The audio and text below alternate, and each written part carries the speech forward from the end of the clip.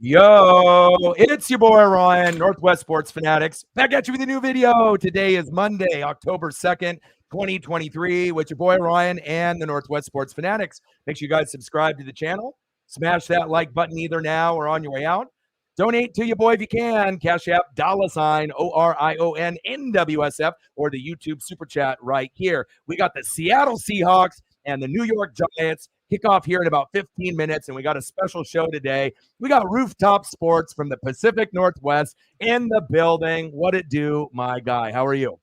I'm doing fantastic, although recovering from that Mariners not making the playoffs, but we got the Seahawks to cover, so I'm looking forward to it and looking forward to collaborate on this show.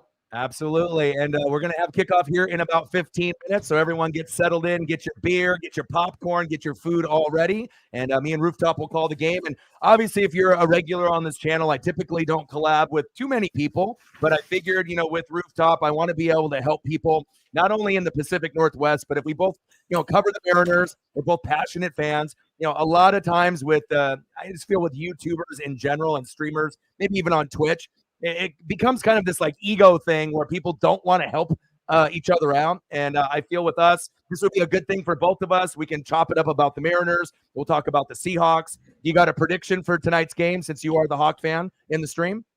For some reason, I don't really do the score predictions, but knowing the Seahawks, how they play, no matter who they play, they will always make it interesting and dramatic. So I expect at least the first three quarters, if they win, to be like, who's going to win this one? Like, what's going on? That's my prediction. More than 24 or less than 24? I would say around between the 20s and 30s. 20s and 30s? No more than 30.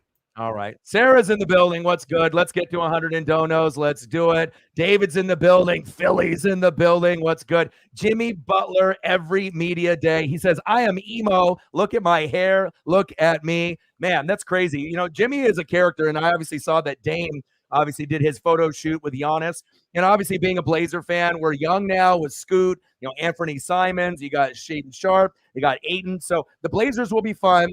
The Milwaukee Bucks will even be more fun. I'll be rooting for Dame to try to get the ring. And obviously, we got the baseball playoffs coming in starting tomorrow. And then what you're going to be doing, Astros, you said? Are you going to be doing just them, or are you going to be doing other teams as well, Rooftop?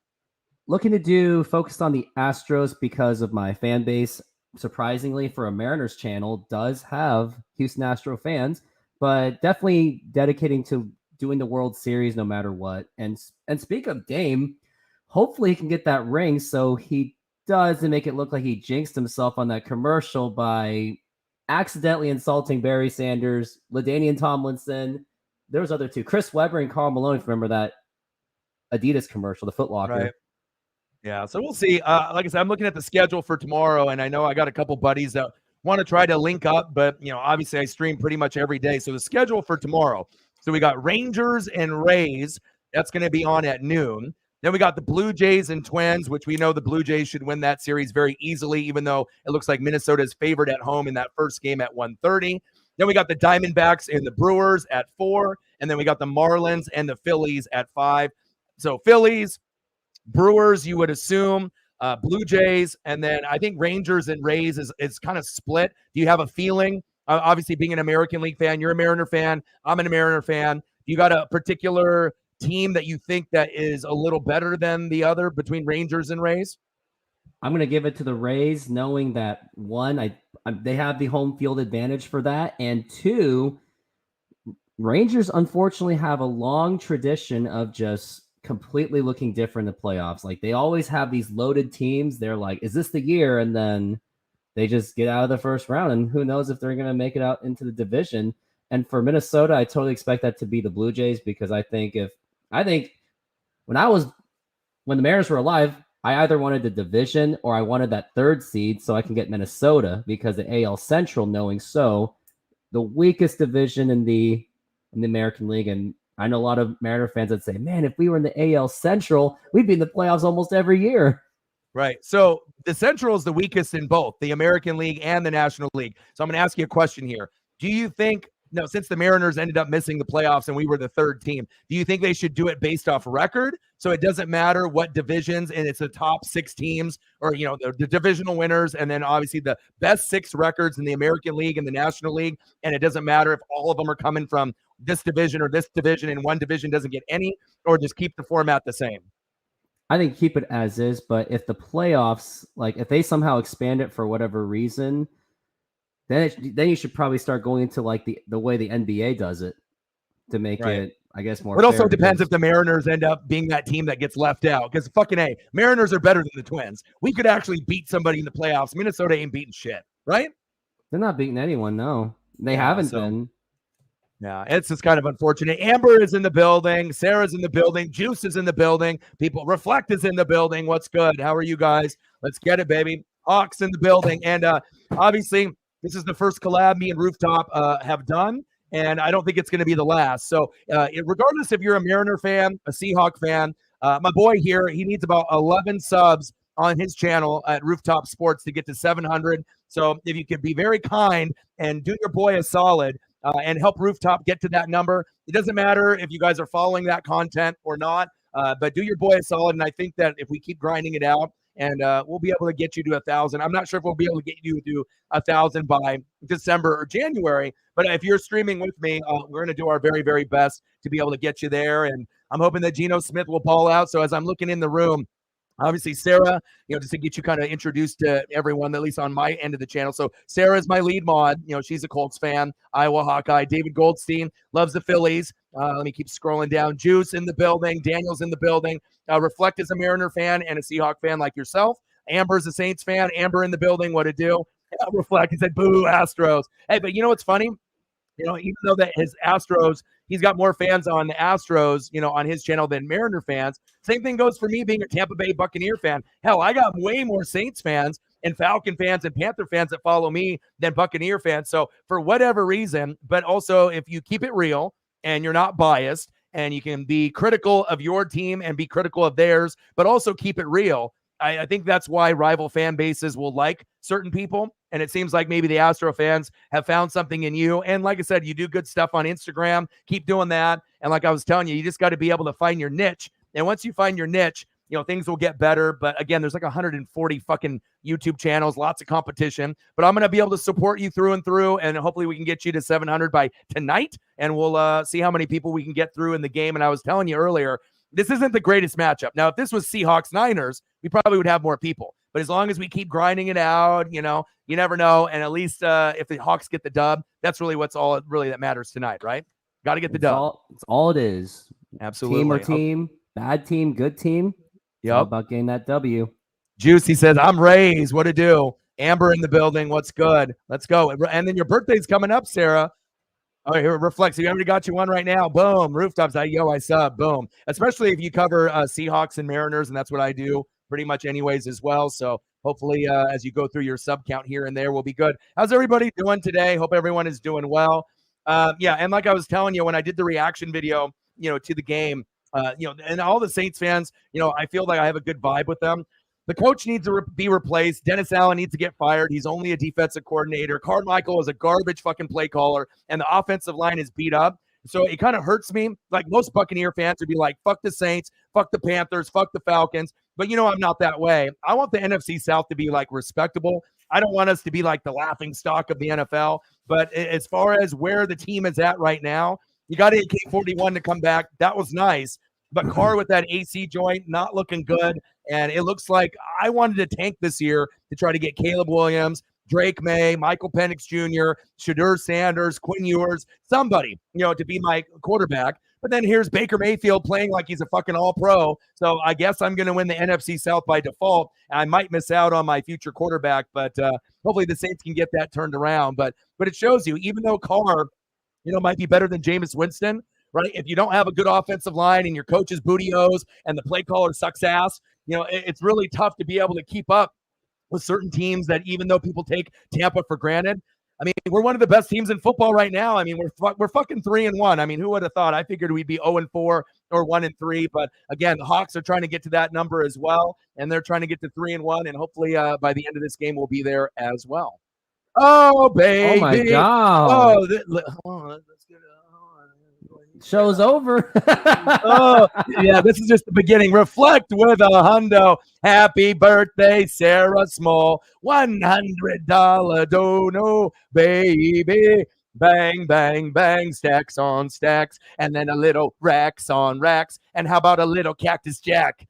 Bang, bang, $100 dono. Reflect, you're the man. I appreciate you. And No we hit woman.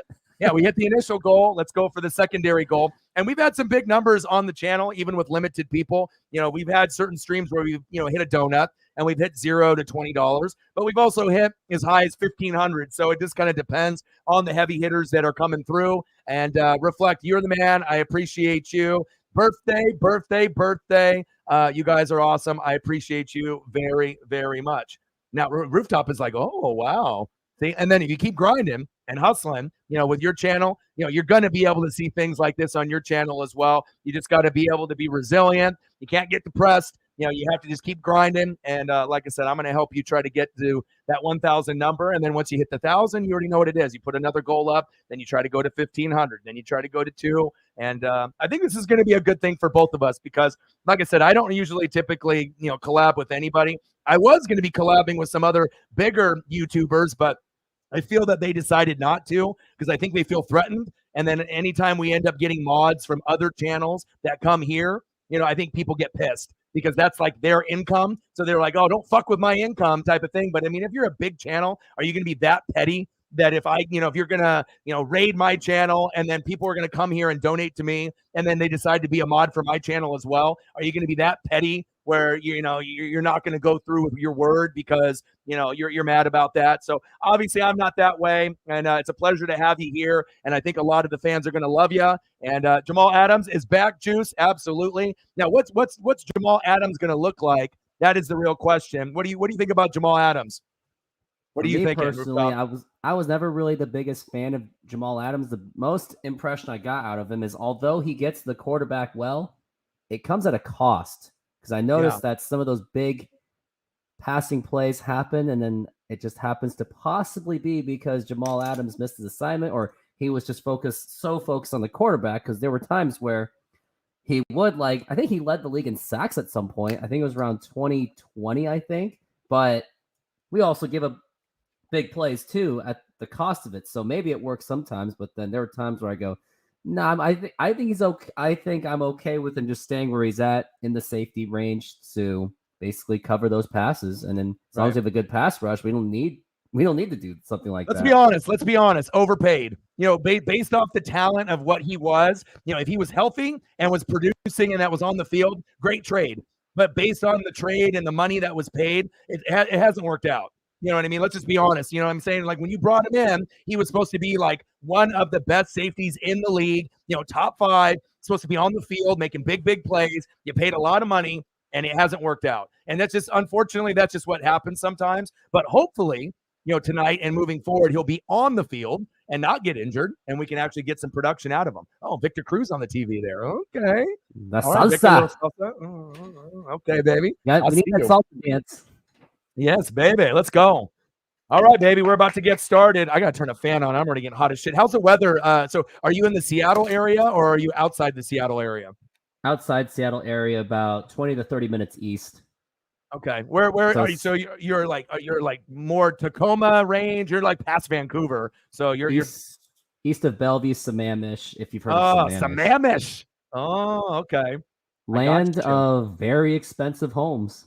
Yeah. There we go. All right, here we go, Hawks. Come on now. Take us away. Let's do it. Here we go. You got to get going early and often. Let's go.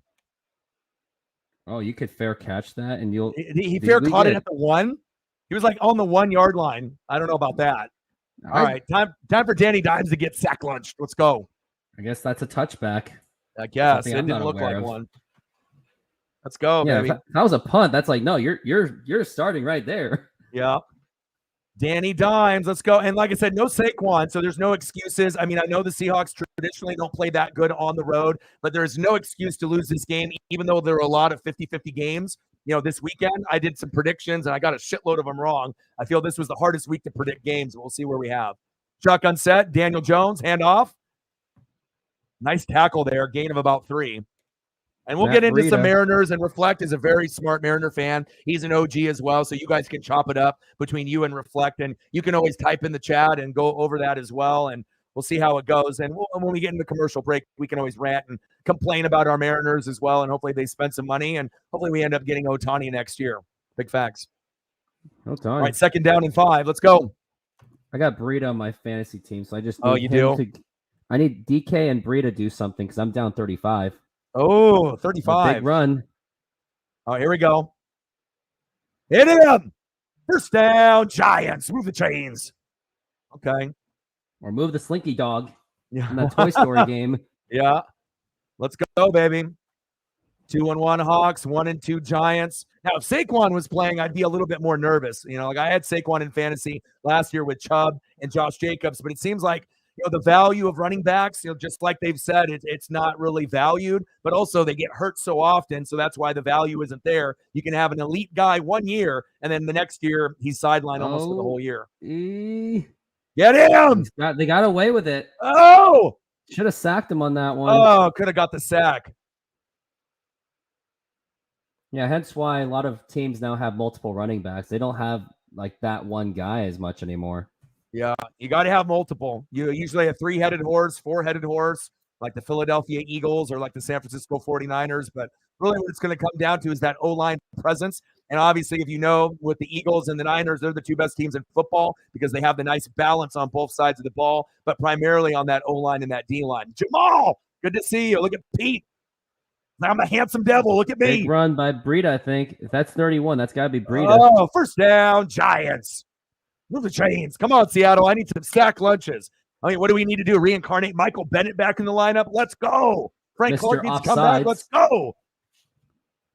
Cliff Averill. Brandon Meebane with the big belly dance. Yes. All right, Bobby Wagner back in the building. Witherspoon is playing. Show me something. Because right now, Christian Gonzalez, even though he got banged up and got hurt, he's kind of leading the way as being like the best corner in the draft this season. I don't know how long he'll be out for, but hopefully Witherspoon can get his hands on the ball tonight. First down and 10.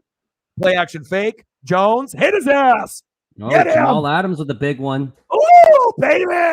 Trying to make that first-round pick we gave up to the Jets make it worth. Let's go, baby. All right. Okay, Jamal. All right, I got to put up the logos here. Let me put up the logo in the corner so that way we know who's has the ball. So we'll start here. Little giant logo. Okay, baby, let's go. Darren Waller, we'll see if he ends up getting some touches as well. But again, I mean, you got to be able to win the battle at the line of scrimmage. And even though Seattle's line of defensive line is nothing like it was in years past, hopefully they get a little bit of pressure here. Second down and 8. Not so much on that one. Short game. Force a punt here. Let's go. Oh, I gotta let me get I'm gonna get this refreshed here so we get the scoreboard going here. 1 sec. Go here and then go here. Let's refresh this so that way the scoreboard actually fucking pops up. On the MLB streams, it does it automatically. But for whatever reason, when it's through like the NFL, we got a first down being given up. Get him to number 17. He's wide open. First down, Giants. All right, I got it now. All right, here we go. What's your guest favorite team? There we go. Brian in the building. What's good? Yeah, Seahawk fan. He's got the jersey on. We're both in the Pacific Northwest. I'm Oregon. He's in Washington. And, brothers from another mother. Let's go. Wide open, that zone coverage. Come on, Hawks. Got to be better. Happy early birthday, Sarah. And your birthday, is it tomorrow? Is that your birthday, or is it coming up? I know you said it's coming up in a few days, or is it later on in the week? Play action fake. Jones got all day and all night making a sandwich back there. Hit his ass. There we go. 10 years later, that's going to be roughing the passer. Yeah, no kidding. Did you see that big hit on Herbert from the Raiders from Tillery? Yeah, conveniently, he's on my fantasy team too. Oh, is he Herbert? I lost Deontay Johnson and Dobbins, so my team is tough. My team is shot. Yeah, what's your record in fantasy right now? 1-2 with a game where I lost by 0.7. Damn, that's tough. Last year in the playoffs on the channel, I lost by 0.5 when I went 13-1, and it was on the last play of the game with the last match that had to be made. So, fantasy is tough. Jones scrambles out. bootleg, pump fake. Big run. Get him! Nice run. Almost a first down. Good gain of about 8 there. Last year in the finals, I won by 0.1. Yeah. Yeah. And the guy got so mad he tried to use the DeMar Hamlin game as an excuse to like reset the game to next. Like, I'm like, no, because you have no players. Oh, yeah. In our league, that's where we didn't have a champion last year, because in our playoffs, one of the players, in our league that was in the playoffs with the 4 teams, they had Burrow, T. Higgins, and Mixon. And so after that, so after that happened, they didn't get a chance to make it up, and it's best of 2 weeks. So I was like, no, you're not going to be a champion if the other guy had 3 guys out of 9 that were averaging like 75 to 90 points between 3 guys. I mean, I'm not going to just crown someone, because of that. So we didn't actually have a champion. And here's Jamal Adams. Does he have a concussion? Already off the field already. There, like we said, Jamal, you're only as valuable as you are on the field. We need a refund, Jamal. Paying you too much. 3rd down and 3. Big play right here for the Hawks. Big play. Hit him. There we go. There we go. Slightly. So you want to read off your fantasy team to me? We can compare fantasy teams here. Let me hear your fantasy squad. What you got going on your starters and your bench?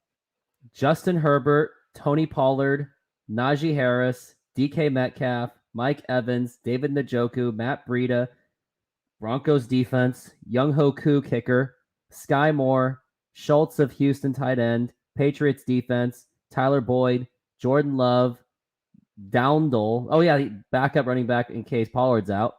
How many players do you have in your league? I have for the league I have 12. And looks like there was a 4th down and they got to stop him.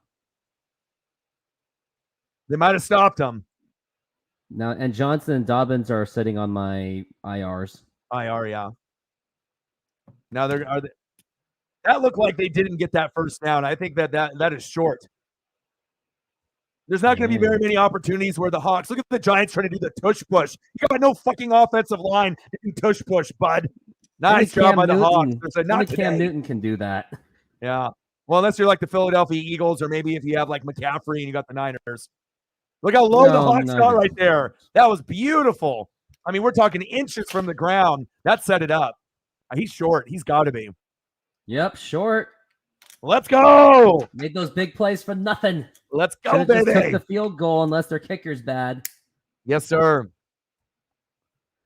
All right, let's give it to DK. Need DK to get like a big touchdown. Yeah, I'm a psychopath on fantasy. I usually spend a couple hours every day. Here's my squad. You ready?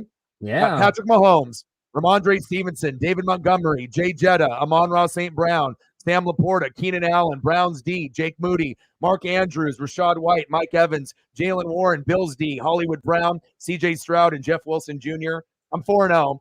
I usually only lose a couple games a year. If I do, typically if I have like a lot of guys on the wire, but I've made the most transitional moves. So we're only in the 4th week. I've made 38 moves. So that's the big difference between me and most people in the league. Most people make a couple moves. I've made 38 and we're only in week 4. So, I'm always looking to improve the defense and improve, the bench guys as well. So you got to get rid of Najee, bro. Najee is not even worth having on the roster. Like some of those guys, I know it's a 12-man league and it's probably pretty thin, but he had one good game in a month, and that offensive line is trash. Pickett now is hurt. Like, you can't even beat the Cardinals. Can't even beat, some of the lower name teams. Like, we'll see what happens, but hopefully you'll get some more dubs. They were showing that Spider-Man commercial with for the PS5. You gonna buy it? I don't have a PS5. I'm just waiting to get the first Spider-Man on the Steam. It's like $500 for like one game. It's like, yeah. And hopefully we'll get an update here about Jamal Adams. It's just so ironic that it's like his debut and he's back, and then he like literally played like 2 plays and now he's out. At MetLife too, at where he used to play. Right. Yeah, there for the Jets. We just got to get this offense rolling, and hopefully you guys can get some points. Yeah, I just need. He said Adams is out. Yes, he is. I guess so. $100 in donos. Let's get to 2. Yeah, so it looked like he had a concussion. So I imagine they'll talk about it, as we go on further into the game and whatnot. So how long have you been following the Hawks, Rooftop? Since longer than the Mariners, or around the same time? vaguely 2005, but I didn't like follow like every single week until 2011. And ironically, it was when the moment Matt Hasselbeck was cut, I go, okay, I want to see this rebuild. I want to see it from the very bottom. So I kind of waited until then. Like, because the Hasselbeck years at the very last of it, I was like, I don't see it going anywhere. And then once they cut it, I was like, okay, I'm ready. That's what I, even for the 2019 Mariners, I was actually more excited for that when they just blew it up, because I was like, yeah, I was done with the Cano Cruz core for like years. That we overpaid for that. That was like a big fucking reach. All right, come on, Hawks, let's go. Rooftop needs some fantasy points with DK. Halfback toss to Kenneth Walker. If only getting up to run continue was a thing. Yeah. Well, unless he didn't have his knees drop. I mean, Oregon had that happen against Auburn, and then we actually saw that with McCaffrey in the highlight package yesterday. I don't think he's tackled. Oh, baby! I think that's a touchdown. That's a touchdown. Is that legit? Whoa. Bro. The most confusing one ever. He just kept running because you just never know. Go down? They're going to review it, but hey. They got to review that. Yeah. I'm having flashbacks to Oregon and Auburn in the Natty against Cam Newton. Gonna get 73-yard. Who's got Kenneth Walker in fantasy? Does that reflect? You got him in fantasy? Reflect? Golly, let's watch this again. Got to. Whoever did just crap the pants. It has to be a knee. I don't know. Here, did his butt hit the ground, though? Did his butt hit the ground? I mean, it's really close to see. And the knee doesn't hit, but where's his butt? The butt, I don't think it hit the ground. It went on the Giants guy. Let's watch this again. His elbow, though. His elbow hit the ground, so he's down. He's down. Damn, that would have been dope. All the Kenneth Walker fantasy managers are like, yeah. Yeah, that's coming back. It's all good. The Seahawks are still going to score on this drive, hopefully, at least 3, but I'm pretty sure that this is going to be down based on the elbow right there. Oh, they're still reviewing it. Yeah. I turned up the volume for like a second to see what he said, because I know that don't want to get caught by the. Let's look over here. Let's look. Right barely. There. Oh my God, by like an inch, and then you see the pellets come up. Brutal. Another butt tackle. Yeah. Always happens in MetLife. It does. Butt fumbles, butt tackles. Something with the bums. It's always, you never know. Pete Carroll's like, yes. Bring it in.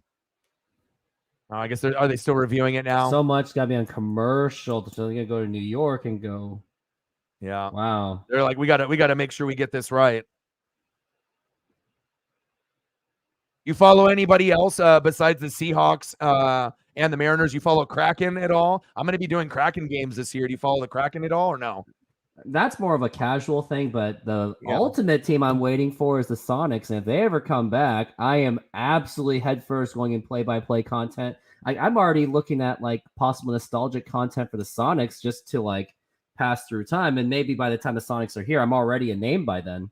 Right. Yeah, that is a good idea because there's not really anybody doing Sonics content on YouTube, really, because, I mean, we haven't had any, really, unless you can start going back and doing stuff about Gary Payton and, Detlef Schrempf and Sean Kemp, and then even going back further, back when they had their championship run in the late 70s and the early 80s. But, if you do that and you can find some footage and kind of do it like you do with the Instagram and stuff, I think that will help because a lot of fans that are Seahawk and Kraken and Mariners, they are either Sonic fans or Blazer fans, because it's not like they're like, oh, I'm an Oklahoma City fan. Like most of those people are like, fuck that. I'm going to stay and wait.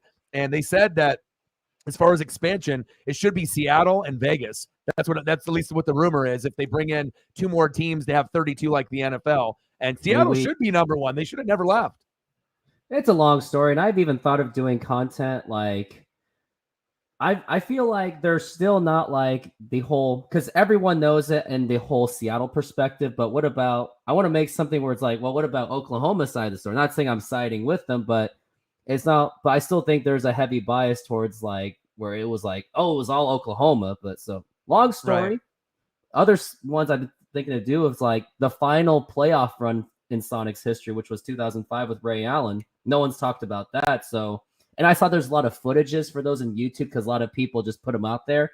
So as since more of those are there now, I can like use those footages. So nice. Yeah, you should, dude. You should. And like I told you, you just got to be able to find your niche and what you're doing with like the little highlights on Instagram and whatnot. You just got to keep grinding and grinding away, and then you'll be able to hopefully convert some of those people in that audience, onto the YouTube side. But remember, YouTube is the hardest platform to grow from.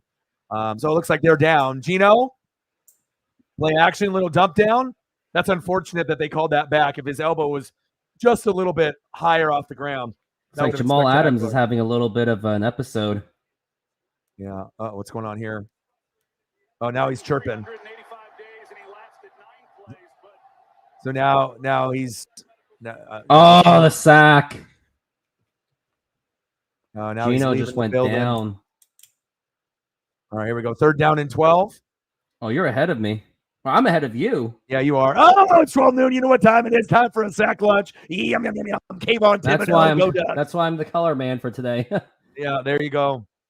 Well, I'm just watching it through ESPN, through ESPN.com. Yeah. So obviously through your YouTube. It all depends on where you're watching it from, because also there's other links that you can stream from, but those usually have about a 30-second delay. But normally when you're watching it through through like ESPN or through like NBC or through your cable provider, it's supposed to be live, but obviously everyone has fumble. A different level.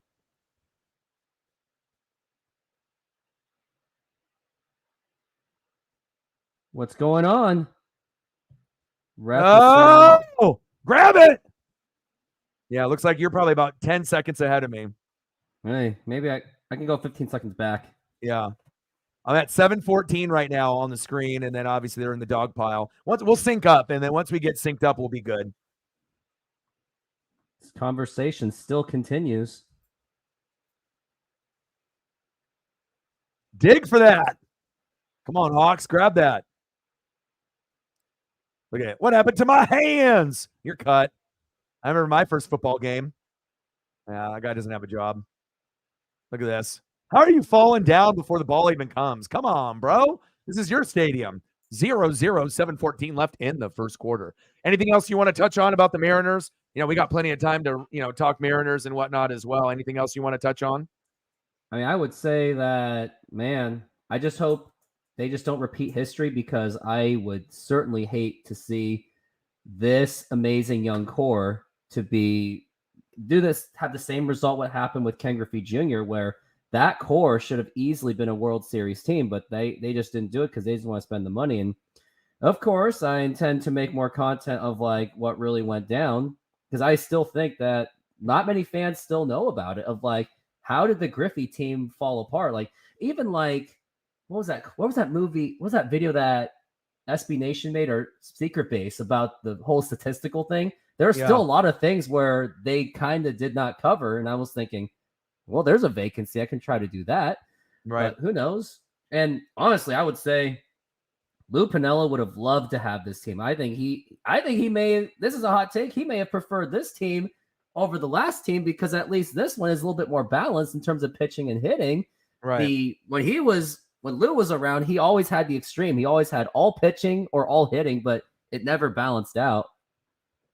Yeah, I agree. But also too, I think, the main problem for the Mariners, it really isn't pitching most of the time. Yeah, we have these big names, and sometimes the pitching late wasn't very good. But when you're batting like 220, 230, pretty much for like 100 games of the season, you can't expect to be a good baseball team. And every time I did a stream, it was always 5 runs, 7 to 10 hits. And if we never got to 5 runs or 7 to 10 hits, we lost 90% of the time. And in the year before, when we made the playoffs in Julio and Cal and Kirby's rookie year, we were winning those 2-1 games, those 3-2 games, those 1-run games. But then this season, it was like it never happened. Like, we got in a situation where it was under 5 runs, and if it was 4-3, we were going to lose 100% of the time, or 3-2 or 2-1 or 1-0. And I think if we can get better hitters, and I know we were talking about it, but I think Ty France, if we had to choose one player to get replaced, to get someone better, that would be the spot that I would want to go. I mean, besides Shohei Ohtani, Well, also don't forget Teoscar is also a free agent, and as long as the Mariners can find someone to replace it, then let him go. But even before they traded for Teoscar, I actually wanted Yoshida, because I looked at his. Oh, Yoshida's the man. I look at it as the Oakland A's way, where looks like we got Daniel Jones. I hope you're caught up with me. Yeah, I'm on 703 right now, 702, 701. First down, Giants. But we'll All find right, a spot. we're about on par. I think we're All on right. par, so I think we're good. Okay, we're good. Yeah, but Yoshida's the man. Like I always look at. I mean, I follow all the teams in Major League Baseball, and I covered pretty much all the Mariner games for the most part. And yeah, batting average. I mean, everything that he does. And obviously we got a good Asian influence in the Pacific Northwest for Seattle. So bring all the Asian players over, all the ones that are good. Bring them all over to Seattle. That way we can start raking and actually get some fucking hits and homers. Yeah, and Yoshida was a man who gets on base, had pretty good plate discipline, which the Mariners struggle with. We have no plate discipline. Are you kidding me? Nobody does. First down and 10, Daniel Jones, little check down for the screen, hit his ass. There we go. And that's one thing, with all the, I mean, JP's good. He's got some plate discipline, but like Julio, and then you got like Teoscar and Gino. I mean, everyone strikes out like a billion times. And it's like, when you're trying to go for home runs on every swing, you're hurting the team. You got to be able to learn. And hopefully by Julio year 5, year 9, somewhere in that range where he actually gets like, kind of into his prime, that he won't get down 0-2 every fucking at bat so that he can help the team out, not going for a homer. 12 noon, you know what time it is? Time for a sack lunch. Yum, yum, yum, yum, yum. Hawks, baby. With a spoon. There we go. Okay, he's making it. He's making himself known. Okay. The rookie. All right. There we go. Yeah, Juan Soto. But how much money would we have to pay for Juan Soto for him to come through? I mean, that's if he's a free agent. Money. Well, don't forget, he's also a Scott Boras client. Yeah, that's true. Daniel Jones, incomplete. But definitely, if we could get an improvement from Ty France. And, I remember at the beginning of the year, Teoscar, it took him 17 at-bats, like 4 games before he got his first hit. And I'm like, what the fuck are we doing? Pollock is garbage. Wong is garbage besides his defense. But, as the year went along, even though he struck out a shitload, I really like Teoscar. I hope he actually does come back. But if we have to replace him, I mean, I'm not really sure if Dominic Canzone is, on that level, but, we'll have to just wait and see as we go into the offseason. 4th and 11 with the punt. Don't fumble the bag. Oh, get away from it. There we go. Touchback. Oh, thank God. We needed that. Yeah. Reflect. Who do you want? Reflect is a big Mariner person. He's usually in my streams when I do Mariners, and I got a few other like diehard Mariner and Seahawk fans as well. But what do you think, Reflect? If you could have your choice, money is not an issue, and we know Seattle doesn't want to fucking spend money. Reflect. What would you do? What positions would you upgrade, and who would you want besides the obvious? Besides Ohtani, anyone else that's kind of catching your eye? I mean, I know it's still a little bit early and whatnot. So yeah, and Sarah's a Cardinals fan, so we got a good mix of fans on the channel. A little bit here and a little bit there. Look at the free agent tracker. See who they got. Shohei Ohtani. Yeah, a guy, my boy. He said, "It's my boy, $10 holla. Raiders in the building. What's good, brother? Hey, I need therapy after 20 years of my team sucking. Time for another rebuild. Number 1, Josh McDaniels has booty cheeks. He needs to get fired. O'Connell actually did pretty good, in that matchup. But then you had Jerry Tillery get all dirty on Herbert and whatnot. But like you're going to be a fan of the Bo Jackson and Tim Brown and the Marcus Allen, John Madden era. And I totally agree with you. You definitely need to rebuild. They need to blow that shit up. Bang, bang, bang, boom, boom, boom. A little stacks on stacks, a little racks on racks. How about a little Cactus Jack? Bang, bang. Appreciate you. $10 holla. Reflect. I didn't even mention it. Let me know what photos you want to bring up. And if you want some Mariner photos, a guy, you want some Raider photos, let me know. When you donate to the channel, I'll throw up photos of whatever the hell that you want, as long as I can do that here on my end. And we can throw up old school throwback players. You want to go Harold Reynolds. You want to go back to Tino Martinez. We want to go with Jay Buhner Bones. Wherever you want to go, you let me know. And a guy, whatever you want, I got you as well. Reflect says Soto and Ohtani. Anybody else? Anybody else besides Soto and Ohtani? What's the tracker say, Rooftop? The tracker, here was what we've got. The big names included are Shohei Ohtani. He's a big one. Hyunjin Ryu, my Korean boy. Clayton Kershaw. Evan Longoria. Brandon Crawford. Teoscar Hernandez. Matt Chapman. So nothing Zach really Greinke if you want to go into the 40s. But not like last year. But last year I think was just inflated because they were all Boris clients. Oh, Blake Snell. Oh, yeah. I'm down on Blake Snell. He's going to win the Cy Young this year. But I don't think but someone should warn Blake Snell that Scott Service will yank you after like 6 or 7 innings. And Blake Snell will be saying effing A every other game. Yeah. Let me pitch. Right. Nice little play action there. Dump down. Go, baby. First down on Hawks. Move the chains. Let's Noah go. Fant with the big run. There we go, Noah. One of George our Kirby big for that tight nasty ends. knuckleball. I know. And rest in peace to Tim Wakefield for passing away as well. Yeah, we'll throw up some George Kirby here once we get to the commercial break. And A-Guy, let me know what you want. And I got you. Thank you, too, very, very much. I love you guys, and I appreciate you through and through. First down and 10, Seattle. Keep moving the rock now. Let's go. Shotgun set. First down and 10. Gino, plenty of time. Going long, going deep. That's PI. It's a flag party. On Tyler Lockett. Yes, sir. Tyler. It was intended for Tyler Lockett, who, by the way, is a real estate agent in the Seattle area. Yeah, Tyler, get to the door and lock it, baby. Let's go. Brad Rogers with a call. Oh, what is it? It's not offsetting, is it? Oh, my God. Are you kidding me? With the hold? Offense. You got to be kidding me with the Pass offsetting. Interference. Oh, my God. That's brutal. The Giants got bailed out by this offensive hold. Come on. And there's no Charles Cross tonight, too. So I already knew this offensive line is already kind of thin. You had a good draft with Cross, Abraham Lucas, Kenneth Walker III, and Reek Woolen. But when you don't have Cross in the lineup, what do they say right there? A little chop block? Come on. Yeah, Sarah's right. Tyler Lockett, one of the more underrated. Just like the time when we had Doug Baldwin, he was heavily underrated, too. Yeah. Well, right now, I mean, Lockett, I think, with him before Cooper Kupp got his shine and DJ Moore when he was on the Panthers, I thought those were the three most underrated. But now I think Lockett is probably number 2, and I probably would have to go Nico Collins there from the Texans. Every time I see that guy play, he's always putting up big yards. CJ Stroud is already a top 10 quarterback in the league. So we'll see where it goes, but they definitely need to get Lockett involved. And Lockett actually probably has some of the best hands in the NFL. The guy does not drop anything in the red zone or in the touchdown area. Facts. First down and 10, Hawks. Let's go. Juice is like, I need touchdowns. Trying to remember a Seahawk from back then that had dropping problems. I think Corin Robinson rings a bell. Jeremy Stevens, when he was a tight end, he had hands from UW. of stone. I remember. The guy who just couldn't bite his tongue with Jerome Bettis. Yeah. Well, it couldn't be as bad as like Kadarius Toney. As long as it's not someone that bad, then you got rocks for hands. You're good. Gino, handoff. Come on, Ken. Barbie and Ken. Kenneth Walker, let's go. Nice gain of 5. Come on, baby. It. Now there's a hold on the offensive line again. Damn it. When the play goes longer than it should, and you see a flag, it's like, yep, that's holding. Yeah, it's like 99% of the time that's going to be a hold. Damn it, Anthony Bradford. Look at him. He's like, me? Yeah, me? You. Makes me remember Jermaine Ifedi. He was probably like, huh, me? Yeah. I've met Jermaine Ifedi.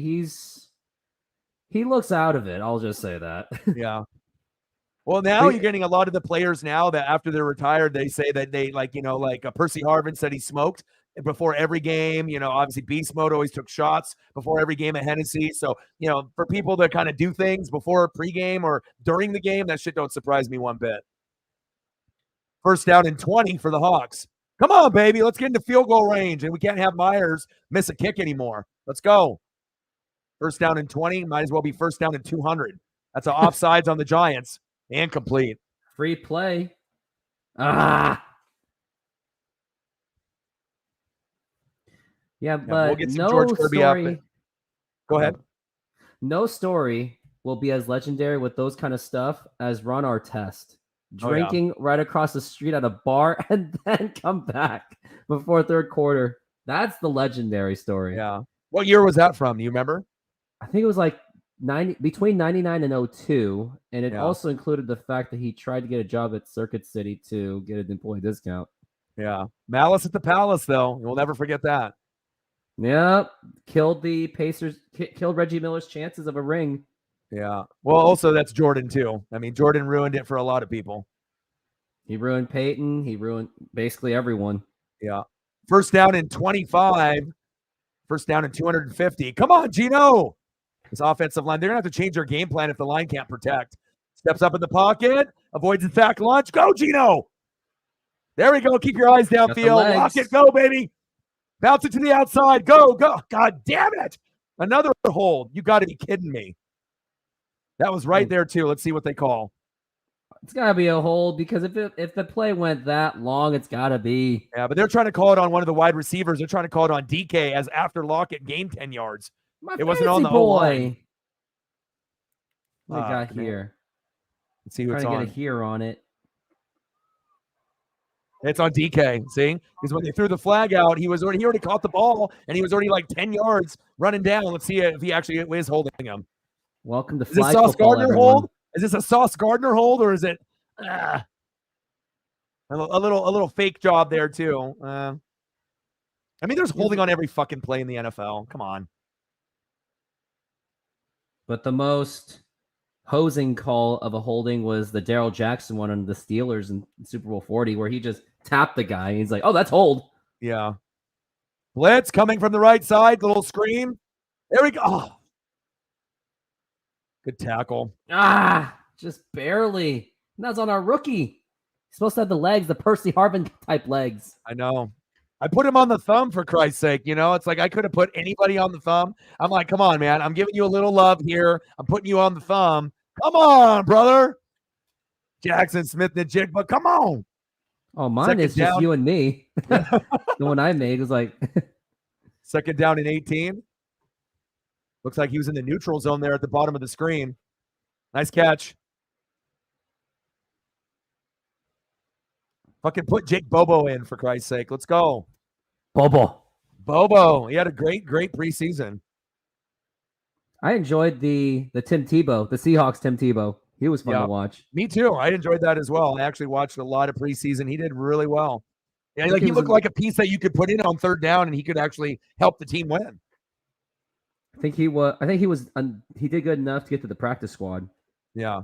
Third down and 8. Come on now. So this is either DK, or Lockett, unless you do some kind of screen with Kenneth Walker, but it looks like Giants are showing blitz. 8 on the line. They back into a zone. Step up. Yes. DK, first down. Hawks, rooftop gets fantasy points. He said, give me no fantasy points. PPR too. 1 point just for catching it. Yep. I mean, we do PPR for our channel here too. There we go. Now you got to keep going back to him. It's like you want to make sure you're feeding a guy and you keep feeding him. So get off me, little man. Yeah, he did step out of bounds. Oh, are they going to call? I wonder if they're going to call that. Golly, every time the Hawks can get something positive, then you got fucking Troy Aikman and Joe Buck saying some shit. Come on. Hey, that's why we're doing stuff like this, so we can give people an alternative. Oh yeah, I know. Well, that's exactly what it is. Because a lot of the announcers are. I think sports talk is at its absolute worst right now, as far as TV and podcasts. You got all these like former athletes like Shady McCoy and Acho that are fucking terrible. Like I can't watch any show except for Good Morning Football and Pat McAfee show. But I just feel like it's so biased and so fake. Producers, telling them what to say. Oh, Cowboys are winning the Super Bowl. Like, I haven't heard that the last 20 years. Like, I need to be able to get something that's actually honest and fresh and new. And I feel you get better content out of YouTube than you do on TV. Hawks with 100%. The punt. Oh, almost blocked. Fair caught there around the 13. I get my sports news from Urinating Tree. Yeah, Steeler fan. Big hockey fan. All right, I'm going to get some photos up here real quick. Hold on one sec, Rooftop. You can keep talking. I'm just going to get some photos up. Did a couple shows with him before, so it was really nice for him to do that. All right, let me do this. We got to put the Seahawk rotating logo. I got to go all out here. So we go here, and then we got to go. Let's see. We'll go here. That Mariner logo. Damn right, baby. We got to. I got to hit you with all the different swag. I mean, you got to put in that time and that effort. You got to make your stream look a lot different than everyone else's. So we go there, and then we're going to hit our boy Reflect with some George Kirby, one of my favorites. I'm a Kirby and a Miller guy. JP, Julio, and Cal. Those are probably my top 5. And I just like guys that we typically draft rather than guys that we bring in. Who's your favorite pitching? If you could name off yours, like who are yours in the Mariner lineup? Do you like 1, 2, 3, 4, 5? Do you got like a particular guy you like the best? I like Kelnick because I think his personality fits with mine, and he gives you his swinging style reminds me of Bryce Harper, and he's the reason why I got excited for the Mariners for the 2019 season, because when I saw that trade and I saw Jared Kelnick, I was like, oh, okay, let's go. Yeah. At least at the time. But other guys, I like JP. If we're talking about just offense, now I like Cal Raleigh because he has a voice of no sheep. Yeah. That's After Cal ended up, hitting the monster home run, I invested in an autograph, rookie of his and whatnot. So I like catchers too. I like underrated positions that don't really get a whole lot of love. So anyone can love Julio. That's easy. JP is the leader, the mayor, the president, El Capitan. I love him. But like Miller and Kirby, it's like Castillo's nice, but he's not as good as he was, the year before, and he's just kind of a rental that came from another team from the Reds and whatnot. But and then Logan Gilbert, like even though that he was considered like the 5, he actually was probably our most consistent pitcher late. He was 4-5, and then he finished like 14-5 or 15-5, and he won like 10 straight. So yeah, Logan. Oh, that's cringe. They just had to show Julio with the trident. And when they were advertising for the commercial, the playoffs, I'm like, bro. It's all good. Well, you, me, and Reflect and all Sour and all the Mariner fans on my channel, we will be able to get to a point where we end up getting to the World Series and we will win one in our lifetime. As long as Julio, Cal, and George are there and we have them for a good 15 years, at least a chunk of those guys, I think that we will have a chance to get there at least once or twice. We're too good not to. And then I got to get A-Guy some photos here in just a second. I'll get you some Crosby, and I'll get that loaded here as we speak. Get him. Getting close to the end of the first quarter. Minute 32 left, 0-0. I got to get some Crosby. I do like Crosby. At least you got that going for you. A-Guy is that a lot of the Raiders are some shit, but at least you got one guy that is an absolute stud that anyone on any fan base would literally drool to have a guy like Max Crosby in their lineup. That guy is awesome. His motor is unlimited, and he never takes plays off, and that's what I love. And he's got really sweet tats. I've seen a lot of documentaries and things on him, and I don't got any tats myself, but golly, he's got some really good ones. All right, here we go. First down and 10.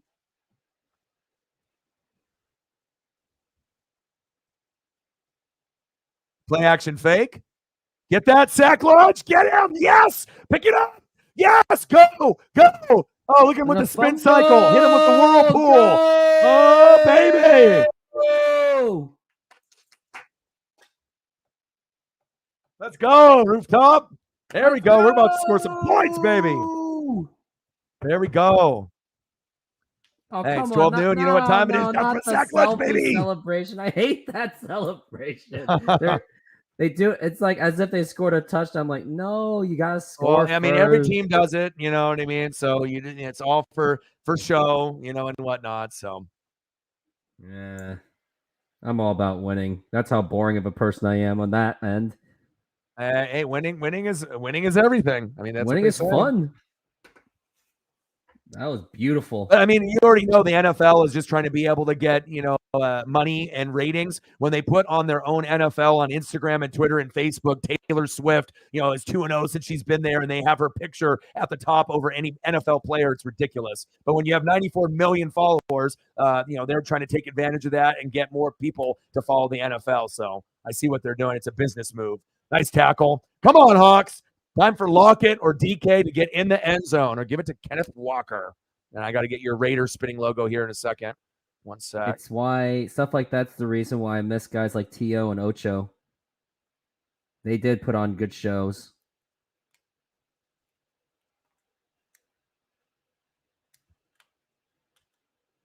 $22 seconds left. Looks like the clock is running. Maybe they're going to let the clock run. No, because the play clock is slightly quicker than the game clock. All right, come on, Gino. Make a good read right here. Shotgun set, 7 seconds. Second and goal. Get out of that sack lunch. Little bootleg. Throw it. Ah, DK. Fantasy points. Fantasy touchdown. There we go. There you go. DK, baby. DK all day, every day. There you go. It was a small one, but let's see how much it was. Well, I would assume that he's got probably close to 8 or 9 for you. 7.6. I'm still 26 away. Okay. Well, we'll try to work on that. Just need Breida to do some work too. Man, he's trying to be on his way to be the best receiver in Seahawks history, but it's got to catch up too many. Well, he's never going to be as good as Steve Largent, but I mean, if you could be like number 2, I mean, unless he plays his whole career in Seattle, then maybe he can be, but I'm not sure how long DK will play for Seattle. But if he does, maybe he could, put up some huge numbers. Nice tackle, a little sack lunch, and a fumble. Coughed it up. And then the Hawks end up getting some points. 7-0 Seattle. Let's go. Let's go. All right, let me see if I get the logo here. It's good to see Geno Smith still having legs. Well, yeah, I don't think last year was a fluke. I mean, he's legit. It's just you got to get to a point where, you find an opportunity and you run with it, and then hopefully, they give you a fair shot to prove, that you are good enough to play in this league. And it's actually a really good story, for someone to be in the league as long as him, and then finally be able to get on the right team with the right coach, with the right weapons, and to be able to, get paid and, show what they can do. All right, let me get this Raider logo up here. Boom.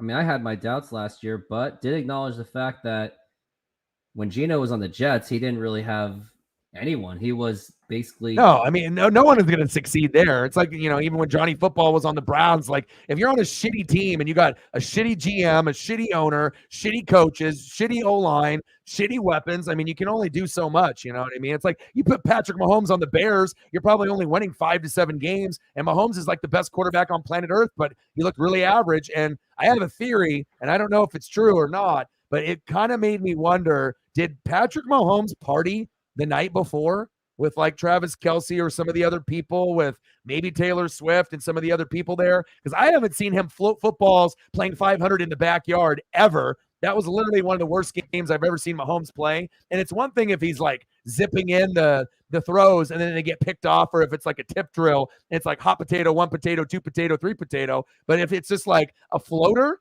and there's like triple coverage, it's like, I don't understand what was going on yesterday. I know the Jets D is pretty good, but some of those picks were like way too easy. Yeah. All right, I'm getting a couple more photos here. Yeah, I mean, Russell Wilson, he fell for that celebrity lifestyle too. With Sierra. Well, Russell Wilson, crazy as shit, dude.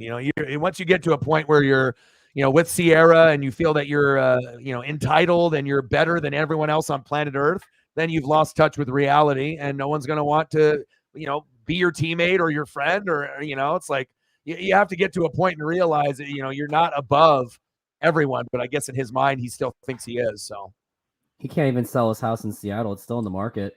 Is it? He wanted to price it like super high, and then they had to do several price drops since then.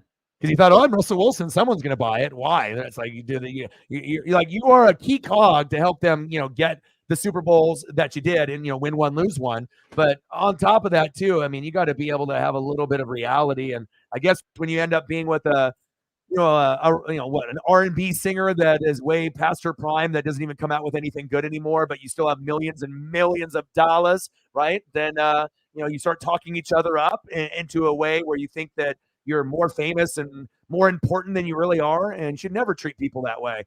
We got a fight going on. We're getting chippy. I saw some flags come out. Some chippiness. Quite a bit. Yeah, but Geno is the real deal, and I'm really happy. Sometimes you got to rescue people from the Jets and the Browns. Perfect example is, the Saints fans follow me. Demario Davis, a.k.a. the glue. He holds everything together. He was on the Jets and the Browns multiple times for one of those teams and got rescued by the Saints. So sometimes you got to get rescued by a good team and get the hell out of New York. Speak of Saints, look what happened to LaCharles Bentley. It was the opposite direction from the Saints to the Browns, and then there you go. I think he tore his ACL on the very first snap in practice, and then got a staph infection. Let's see this replay again. Do we have punches thrown? Ooh. On DJ Dallas. I think that's got to be disqualification right there. He just pushed him. I wonder what happened, what led up to it. I don't know. They're probably talking shit back and forth. You know how NFL players are. First down at 10. Hawks up 7-0. Snap is low. Daniel Jones turning into Daniel Penny's gain of 2. Let's go. Daniel Jones still got the legs. Yeah, he can run top speed, 20 to 23 miles an hour, except for that one play where he ran like for a 70-yard touchdown and got 10 yards, close to the end zone and tripped over his own feet and fell down. But he definitely has the wheels. They can run the RPO there in that offense. But it's not the same without Saquon. Second down and 8. I never draft Saquon. Ever. I drafted him last year and it paid off for me. But I took that lucky. one chance. I'm more of a, but back in the day, it was like more Nick Chubb, Josh Jacobs, and then I had to get that third running back. But this year I did a total different strategy. I know you watched my, the draft video and whatnot, but I decided to go receiver heavy instead of running back heavy. And it really worked out, so I got like the 4 best, 4 of the top 10 with Jay Jetta, Amon-Ra, Keenan Allen, and Mike Evans. My running backs are very thin, but if I got, floater, first down, Giants. But if I can get results like I did from Montgomery here and there, Ramondre Stevenson's a hit or miss, but as long as I get some, like 8 points or more from each guy or 10 or more, I can still get enough production everywhere else to make up for it. Wide open in that zone coverage, got behind. Nice catch. He would have fell in motion. That could have been possibly 6. Hey. Nice catch. First down, Giants. I got to put the Giant logo back up here. Slipping. There we go. Hand off to Breida. There's some fantasy points for you. Point 1. I'll take it. Point 1 for Rooftop. Anything helps. It is. Just like if they score 6 points, they better give it to Breida. Yeah. You know what? I'm my ESP. But if the Giants are going to score, I would predict that Breida would get one of the touchdowns tonight. I don't know how many points they're going to get, but if they get to let's say 17, I would say that there's a real good chance for Breida. Negative points right there. I'm losing some on that. They're going to have to be creative with the play calling, though. But they have to be able to open it up for him to be able to get the right lanes. 105. Everyone's pulling left, and he pulled him right into him. Nice tackle. He just got squished.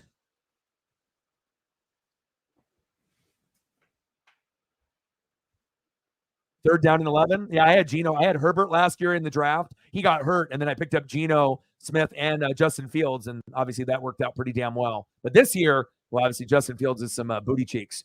All right, Daniel Jones, third down and 11. Little bootleg, rolling to your right. Looking for a man. Gets blasted. Incomplete. There we go, Hawks. Good defense. 4th down. Yeah. Does anyone actually think that Fury's going to lose, though? I mean, I like to watch UFC and boxing as much as I can, even though I'm doing like basketball, baseball, football, hockey, AEW, WWE. And speaking of AEW, Edge debuted last night, Adam Copeland, with Christian and whatnot. So that was pretty dope. But yeah, I definitely will probably watch that Fury fight to see. Even though he is getting older, he's still fun to watch. Fair caught by Seattle. Come on, Seattle. Let's go, baby. Daddy Dennis in the building. Daddy Dennis is an OG. How are you, Daddy Dennis, my boy? How are you? Spoons got burnt twice. I saw that reflect. I was waiting for someone to bring it up. Uh-oh. I know. Kicking it's team. my brother from another mother, man. You feel me? I never collab really with anyone, but with Rooftop, I wanted to be able to try to help out. I know that he did Mariner content. He's got his boy Jay Trident that lives in Arizona. He does Mariner content. They needed to figure out how to use a fucking scoreboard. Like I have one that I paid someone to do for me, but I was using a different platform. And then on this one platform, you can't use it because it's layered in like 50 pieces like a cake. So the best that you can do is really do like an ESPN or an NFL. But sometimes it's not as simple as you would think. And you can go and do a YouTube tutorial, but why am I going to be a dickhead and an asshole and be like, well, Rooftop, it's on YouTube, figure it out yourself. I'm like, no, this is how you do it. You help people out. And it sounds like it's kind of helped your channel out a little bit with getting a little bit more views and donos. I imagine people have commented like, hey, that looks a lot better. I know when you showed me initially your look and you wanted to do the pictures on the bottom, but when they don't match and line up, it just looks like cluttered. It doesn't look good. So you just did you and then the scoreboard at the top. And then I think it looks really good. And, yeah, I'm happy that that's working out for you and Jay Trident. It works well because it was kind of a pain to keep updating the scoreboard on that ticker. And I was like, oh, I forgot that they scored. So that kind of looks unprofessional. But when there's scores there, it's nice and convenient. And it's good for the audience, too, because if they look at the score, they at least know what's going on. You know what's really funny, though? A lot of times when I do streams, I'll get people like you might get people, show the game. Or they'll be like, what's the score? And I'm just thinking to myself, it's right above me. Like, I mean, I don't want to be mean or whatever, but it's like, A, I can't show the game. That's copyright. And like, I didn't have a scoreboard for a certain time either. I was putting shit down in the ticker as well. but most of the time the ticker is there. But a lot of times people zone it out unless we focus on it, so it's like you can still update things there, but actually having a scoreboard and for me, it took me forever to try to be able to find the right football cards or baseball cards. And then because I have that vintage look, because I feel I'm a little vintage myself, but also trying to find the right shape if you want to stretch it all the way across the screen or whatnot. I know you played around with some of the camera angles as well. Like even doing this stream tonight, I told Rooftop, I was like, listen, I don't have a problem collabing with you. I already knew it was going to be a good vibe. Like sometimes you just have a vibe about a person, like you just feel that it's going to work out good. But I was like, I don't have my screen set up to do 2 people. And I was like, now I got to adjust everything and line it up. And I'm like, I'm a perfectionist. So it's like, I have to make sure every fucking line matches up on every fucking thing on here. But I'm glad that we actually talked because now I have it set up. So now in the future, I don't have to fuck with it. And then it's like, hey, you want to come on? Boom. And then you're on as well. And I appreciate the time that you took because I can imagine. Like, I mean, I remember it took me time just to figure something out too. Yeah. I mean, sometimes it's easy as a YouTube tutorial, but other times, I mean, hell, we're Asian, so you already know what it is. You need IT, you need IT help, we got you. You need some stats, we got you. All right, we're fucking smart, we know what we're doing. But even with the YouTube stuff, it does get a little difficult. It doesn't matter, what race you are, how old you are. You can be young or old, but I mean, some stuff, if you're not familiar with it, you can get lost, and you're just like, fuck, man, like I need some help here. So, anytime you can help someone out to kind of, gain a little ground on their channel and whatnot. And plus, we're both Mariner people, so I already knew I was going to vibe with you there, So, shotgun set, first down and 10. Handoff. Charbonnet with some Chardonnay. Move that pile. Flag on the play, holding, more than likely. Yeah, and you're one of the only... Yeah, everyone sub to Rooftop. Now. Do it now. Rooftop, he needs to get to 700. Sub. It is flattering that it's refreshing that 2 of the Mariner YouTubers, it is Trident and you. The other ones, they're kind of, I think, I'm not going to say who they are, but I think they kind of had the mentality of like, nah, I'm doing it my way. I got it's just me. Right. And I think sometimes people it's either like a fear of chemistry. I don't think it's really a fear. Like even if it's like someone's got a lot of subs or someone doesn't have as many, I feel it's just one of those things. It's like, we want to have a good vibe. And sometimes, and the thing is our chemistry is already very on point. We never even talked until 5 minutes before the stream started ever, like on the phone or like on, online or anything. So for us to, just like talk to each other for the very first time, 5 minutes before the game started, I feel that the chemistry is very strong, and that's rare because that's the main fear that YouTubers have when they want to like link with someone else. They're like, okay, is this guy going to talk over me? Are we going to be able to are we button heads? Are we going to click? Like, not every personality and every person's going to get along, but you're a brother from another mother. So I already knew it was going to work out. So here we are. Thank you, Daddy Dennis, for the sub. Totally appreciate it. And another other fear is how's the person's like reliability like? Because I'm sure there's some where they're like, oh, I can't make it with. And it's like 1 minute before the show. It's like, bro. Yeah. Second down and 11. Shotgun set. Gino looking for a man. Batted down. Right back to him. What is he? Alex Smith? Whoa. We've only seen that a couple times. Herbert had that happen. Alex Smith. Andrew Luck. Tony Romo when it was a bad snap. Yeah. Turned into a first down. Yeah. You know what's really crazy? Even though Romo's great, like on the microphone with Jim Nantz, I miss watching him play. I feel that we talked so much shit in the media about him. We didn't really get a chance to appreciate him and Des Bryant and like Jason Witten because it was the Cowboys, and the Cowboys are this hated stigma. Like, oh, it's the Cowboys and Patriots, so fuck them. Everyone should hate them. And I don't know. I feel like I never really had that hate in my heart for them. And anytime I see those Romo highlights of him fumbling and going left and going right and running I miss that. Like I miss seeing, like if he was playing today, what would Romo be ranked in the NFL? Top 12? I would assume he'd be top 12 quarterback. I mean, he was already in that conversation. And the thing that bothers me about the hate on the Cowboys is people are hating them based on something they did like 30 years ago, and they weren't even born probably. Like just because they won they put the 3 Super Bowls and they have a big name. It's like, oh, I hate the Cowboys. Like, yeah. But they haven't done anything since. I think it's more that they hate them because of the fan base and the way they act. there's like some, toxic people that are Cowboy fans, or maybe the belief that they're going to win a Super Bowl, and you got stupid asses like Skip Bayless promoting that we're going to win the Super Bowl every year, even though the producer is in his ear telling him to say that. He doesn't actually think they're going to win the Super Bowl every year. Like, I think it's more the fan base. Like, same thing with like Saints and Eagles. Like, there's certain fan bases that are more toxic than others. Not every human that is a fan of a team is toxic, but when you get a group of people and you see what they do on the internet, or you see what they do in rooms, or how they talk and how they act, then the perception comes up. New England's, the reason people hate them, you already know, the cheating, Spygate, Deflategate, every single gate you can think of, right? And then, and also jealousy. Brady, Belichick, Gronk, Super Bowls, it's like, fuck this. I want to see someone new, But like you said, Cowboys, the last time they won anything was in 1995. They won in 92, 93, and 95. And what have they won since then? Fucking nothing, right? Nothing. I don't got a problem with them, though. They're down in 13. Sub to rooftop count, please. Support your boy. Oh no! Oh, he almost basketball dribbled that shit. Kayvon Thibodeau was like, I'm on the Oregon Ducks, baby. I mean, I probably would have dropped it, but still. He's like, I'm Luke Jackson. I'm Luke Ridnour. He was like trying to bounce that ball. He almost had it, too. Luke Jackson? Wasn't he Oregon State or Oregon? No, Oregon, bro. Come on, man. Luke Ridnour, Luke Jackson. They had a trio back then. The double Lukes. Luke Jackson was supposed to be LeBron's second-hand man. I know. I miss Ridnour, too. He was the point guard after Gary Payton, and he was solid. Yeah, Ridnour is actually, like, I fall in love with guys that sometimes don't make it, like, big time, like LaMichael James or DeAnthony Thomas or Luke Ridnour. Like, I still have love for those guys, and just because you didn't make it in the pros that much, you're still an Oregon legend or a Pacific Northwest legend, and if you're that, people will still love you forever, at least I do. I mean, I still rock the Joey Harrington jerseys, in public, sewn, from the early 2000s. And I still rock the LaMichaels and the DeAnthonys. And I don't have a Ridnour, but if I did, I would rock a Ridnour jersey for sure. And he's got a Sonics connection with you too. So there you go. Trying to remember which other player I liked back then that wasn't such a big name, because I do the same thing too. Man, who did I like back then? Luke was up there.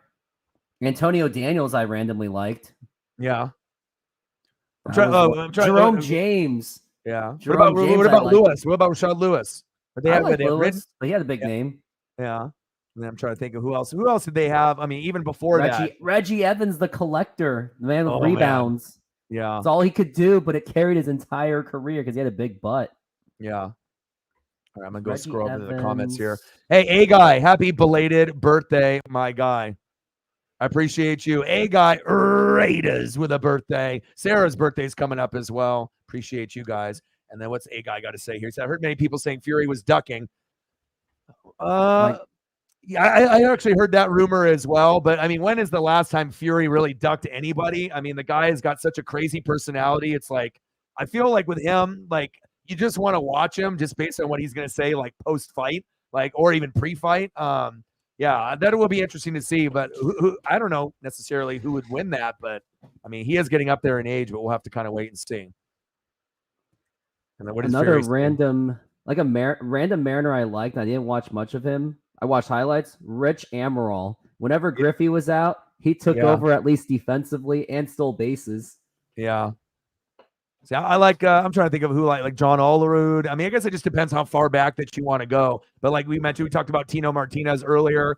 I kind of like the guys that were like kind of like the Jared Kelenic role. They weren't the best player, but they weren't the worst player. But you remember them and you love them. Or like Jay Buhner, like Bones. Like he wasn't the best. He wasn't Randy Johnson or Griffey or A-Rod, right? But you always loved and you always had passion. Like, I have never met a Mariner fan that said, fuck Jay Buhner. That guy is a bitch. I hate him. Like, there's no one on planet Earth. Everyone loves him.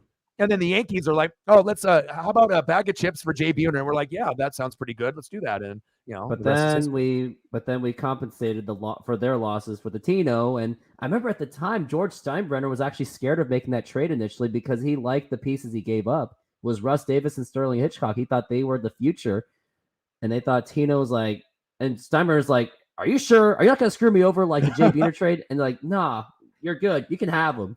Right. Or we could have fumbled the bag like me and Reflect talk about it all the time. When we fumble the bag, when we have a player that's really good and then they turn into an all-star after they leave our team, like Adam Jones to the Orioles, I will never forgive the Mariners for that. Like, you can't just give up on a guy when you see the potential. And then he goes to the Orioles and ends up being like, I don't know how many time All-Star, 4 to 6 time All-Star, somewhere in that range. And it's like 4, 5, or 6. That one irked me a little bit. There's always going to be good trades and bad trades, but that one, I never really got over that one. That one kind of pissed me off, and I still hang on to that one a little bit. Odin's son in the building. What's good, brother? My boy. Odin's son. I like that. I like that name. He's actually my first OG donator to the channel. Like, when I first, started doing like live streams, he was like the very first one that donated big, like donated 50, 100. We got a lot in common. He lives in New York. He's a big Chief fan, Notre Dame fan, Devil fan. I try to keep up with everyone's fandom, and we're friends. Big wrestling fan like me, and he's even gifted me like wrestling figures and whatnot in the mail. Odin's son is a true OG, triple OG. What it do, Odin son? Josh in the building. What's good? Josh is one of my original fans too. Nice. He's thanking me for making a Mariners Meltdown video based with Star Wars music. There you go. Reminding me of the Yordan Alvarez or the Josh Fields trade the Mariners once had on him. Flag on the play. Yeah, I think it's a combination of like your fans and my fans. Once we actually keep growing and doing this, I think it's going to be something good. Because like I said, I used to do the channel with a partner, and he quit on me. And he wanted to try to do a channel on his own. But the problem is he wanted to record whenever he wanted. And I'm the type of person that I want to record every day. And I want to grind it out. And then if I'm going to do a game, I can't have you leaving at halftime. And then I get donos after you leave and you want me to give you money. There's little things like that. So, and we're never going to record together ever again. But I just feel this is the first time, like, I feel like kind of chemistry wise, that I think people will start seeing it, and I think this could actually turn into something like really, really good for both of us. And the bigger that I grow, the bigger you're going to grow. It's like, especially if I got the biggest channel in Oregon, I'm at 20K, but it's not like I'm at 50 or 100. But if I can get from 20K to 50K, and I can get you to go from 700 to 1,000 to 10,000, I mean, we're gonna be kind of repping the Pacific Northwest on a pretty good level. And sometimes you doing that Instagram stuff and doing that kind of like selective content, if you can just get those people to convert to the YouTube channel, it's the hardest thing to get subs on. Twitch, you got the video games. Anybody, Facebook is easy. Twitter, X, Instagram, whatever. But if you're trying to, actually grow, it's the hardest platform. But I think if we keep grinding, I think really good things can happen. And, we can do Seahawks, we could do Mariners, even though if it's just like kind of just passing the time, I can do the Kraken. You want to hop in and hang out. Kraken's on, you just want to try to get involved in as many Pacific Northwest sports. If Sonics come back, we could do that, and like I said, we're going to get you there, man. Like I said, it's like, I already told you early on that I thought you had a good voice, and I figured that we would have a good vibe. And if I didn't think you had a good voice, I wouldn't fucking tell you that. I mean, people know on this channel, I'm going to be very straight up, and I'm going to keep it real. I'm not going to be biased. I'm going to always keep it genuine and 100. Sometimes that might hurt someone's feelings here and there, but I mean, there's enough haters and people that are biased, on planet Earth. It's about time that, you get a refreshing take where we can be critical and we can talk shit about our teams, but we can also compliment the rivals. And that's why the Astro fans love you, and that's why the Saints fans love me. That's the bottom line. First down and 10 for the Giants. Hopefully they score nothing. Hand off. Oh, shit. Someone call 911. He popped the shit out of him. Witherspoon. Okay, you're earning your money, big dog. Boy. Okay. He's like, this is what I learned in college at Illinois. All right. I see you. That was a pop. That's what you drafted him for, to be that nasty hitter. I just want to see some picks out of it, too. He was the one from the Russell Wilson trade, right? I think he was. That is a good that answer.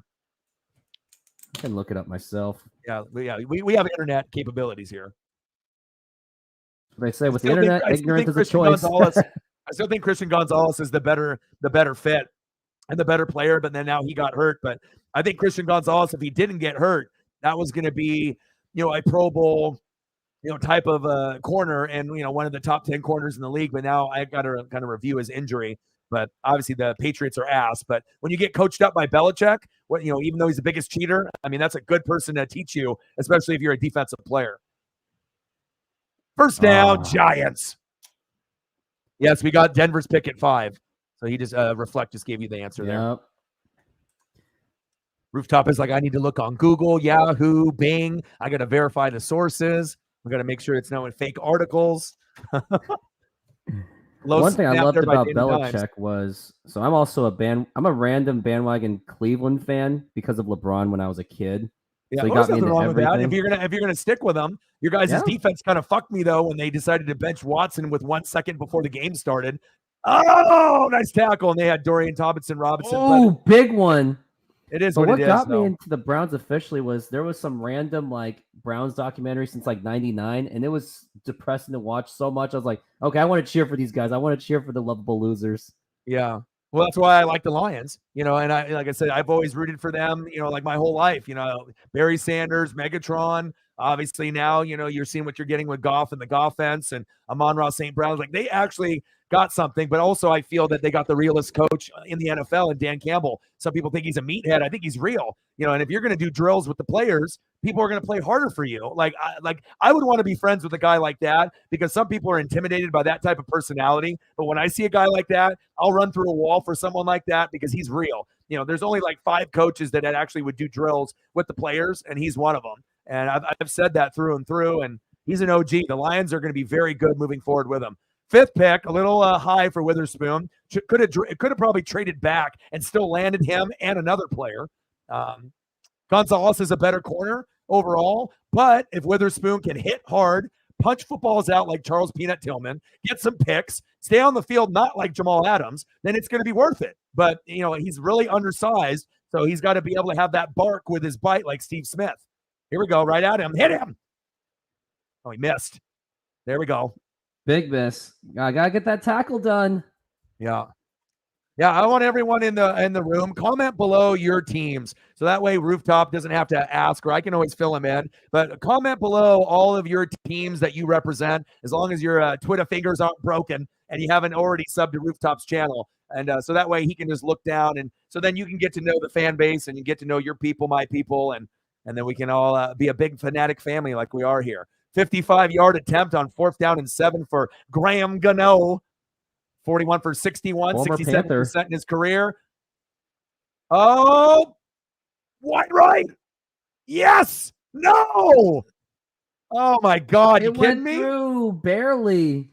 5 points in fantasy. Whoever's got Graham Gano. I know someone's got him in our league. Yeah, let me check my score. I wonder if Burrito had anything on that run. Let's look at this kick again.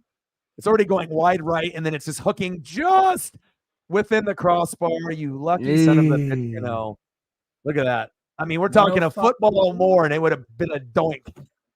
105 to 88. It's getting close, sir. Josh is like, we wasted the careers of Andre Johnson, J.J. Watt, Arian Foster, D-Hop. Yeah, but it's all about organization, right? And you have to have good ownership, good GM, good head coaches, good coordinators, right? So even though the careers of the Texans, right, if you're a Texan fan, it sounds like you're an Astro and Texan fan, things are on the up and up. This draft, I just did the reaction video for C.J. Stroud and that big win against the Steelers. This team right here is going to be better than the teams that they had from back then because you actually get someone that's not a sexual predator at quarterback, all right? And number 2, C.J. Stroud is already a top 10 quarterback. If you look at his stats, you got Tank Dell, you got Nico Collins, you got a lot of good pieces. You got Will Anderson from Alabama, Roll Tide. Like, I really like what the Texans are doing, and I'm going to call it right now.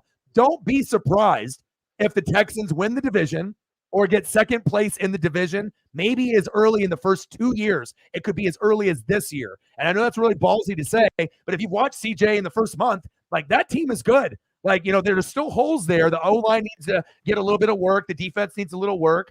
But, I mean, I've watched some of the games. They look pretty good. And then Andre Johnson, Watt, Foster, all those guys are talented, right? But sometimes you got to be able to have that collective unit, and you actually get a quarterback that that's not going to be ass-grabbing, on the offseason or obviously in his free time. He's going to be focused on winning, and I like him. I picked him up in fantasy a couple weeks ago, and I was like, it's going to be Mahomes' backup. I like him. He's underrated. He might be better than Richardson. He might be better than Bryce. I think everyone thinks he's better than Bryce, but I think it's going to be a tie between Richardson and Stroud, and then Bryce's team is he'll only catch up to the other two if they give him a better supporting cast. But that's kind of my 2 cents, So even though they wasted that, I think the future for Houston is like brighter than it's ever been, even though Tank Dell and Nico Collins aren't big names. It is what it is. How many points did you get? Oh, I'm showing off I have a dynasty team, and I just realized I actually have CJ Stroud on my team. So see, you're smart. We're Asian, so You got the ESP. It's in your brain too. It's crazy too because my mom's from Osaka, right? She's got it too. So my mom got the ESP. I got the ESP. Maybe I can, boop, boop, boop, boop, boop, boop, and I can give we some, also, we So you also get know the all ESP. the random stuff. I mean, you can ask the people in the room. We'll have at least 2 ESP moments every stream. Like, where we'll be watching something, we'll call it, and then boom, boom, boom, this is going to, and then it does. So, I mean, it's not just Tony Romo that can predict shit. If you read and you watch film, history tends to repeat itself, but also history is meant to be broken. And if you pay attention, sometimes you'll notice tendencies and play calls. I might have not played in the NFL. I know my mom didn't, but if you follow things and you watch things closely, sometimes you can predict stuff, especially in the sports world. Uh-oh, Gino is out. What the hell's going on here? What did you guys do? What did they do? Let's go on Twitter. Fuck, haven't Gino. posted much today, as much. Let's see right here. Is it his ankle? Oh, shit. Oh, that looked like his ankle got rolled up. His left one. Well, if it's ankle rolled, then it can't be terrible. Nisa in the building. What's good? I assume that's someone from your side? Or Josh as well? Nisa. No, I never met Nisa, but Josh Nisa might be. No, usually people when they come through. Well, I mean, we typically don't collab or anything like that. Well, you collab, but typically I usually don't. And the main reason I didn't before, I just didn't have the look for it, and I wanted to make sure that it didn't look like ass. It's like, oh, here's rooftop. Look at my booty cheek stream that looks like shit. It's like I got to make sure it looks good. Gino needs a haircut. We got to get Gino a fresh cut. I mean, Gino got the fro going, which is nothing wrong with that, but we got to get him a nice fresh cut. Come on, Gino. Go. There we go. Drew Lock on the run. First down, Seahawks. Hey, Finley, was it the Wonder League test we're talking about? Because I remember that's how much they were worried about Achilles Smith because he had a 9 on the Wonder League. Yep. That's very, very true. Yeah, but there's a lot of crazy people that are stupid that play football, and there's a lot of crazy that are smart too. I mean, you're going to get, both sides, the dumb, if you're athletic and dumb, you can make it, but the ones that are like elite, they're the ones that they might not have the most athletic body, but they're smarter and they work harder. And that's really what it comes down to. If you got the brains and then you're willing to put in that hard work, sometimes that'll take over than that pure athlete gifted ability from wherever you got it from, the sports gods or whoever gave it to you, 7-3 Hawks. Oh, you got some follows. Look at this. How many follows are you at? Everyone in the room follow, and hopefully we get a few more people. My Twitter is at 91. Okay. I was gonna say I was if this was like Seahawks Niners, maybe it would be a little better. But that's how it is. Sometimes no matter what your sub count is, sometimes you got to start from the bottom and then you got to recreate yourself and you got to try to climb to the top. So even though I'm at 20K, honestly, I've had to reinvent myself like 10 fucking times. I started off with like football, and then doing college football and then reaction videos, and then you have to go into the live streams and then I branched out and I did fucking basketball and fucking NASCAR and NHL. And, sometimes you just got to, keep going and eventually we'll get more and more. And I'll call it right now.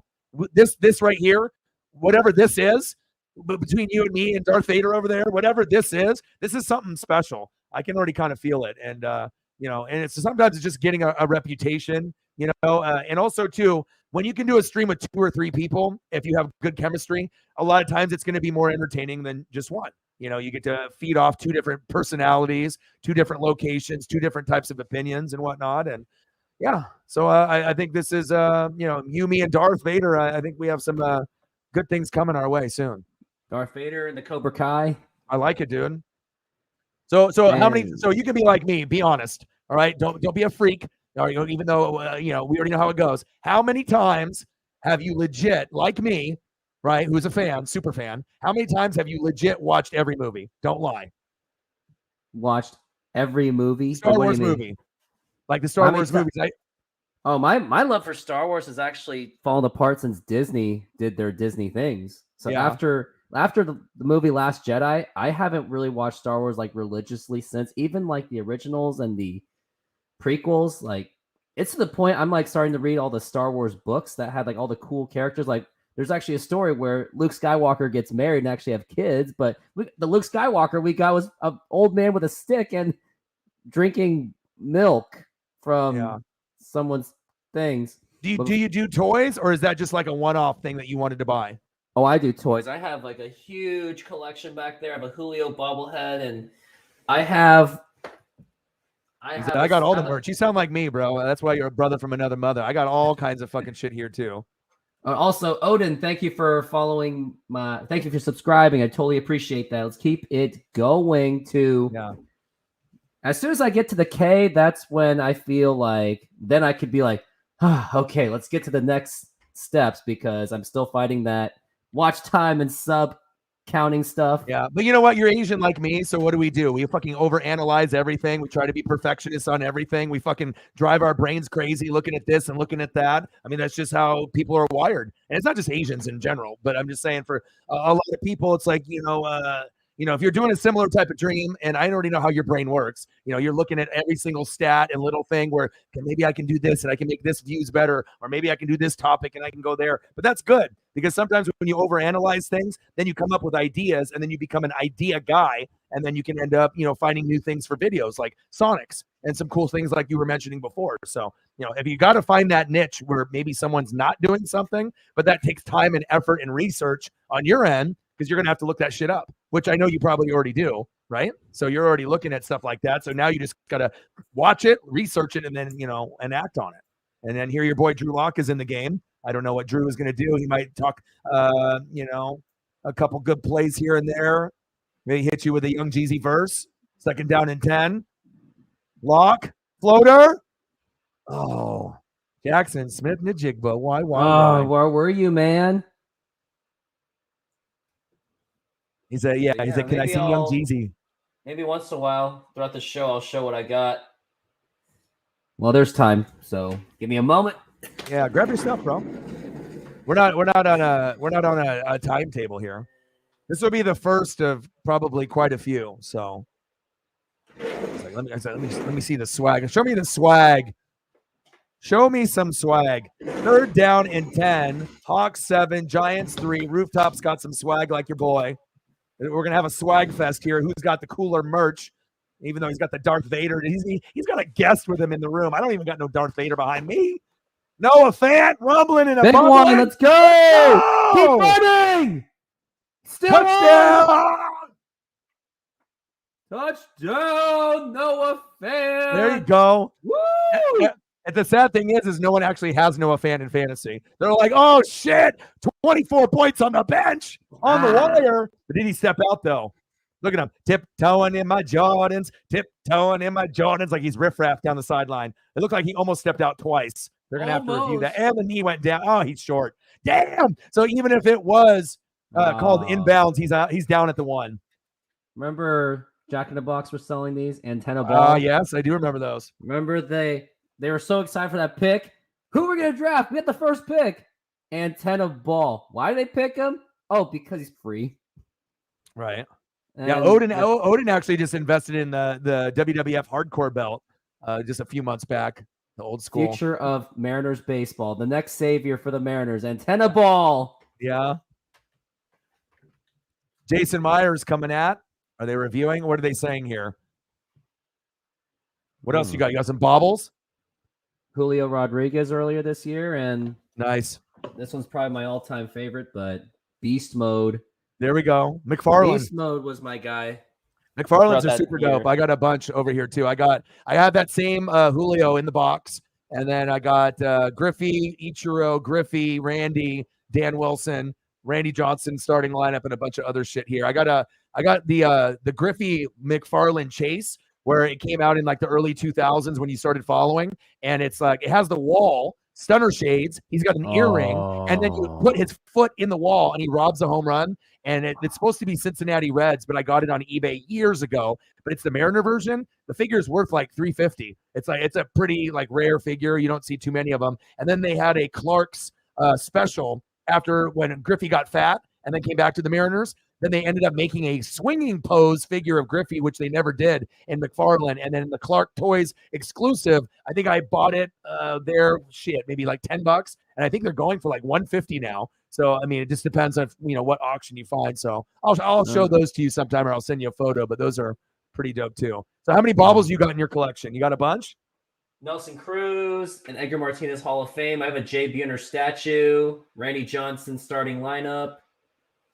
Which Randy Johnson starting lineup you got? You got which one? What year? I got a couple here on my desk still. So let me scroll back. Let me show you. All right, show me what you got. Ah, yes, I got that too. That's funny. I have that exact same one. I knew we were brothers from another mother. I knew it. I knew it. I literally have it right. Dude, this is crazy. I think this is 94. Well, just the one that I got the. See, look at this. I knew we were brothers with another mother. But I got other ones that are in the package too, though. Randy Johnson was also another guy that his time with the Mariners was also death by the evil management. Oh yeah, for sure. I'm a big Randy guy. You know, I'm a big Griffey guy, big Randy guy. It's like Griffey, Randy were always my top two growing up, always. And then I had mad love for Edgar. You know, Bones, but obviously like the main ones would be Griffey, Randy, Edgar, and then Ichiro, and then now we have Julio and whatnot. But I got the Randy Johnson, Dan Wilson duo bottle, but I couldn't get it at the game. But I literally searched at garage sales and card shops here in Oregon for 11 years, and I just found it like 6 months ago. And it's like the box was kind of fucked, and a piece of Randy Johnson's mullet was chipped off, and I talked him down a little bit, like $5 or whatever. But it's a duo. One from the Mariner giveaway, and it's got Dan Wilson, and it's the only Randy Johnson bobble, to my knowledge, that the Mariners ever did. Like, there's only one. They didn't do more than one, which is a damn shame because they probably should have did, like what, 10? Like, how can you not only, one Randy Johnson bobble? But it is super dope though, and it's got Dan Wilson on it too. So you'll have to get Wilson, another underappreciated hero. Yeah, his defense was heavily underrated. I think at one point he had the best defensive percentage in baseball. Yeah, Dan Wilson. Dan Wilson was a G. 13-3. Kenneth Walker. Okay. Extra point by Myers. Don't miss it. Kick is up right down the middle, and it's good. 14-3. Hawks, this game's over. Yeah. Still another half. Still at least another minute 39. Never know. Yeah. But Drew Lock must be happy about himself. That's the first thing right there. ESP moment. They ain't coming back. This one's over. No Saquon. They suck. They're going to get it done. I don't know how many points you're going to score total, but I mean, the Giants might have a couple plays here and there, at least for fantasy. Like if I want to talk to the sports gods for you, like, they're in my back pocket. So I'm like, you know what? So Hawks are going to win. He needs a little bit more out of DK. If you want to gift him another touchdown, that might make him happy. And then also, if the Giants lose, then we need to make sure that they lose bad, but Breida ends up getting like 80 yards so he can get some points. So you talk to him that way, and you talk it into the universe, and then crazy shit happens. I mean, you ask the people in the room. I mean, that's kind of how it works. You say it, even if you don't fully believe it, or maybe you do believe it, right? You have a thought, you say it, boom, and then it happens. So I don't know how many points Breida's going to get, but maybe DK gets another tutty in the second half. It's possible. Then that would give you close to like 15 or 16. But you need like 35. You need DK to get like 3 and Breida to get 2. And then you probably still lose by 1. Like you need 35? That's a shitload, dude. Out of 2 guys? I need another 15. Oh, that's not bad. DK, touchdown, boom. That's like 10. Unless you get like a monster one. Like if you end up getting like an 80-yard tutty, then you get the 8 from the 80 yards, and then you get the 6. So that's like 14. But those don't happen too often. Have you ever had dark moments where a fantasy player, your star player, he's going up against your favorite team? Where do you go? What's your take on that? Because the obvious one's like, no, don't cheer for your own fantasy team for your own pleasures. Yeah. I don't know. I think for me, I am so obsessed with the NFL and sports and fantasy that I literally spend probably like 4 hours a day on the fantasy app. And what do? Not only do I look at my team and my bench, I spy on every motherfucker's team. I look at everyone's team. I know who's everyone's bench. I'm on the wire. I look at every fucking player. Like, I don't know. For me, I don't even give a shit. Like, if I'm going against my team, and maybe when I was younger in my teens or 20s, maybe I'm like, I don't know what I want to do. But now I'm trying to win, and I don't give a shit. So it's like, as long as I don't see red number 1, next to it as like the toughest matchup, then maybe I'll consider it. But you can't even do that. Like, for example, Mark Andrews, number 1, red, Browns. What happened? He scored 2 touchdowns and got 25. So that red shit is bullshit. That's there to scare you. It's like, oh, red 1, red 3. Better not play him. Put him on the bench. And then what do? You're like, okay, I'm going to listen to the experts and the people. I'm going to bench him. I'm going to put in this guy. And Sam Laporta, he's in the green or neutral. He's going to get more. And then you end up playing the games out. Sam Laporta gets a 9.6. And then the number one red matchup, the worst matchup on planet Earth, the Browns versus fucking who? Lamar and Mark Andrews. And I got Mark Andrews on the bench with 25, sitting there with 2 tutties. So for me, I don't think it matters. But I guess if you make it personal, it'll be personal. It also depends if you want to win a fantasy championship or not. Because, I mean, I don't give a shit. You score on me, I score on you, whatever. But if I win at the end, I mean, that's what it's about. That's my take on it. You just got to be able to win when you have that guy on the bench. Mine's like, if it benefits me more, especially where some people play with stakes, then I don't really have a choice. Like, I once cheered for Aaron Rodgers to beat up the Seahawks because I was in a critical playoff game. And when I put it on Facebook, I got absolutely just drilled. All the Seahawks fans like, you're not a true fan. How dare you? Yeah. Deleted. It was like, wow. And then I had some Falcons friend of mine that goes, dude, just calm down. It's just football. Yeah. Well, I think there's different levels to sports fans as well as people. There's going to be people that are positive. There's going to be people that are haters. And there's going to be different levels of fans, like with the fanatics, which we are. But then you're going to get the fair weather, the bandwagon. You're going to get people that are haters, and it's like you can be the most diehard Seahawks fan, but if you want your guy to win in fantasy, it's like, okay, I got Aaron Rodgers, and I'm going against Seattle's defense, and I need him to throw up a 30 for me to win the championship. Or no, you want me to put in fucking Brock Osweiler, who's on my bench. Yeah, I'm really going to fucking do that and get a fucking 4. It's like you're going to have to do a give and a take, right? You have to be able to do what you need to do. And if it just so happens it goes against your team, that's the thing that you don't post. That's something that you say, but you don't say it out loud. That's something that you post in your brain, but not online, because people love to criticize and talk shit. It's something you do and you tell your friends, and you're like, hey, oh, bro, I'm starting Aaron Rodgers, and guess what? I don't give a fuck. I was like, the Seahawks defense gets torched, but I get 30, and I win the championship, so be it. Like, you got to take it with a grain of salt. The people that are talking shit because they're going to be like, they don't play fantasy or they're ass at it, right? They don't know how to play. And so they're talking shit to you because you're probably pretty good. And, they know they never win a championship and whatnot. I mean, who gives a shit if it's going against your defense? You got Aaron Rodgers. You want Brock Osweiler, 4 points, or Aaron Rodgers with 30. Now, the real question is, when you played Aaron Rodgers and you got crucified online, you're not a real Seahawks fan, undeleted, unfollow, bye, right? When that happened. Right. Did you win the game with Aaron Rodgers, and how many points did he get? I did, and he got me to the semis because of that. Oh, what did he put? Do you remember how many points he put up? No, but I remember it was the game where it was 2016, and the Seahawks, that was like their first game in that Russell Wilson era where they lost by more than like 2 possessions. That was in Seattle. No, that was Green Bay. Oh, it was in Green Bay. In Lambeau. And they were in their Wolf Gray, so the Seahawks were like, oh, yeah, we always win in our Wolf Gray, so let's try that luck in Green Bay. Nope. It was so Odin, bad that Odin, we haven't done the Discord. I mean, I have the Discord still. We can always bring it up, but I know some people post on there, but man, I haven't fucking been on there in a minute.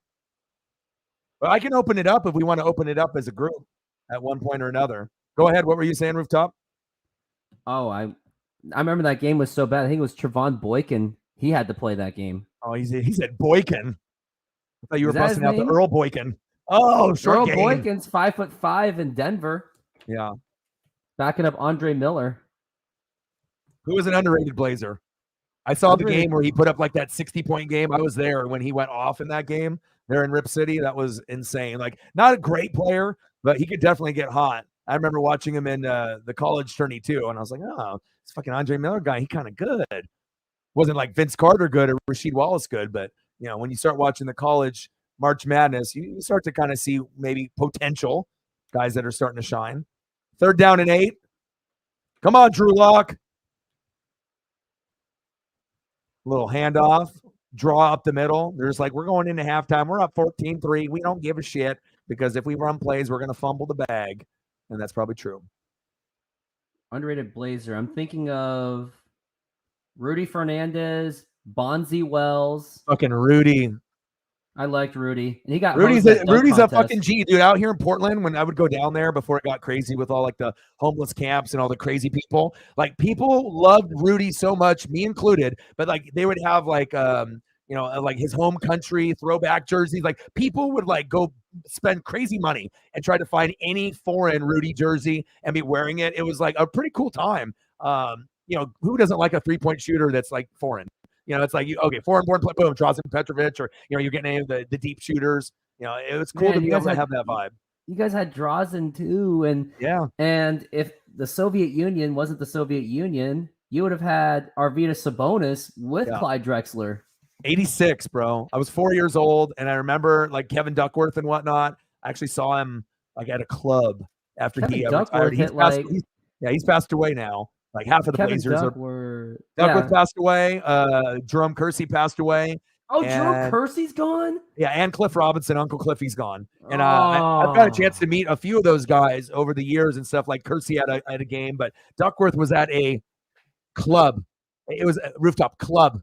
Okay, we're just doing this club. It was a club. Okay, and at this club they had it like roped off for him, but this was after like he's been done playing and he was already like 270, 300 at this time when I saw him, bro. I was like, he might have been like 5-6 bills. Like I was like, dang. I was like, he didn't necessarily look like unhealthy, but I was like, damn, Duckworth, like because he was actually dating the gym teacher at my former school. So he was like dating her, and they had a place like in Lake Oswego and whatnot. That wasn't too far, and I was like, damn, Duckworth. But it was kind of cool to see him. But he did actually live quite a bit after that point. But definitely sad when you watch a certain starting six from that Blazer team, and half of the fucking starting lineup is dead, or Uncle Cliffy and whatnot, which is sad. Kersey too. That one sucked. Only Porter, Drexler, and Buck Williams are still alive at this point. Ooh, Buck Williams, he had a little thing with one of the fiery refs from back then, and Jerome Kersey was part of the 97-98 Sonics, and nobody remembers this, but Terry Stotts was an understudy of George Karl. Yeah.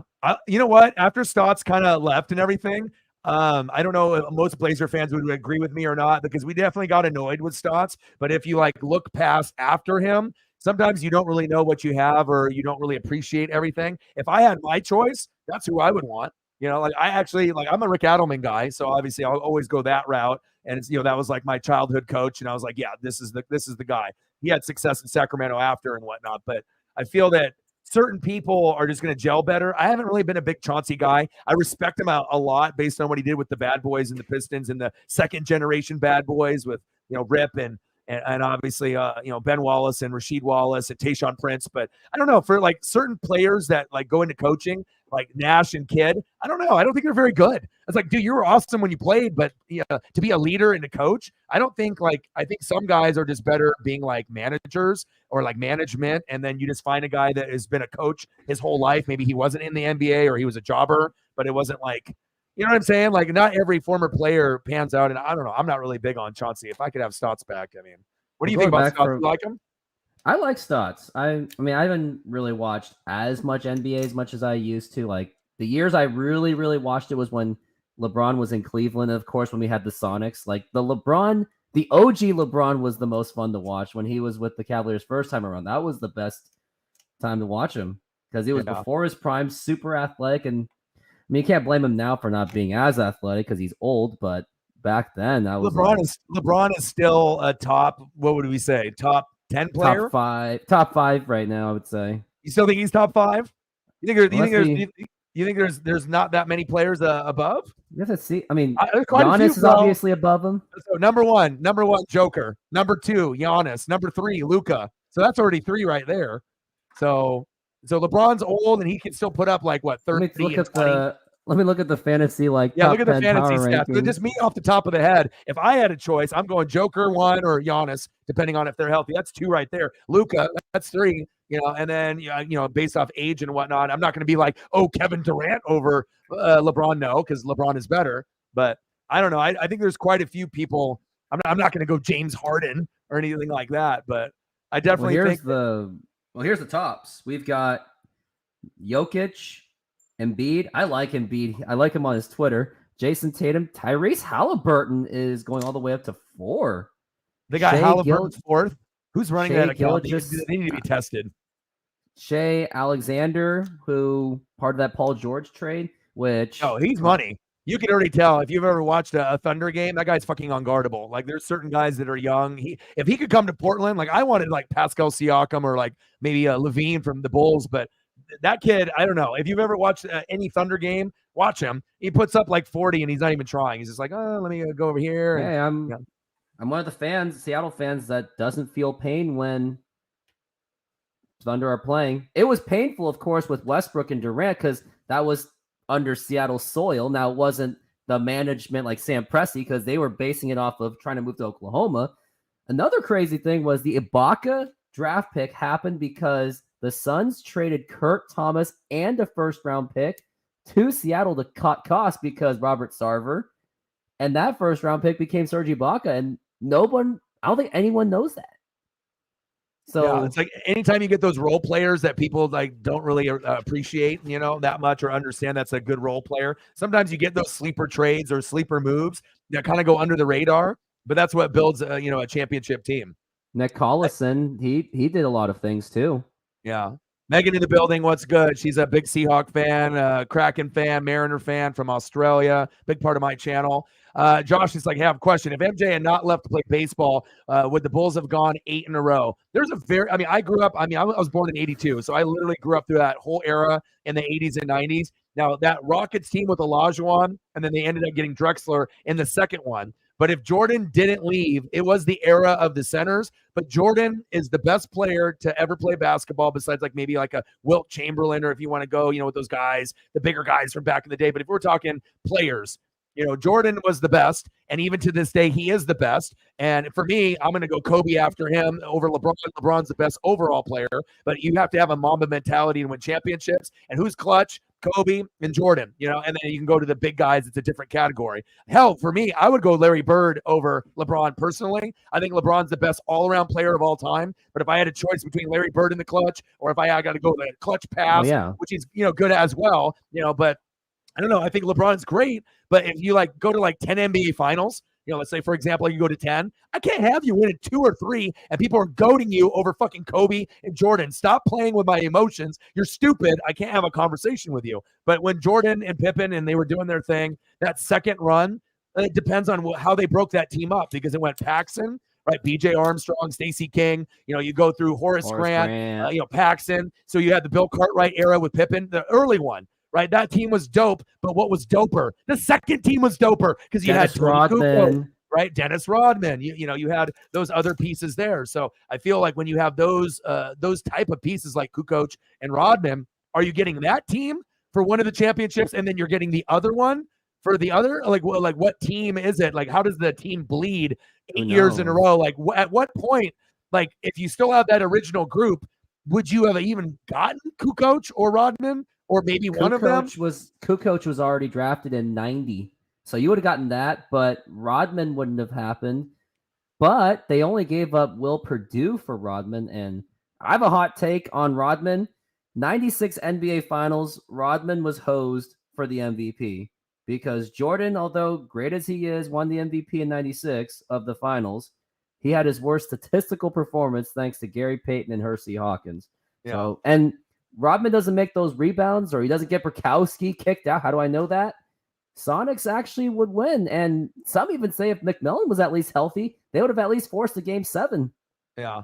I'm a big Rodman guy. I've seen the documentaries. I know that, he treated his daughter and family like shit. He was always drinking and partying and whatnot. But if we're just talking about his story with his sisters, if you've ever seen the story about Rodman, watch it. There's a couple really good documentaries. It's almost like it will tear you up a little bit, because you actually see that this crazy antics guy. But if you actually look to like how he was growing up as a young boy and all the shit that he had to go through, and then how he kind of transformed and whatnot, and everyone makes bad decisions, and they'll party, and sometimes you take it too far, and then you're just Dennis Rodman, and then you're like with Madonna and Carmen Electra, so there's no boundaries, so you're literally at the top of the top. But for me, Dennis Rodman is the best rebounder arguably of all time. Like, when we talk about like Barry Sanders arguably being the best running back, and we have like different conversations, like, I don't think they're like Wilt Chamberlain, you could say statistically is the best guy because he got like 50 a game, and even though he's getting them against guys that were like 6 foot to 6'4", right? But still to get like 50 boards and 30 and whatnot. But excluding Wilt,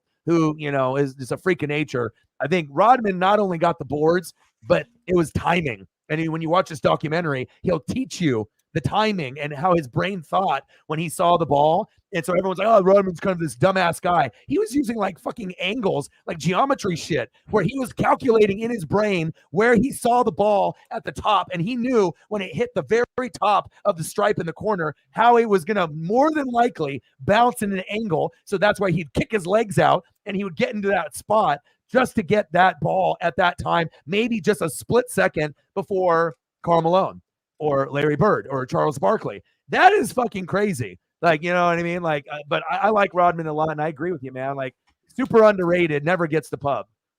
He also was really smart on how to trash talk. Like, he had those bend, don't break kind of trash talking style, and he actually would get the other guy ejected somehow.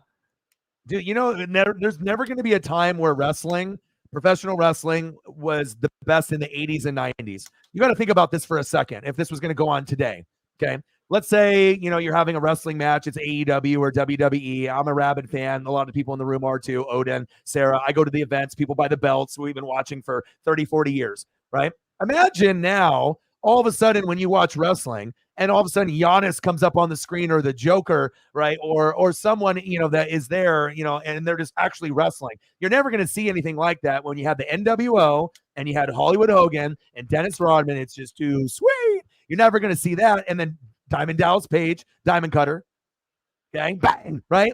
With who? Dennis Karl Rodman Malone. and Karl Malone. They were together. They made that mainstream. I mean, think about that. I mean, Karl Malone had the body. Rodman was the bad boy. NWO was the coolest thing fucking on planet Earth. Still is. I still rock the gear. They said NWO. They said NWO for life, brother. And you know, you can't just let that go, right? But they're not going to do that now. That's a crazy time. That if you were alive and saw that, you know, it's like, yeah, it's crazy, man. 14-3 Hawks. I'll be back because I gotta go to the bathroom because it's halftime, and they're showing that Toy Story stuff. That was actually not too bad. Did you watch it? The best highlight was the Bajan. Watch the Bajan on Twitter. We're not going to call it X because whatever. Until someone forces us, until Elon comes into the stream and says, "Hey, you have to call it by the name that I made it," then we will. But until that happens, you know, we're going to do that. All right, go take your number 2, bro. I'll hold it down. Number 2. What else? Number 2, rooftop with the 2s. All right, 14-3 Hawks. Let me turn this up here a little bit.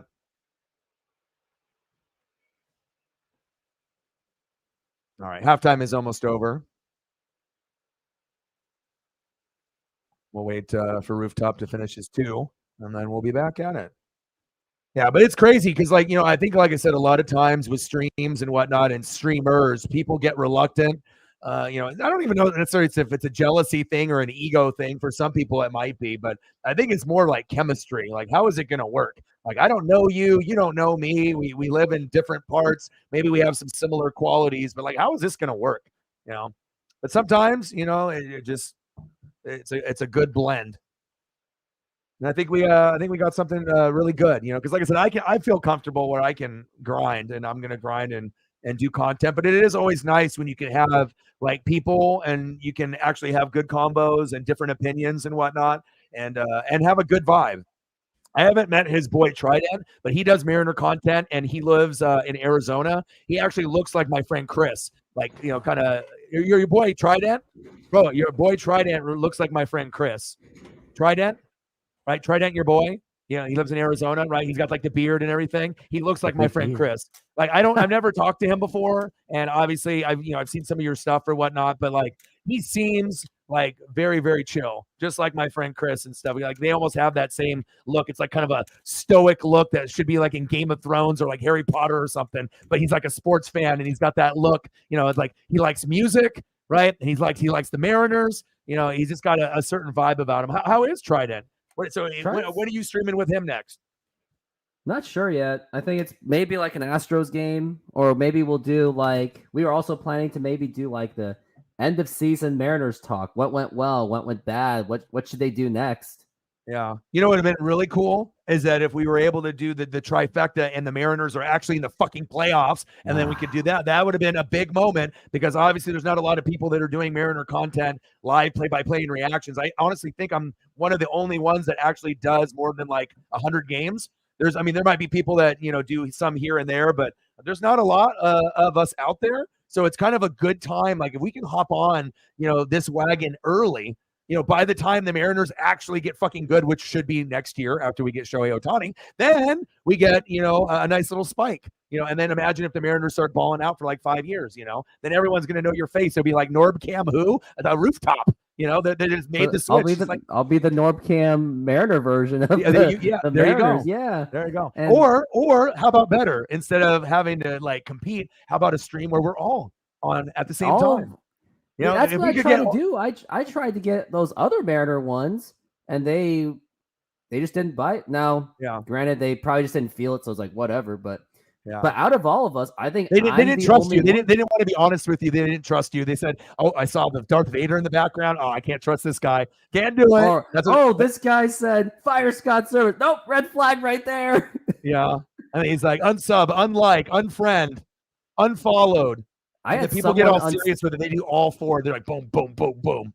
I had a Mariner fan unsub me just because I was darkingly cheering for Houston, just so I can get more Houston content for my YouTube. And that guy's like, "How dare you say that? Unsub!" And I was like, "I'm sorry you feel that way."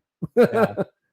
Yeah. And I then don't know. I think for me, and I always keep it real, like, you know, with Houston, there's always going to be the stigma like New England because of what happened. You know, garbage cans, Apple Watches, buzzers, all that stuff, right? But the thing is that most baseball fans like are pissed, not necessarily at the cheating part, but they were so fucking good that they could have won without it, and it would have been better for baseball. I think that's like subjectively, I think people want to be angry, including myself. I'm like, dude, the cheating stuff sucks. I don't care what sport it is, but it even sucks more when it's not an average team that got good. It was this beast team that was amazing. It's like when I found out Lance Armstrong went from 2 nuts to 1 and he's cheating all the time. I thought Lance Armstrong was the best in the world. And then I find out that his cycling is cheating. You know, it's not you lose hope in life a little bit. You're like, oh, this guy's the man. Lance Armstrong this, Lance Armstrong that. And then you're like, oh, he cheated.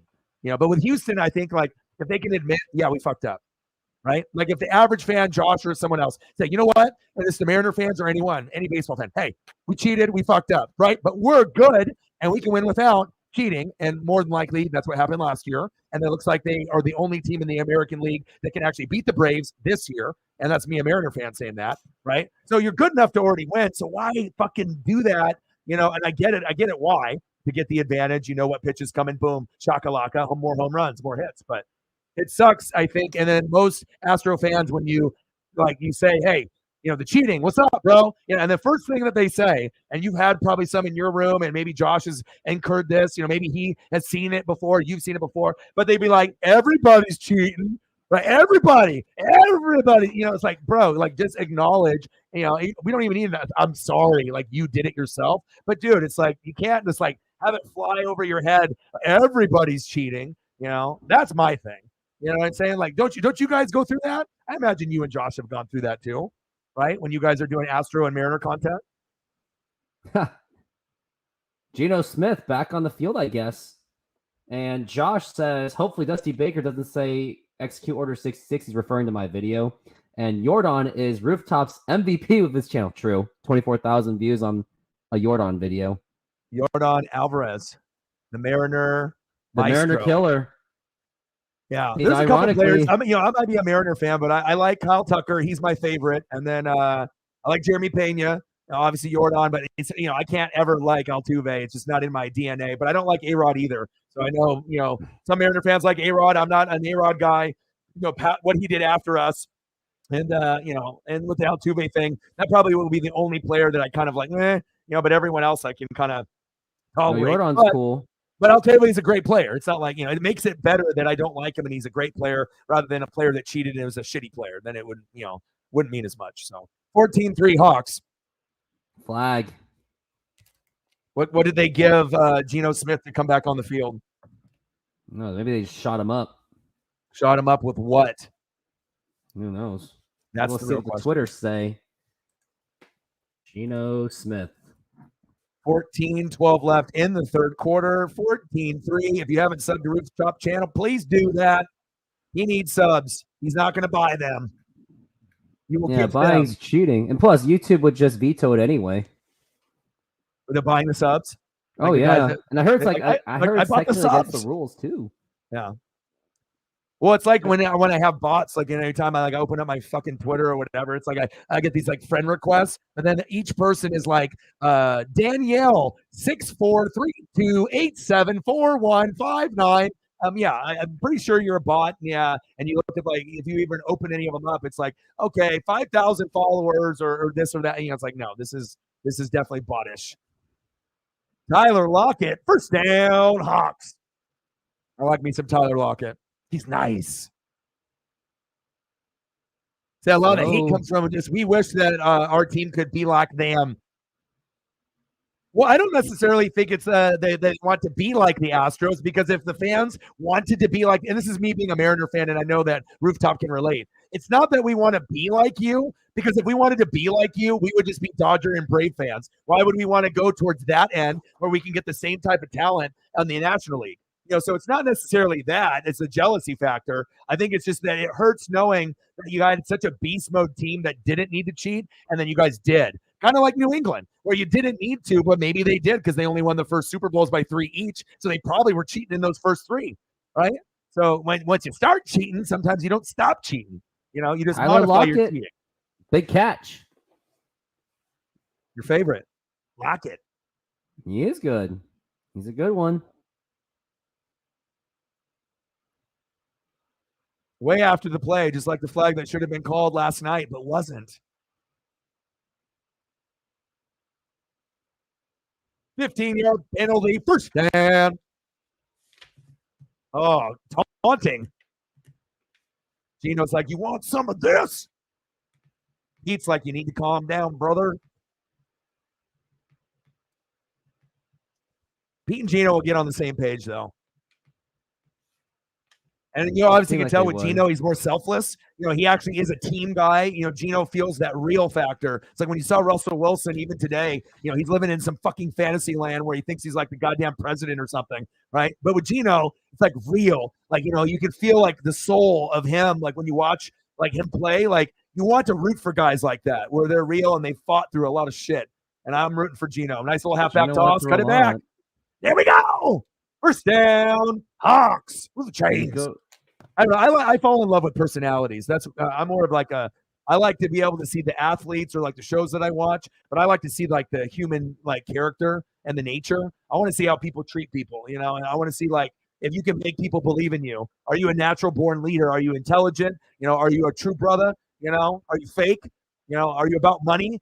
Or like what do you care about? And then I try to evaluate like players that way, and then the intangibles. And then you can really root for guys like that. But Gino is a real one. I mean, I can't think of a quarterback that's in the league right now that you would want to root harder for, honestly, based off his big comeback story. Halfback toss. Come on, Charbonnet with some Chardonnay. Hit him with the stiff. First down. Let's go. Josh says he find it funny that the Yankees were sign stealing and still got shut out in the 2015 wild card game against the Astros. Yeah. Well, also the Red Sox were cheating, after you guys, and we've never talked about it. Have you ever heard any fucking Boston Red Sox fan admit it, talk about it, bring it up? Has there ever been a fucking article or a video? Like they were doing the Apple Watch shit, and then we talked about it, and then everyone forgot about it, buried it, and sometimes that's why you guys get so much hate, that if they brought that shit up, then it would be the Red Sox and you, instead of just you. Well, because everyone still loves the Red Sox because not the Yankees for some odd reason, right? Because they were once the Astros are like the villains, like the Cowboys. So I think I don't know if it's just teams from Texas.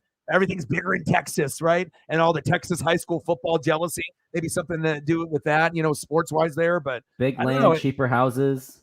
I don't know what it is. I don't know. I don't mind Mark Cuban and Luka. I don't know. I don't think a lot of people hate Dallas. Mavericks are the only team that they don't hate because they like Mark Cuban because he always makes fun of Hughes is the man, bro. He's hella smart, fucking rich, and he's like, let me bring in these foreign players that are the best in the fucking world. Dirk, right? Let me bring in Luka, right? And then everyone's like, yeah, I'll buy that jersey. That's cool about him. He's diversity, dude. It's awesome. Second down and 11. Gino. Tyler Lockett, big pass. Baby. James, almost. 1 yard short, 3rd and 1. Flag on the play. Hopefully not a hold.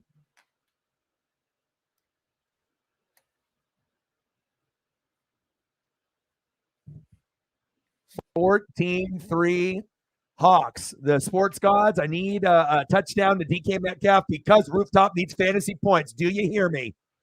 3rd down and 2. You got to talk it into existence. Gino, handoff. Walker, get him a little closer. And we're going to go with a field goal with Myers. You wanted a touchdown with DK, and you got a field goal with Leonard Myers. Okay, That's what you got. come on, man. 4th and 1. So if you're the Hawks right here, run a QB sneak with fucking Gino, do a little tush push. You want to be fucking like that? No, you don't need to do that. You can hand it off to Kenneth Walker. He'll get a first. But if you're at 4th and 1, you fucking QB sneak it with Gino. It's a first down 99% of the time. Let's see if they do it. Because if I'm doing the play calling, that's what I'm running. Gino's big. He's strong. Use those legs and get the first down. Do it. Oh, damn. He's too far back. He won't do it. On the play action fake. They're too far back. Ah! Gino? What happened to my hands? Flag on the play. Now you got to pray for a bailout right here. A defensive hold on New York. Daddy Dennis. Talk it over. What do we want to do? Do we want to script this part of the game like we did with the Jets and the Chiefs? Taylor Swift is there. We need more followers. She got 94 million. We need more millions. What do you think? Yeah, those teenage girls. Yeah, we need to get them. Let's see what the call is. No foul. Incomplete. Your wishes did not come true, Rooftop. Hey. You still got time though for Breida touchdown, or at least getting like 50 more yards with them. Hopefully for your sake. And then DK touchdown. How much are you down now? By 15? 16? Take a look, because maybe some things happened. Yeah. 105 to 92. 13 105 to 92. Now you have to do your math. You're like, okay, carry the 1. 13? I think it's doable. At least Breida is probably more doable. Oh, and Daddy Dennis said Cuban is the only human alive who voted to keep the Sonics in Seattle when the other, like 28, was like, nah, let's move them. Yeah, because the other owners don't care about history, and about that passion. And, like when you have something special, and not only this, I live here in the Pacific Northwest. I've lived here my whole life. When the Sonics, were good, we're not talking about the Gary Payton, Hersey Hawkins, Jim McIlvain, Irvin Johnson, Sean Kemp, Detlef Schrempf. There's different eras with the different players, Dana Barros and all them, right? But when you think about the teams, they actually won a championship. But most people are too young. They're like, they did? And then also like back when the Blazers actually won a championship, they were like, they did? I might have been with Bill Walton and some of our OG guys from back in the day. But when you lose a championship team, you don't forget that. Imagine if the Mariners won a World Series and then they just left. And then they went to like somewhere else, like Vegas. How would you feel? That would be just like, I don't even know what to think. Well, hopefully Oakland fills that void. Not that, and as long as we don't have any Oakland fans hearing that, but I mean, you don't like watching Oakland games versus Seattle with 500 people in the crowd? I actually went there. I actually went there, and I remember when I went last year, I was the only one screaming, and they didn't, and the other fans, like the Oakland fans, didn't start cheering until they won, and then they started laughing at me. I was like, wait, where were you guys? Where were you 500 people? You were in the maximum capacity of, you were one of 400 people that were there that day with the capacity of like 50,000. They were getting like 900 to like 2,000 for a while, and like nothing.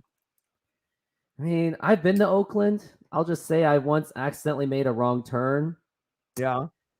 I think you have an idea of what I saw. Yeah. I'll say that a couple men were doing a business deal. Oh, all the business. That's the best. That's the best part of town. I think I need to go there. I'm going. I'm going there tomorrow. I'm going. Got nice cars. Yeah. Well, overnight until they're gone. 9-3 left. 14-3 Hawks. Get him.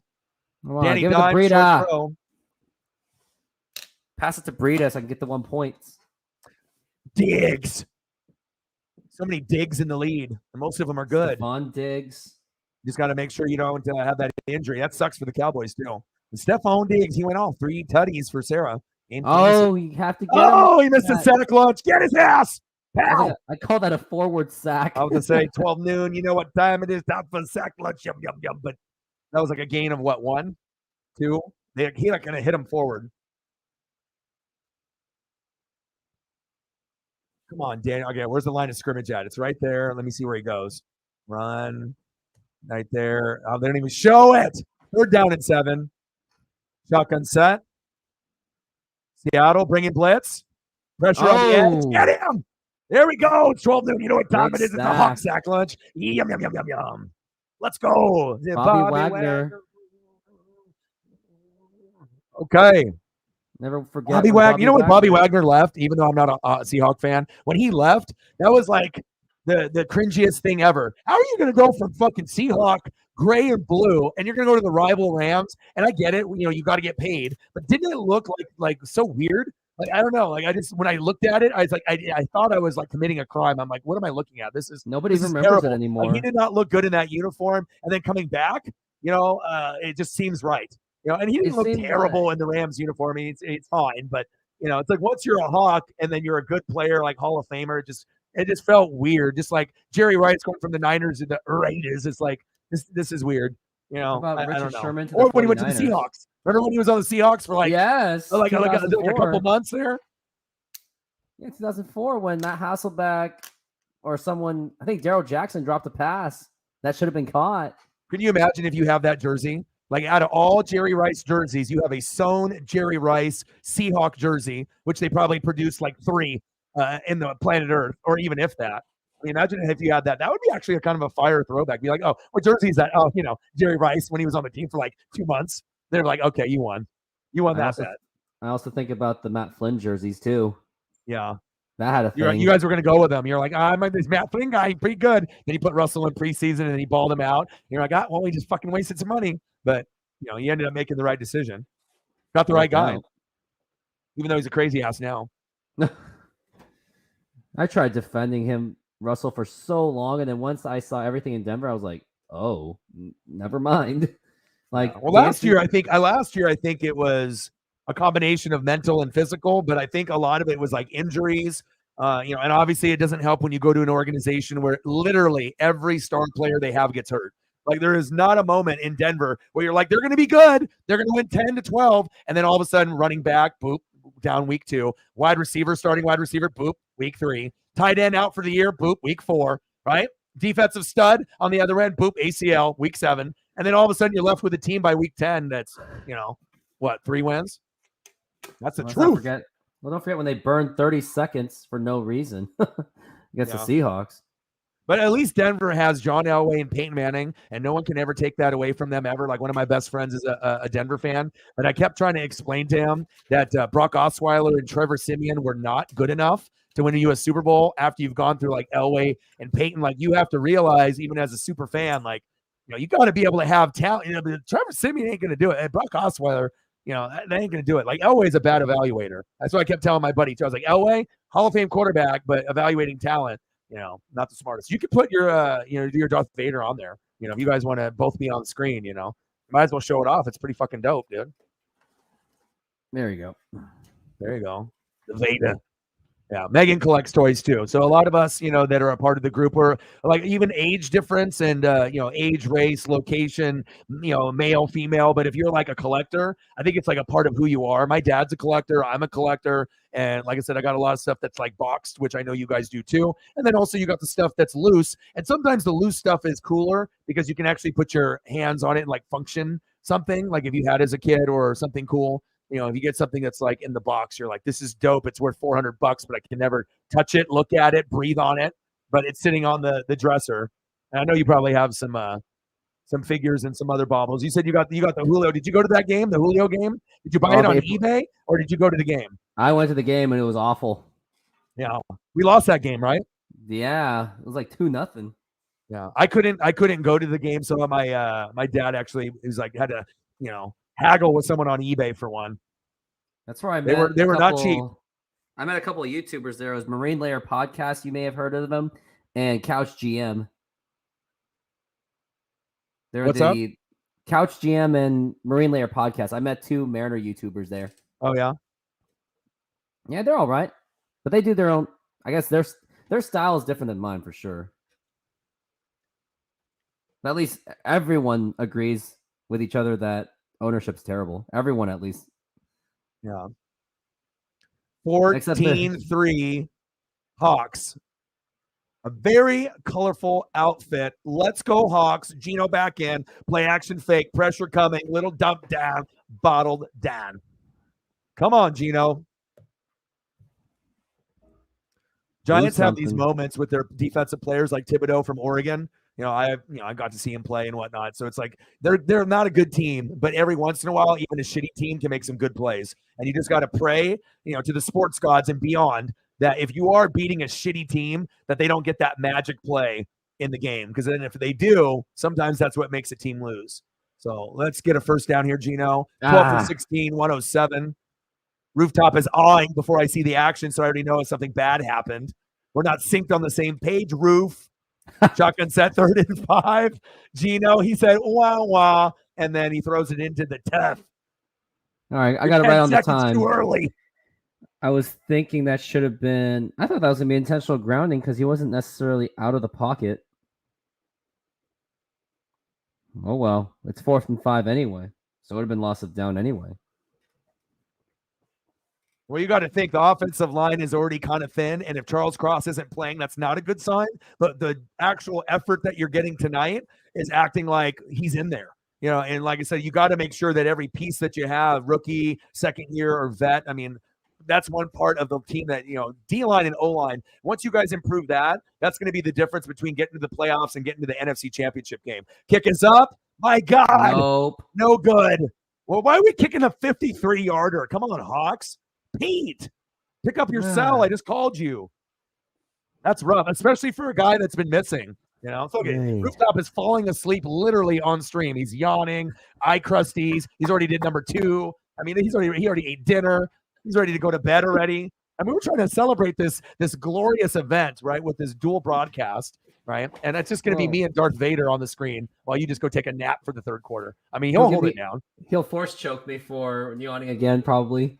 Yeah. But you know what I'm saying? Like, you don't got to be a rocket scientist. If Myers has been missing and he was money last year, I got him in fantasy, and I fucking rode that shit after Butker got hurt, and I had him and Koo, and I was like, this is going to be the sleeper of fucking 2022. I feel it. And then boom, he was. And then this year, he can't fucking make anything, right? So if you already know a guy is shaky mentally or physically or both, why the hell are you attempting a 53 when the guy probably couldn't make a 23 or a 33 on a consistent basis yet? Maybe he will, but then you're just going to be like, nah, let's just fucking put him back there. Yeah, it's Jason Myers. He was good last year. Put him back there, Pete. Right? He's missed it. Right? I mean, is that just me or what? I mean, but just punt. He's not going to make that one. Either punt or go for it on 4th down. I mean, Dixon is a... How did you get the name Rooftop Sports? Oh, the Rooftop name. There's a very dark reason for the name Rooftop. Like Darth Vader. So if anyone has heard the term Rooftop Korean, it's very dark history, but it was back in LA where, I don't want to go into the word politics or anything, but there was, unfortunately, K-Town, Koreatown was being rioted so badly because of a certain event that did happen with people and a guy. So their stores got looted to death. All the Korean store owners were like, oh, crap, we got nothing. And they tried to call the police, and then police didn't even show up. So the next day, hung up. The police hung up. They're like, oh, you need help? They're like, shit. It's like, we go down there, we're going to get beat up. They're like, you got to figure it out on your own. No, you know this story. And then... Oh yeah, I know, bro. I do. It's not even me just being half Japanese and like European and stuff, but like, if it's anything, because all my friends, like I had friends of every race. So I had Chinese friends, Japanese friends, Korean friends, North Korean and South Korean, right? Fucking Laos, like Vietnamese. So I got stories from like all my friends, and almost every Korean parent that loves to scream and yell. Maybe they own a store or a business. People want to say that's stereotypical, but it is true. A lot of them work really hard, and they do. And in that story, it's sad, but hey, I need help. And they're like, Rooftop, I need help. And then they're like, well, you got to fend for yourself, brother. Hey, Danny, like, really? Daddy Dennis just answered it for me. I just had to be careful because I don't know. Like, would YouTube be like, hey, you can't say that stuff? Yeah, I'm dude. Just because I brought you on the show for the very first time, now I'm going to lose all my followers. Everything is just going down the drain. I'm going to have to start from 0 again. That would suck. And yeah, that's why I was like going around. Yeah. Well, normally when we talk, when people come on, or like when I, if I get into it or whatever, but most of the time it's, there's no politics stuff, but I talk real shit here. You know what I mean? And sometimes you have to make sure you're keeping it, obviously respectful on all levels of all races and people and everything. And as long as you can do that to the best then we'll be good. I mean, it's like I said, it's only people get in trouble is then when they start doing like the slang and then they start doing like the slur shit, and then they start being stupid, and then that gets you in trouble, Then you would have to like buy me a channel and a bunch of followers, empty out your bank account, sell your Darth Vader, be like, oh, I just ruined this guy's shit, I just brought up some bad times. But that is cool that you are representing that. But what I did notice, you went from hood rooftop sports to normal, like I'm a chill rooftop sports, because you started it with a Z and I caught you, and then you changed it to an S. It was Z. What's the Z? You dropped it. It was the rooftop. No, because rooftop sports was taken on my Instagram. On the Instagram, it was taken, so I had to do Z. I saw that. Rooftop sports. You got it. The urban flavor, right? That's a hip hop flavor. This is Gen Z. Oh, look at that tackle. See, I notice everything. I'm still a Y. I was born in 92. Man, that whole shit. Stuff you are so old, dude. You are the oldest old person I've ever met. 92? 92. You old, bro. No, that's the crazy thing. When all that stuff happened in LA, I was a month old, and I was at least in California, and I'm like, damn that. So I guess it was somehow meant to be that my nickname would be Rooftop. Yeah. Well, see, I was born in 82, so I was 10 while you were in the womb, swimming around or something. So we got 10 years. I was kicking, from what I heard. Yeah. You were 1, and I was, I was 11. Oh, they taken my stuff literally. You look really young for 92. Yeah, I guess I'm 3. I guess I'm a hobbit, or I think Asians are in general. You know what I mean? I think that's how it goes. So you know what's going to happen? We're going to turn into Theo Vaughn, right? And Bobby, right? You're going to be Bobby Lee, Theo Vaughn, and all of a sudden we're going to be like the Theo Vaughn and the Bobby. You ever listen to them? You should listen to them. I normally don't listen to them. They have a podcast, but it is the realest, funniest fucking thing of all time, because Theo Vaughn is the craziest motherfucker, the funniest motherfucker, and then Bobby Lee is insane. And you put those two guys together in a podcast, you actually can listen to it. And if you haven't, I was on a car ride to go to the Duck game, and one of my good buddies that I did sales with for like 15, I've known him for like 20 years, but we worked together for about 3, 4, 5. But we were listening to it up there for just a little bit. I don't listen to podcasts, but if you want to listen to a good one, you're a fan of Bobby Lee, bro. You'll be like, what? You almost can't believe what they're talking about on there. That's why it's on like a podcast. It couldn't air on TV.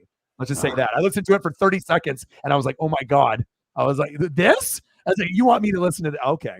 I was like, music is fine, but all right. Crazy fuckers and another crazy fucker. I'm like, yeah, I want to listen to this. 14-3 Hawks. 2nd down and 9. Rooftop Sports is not at 700 yet. We need to get them there. 800 to be exact. 800. He said, stop shortchanging me, oh. He said 800. Get it right, oh. There we go. Got to get you to 800 and then 900. Daniel Jones. It's getting close. Hodgins. With the playoffs, the Giants are getting close to what? Getting a field goal? No, I'm talking about myself. Oh, okay. Well, yeah, we're going to get you there. Witherspoon off the field? That's not good. Although he's a rookie, but he still made impact. I guess Jamal Adams really is Daniel Jones. Ooh. Nice hit. If that's Breida, that got me like 0.1. Woo! Yeah, you love it. You love the 0.1. Yeah. Like, all I need is 15, and you get 2.1. Yeah, I won by 0.1 in fantasy last year, and it was a TJ Hawkinson reception. Yeah. Took me over the top. The guy got crazy. Really it's mad. crazy when you actually have a score like that in fantasy. You'll never forget it. Like when you actually win by less than a point, it's like insane, especially when you know the person wants to win too, and then you just squeak out some fucking like 140 to 140.1, like just right there. I've had it happen a couple times. It's crazy. I've had it happen on the negative side though. Like last year, that wasn't fun. 4th down and 1. They were trying to get them to jump, so I think they're going to kick. Dayball's got a nice beard. It's all clean shaven. He knows what's up. He's like, I got this play. He's ready. He's like, Daniel, tush push. What do you think? He's like, well, coach, I kind of like I'm running the RPO. The Washington Commanders situation is kind of hilarious. Like the ones, like the Native American community actually wants that name, so they sued their way for it. I think the Redskin name is dope. I think the logo is dope, and I think that most Indians, if you actually like read the articles or see video or talk to them, most of them are not offended by it because it actually is based off a real person. And then if the chief is getting the love, yeah, some people want to be Karens and Kyles and fucking bitch and moan, but it's like, oh, dude, you're going from the Cleveland Indians to the Cleveland Guardians. That shit is fucking stupid. I mean, why didn't they take away the Atlanta Braves or some of the other ones? They're not going to change that. You know, the Redskin, I mean, for me, I think Cowboys, Redskins, at least me growing up, and if you grew up in like 70s, 80s, 90s, that shit meant something. You know what I mean? It's like the Redskin Cowboy rivalry is dope, but now it's like Commanders, Washington football team. It's terrible. Bring back the Redskins. Actually, Daniel Jones scrambling, gambling, rooftop trying to get to 800 subs. Daniel Jones diving in, diving in to the sub count. He said, look at my Breida, 0.4 points, and now I'm going to lose by 13. 2:30 left, 14-3, Hawks. Pete's like, the Karens are like, we'll be offended for you. What the? I like that comment. Not JT is pretty. He's got some comments. But we just talk real talk here. So you know stuff, I know stuff, right? And like you just got to be able to throw it out there. And then, a lot of people think differently. So you can like put yourself in someone else's shoes and think like a player, a GM, or a coach. You're going to be a lot more relatable because people are going to understand that you're not biased and you can like actually have some empathy and sympathy and see things from a different like point of view. But then a lot of people that are on YouTube and Twitch, they're like fucking narcissists and they're like crazy and shit. And people are biased just like they are on TV. Or they have an agenda, or they're getting paid to say the Cowboys are going to win the Super Bowl every year, which, we know that's not going to happen. They are not, but I do like Micah Parsons. He's a stud. 14-3, Hawks. Micah Parsons might be one of the best players in the NFL overall. Second and goal, get the pick or the sack lunch, Hawks. Give it to Breida at least. He said, give me some fantasy. He said, I need some 0.2s. Shotgun set, Daniel Jones looking for the 0.2 right there. Breida's open. Picked off, like I said. ESP, 40, 30. Go. Get the block for him. Oh, he's gone. Was that Weatherspoon? Keep going. All right. Touchdown. Pick six. That's the second pick six of the season for the Seahawks. ESP, baby. Sometimes you have the little ESP. And then the pick happens. Boom, shakalaka. The Giants are like, it's a pick party. It's a pick party. Devin Witherspoon, he's like, I got picked fifth. I'm undersized. People don't believe in me. And then I got to be able to hit a couple guys around. I don't get injured like Jamal Adams. I'm not brittle like Greg Oden. I get pick sixes on Daniel Jones. Boom, shakalaka. Wearing the 21, looking like Dion. Prime time. He's like, let me cut it back. Let me get a block. Bye-bye, Daniel Jones. What happened to my ankles? Touchdown, Hawks. And that's how you do it, Rooftop. You see how easy that is? Extra point is up, and it's good. He said, me and Darth Vader approved. You know how to sing. Oh, put the words all together. 21-3. This is what it is. Boom, with a and you know NBA what? Jam.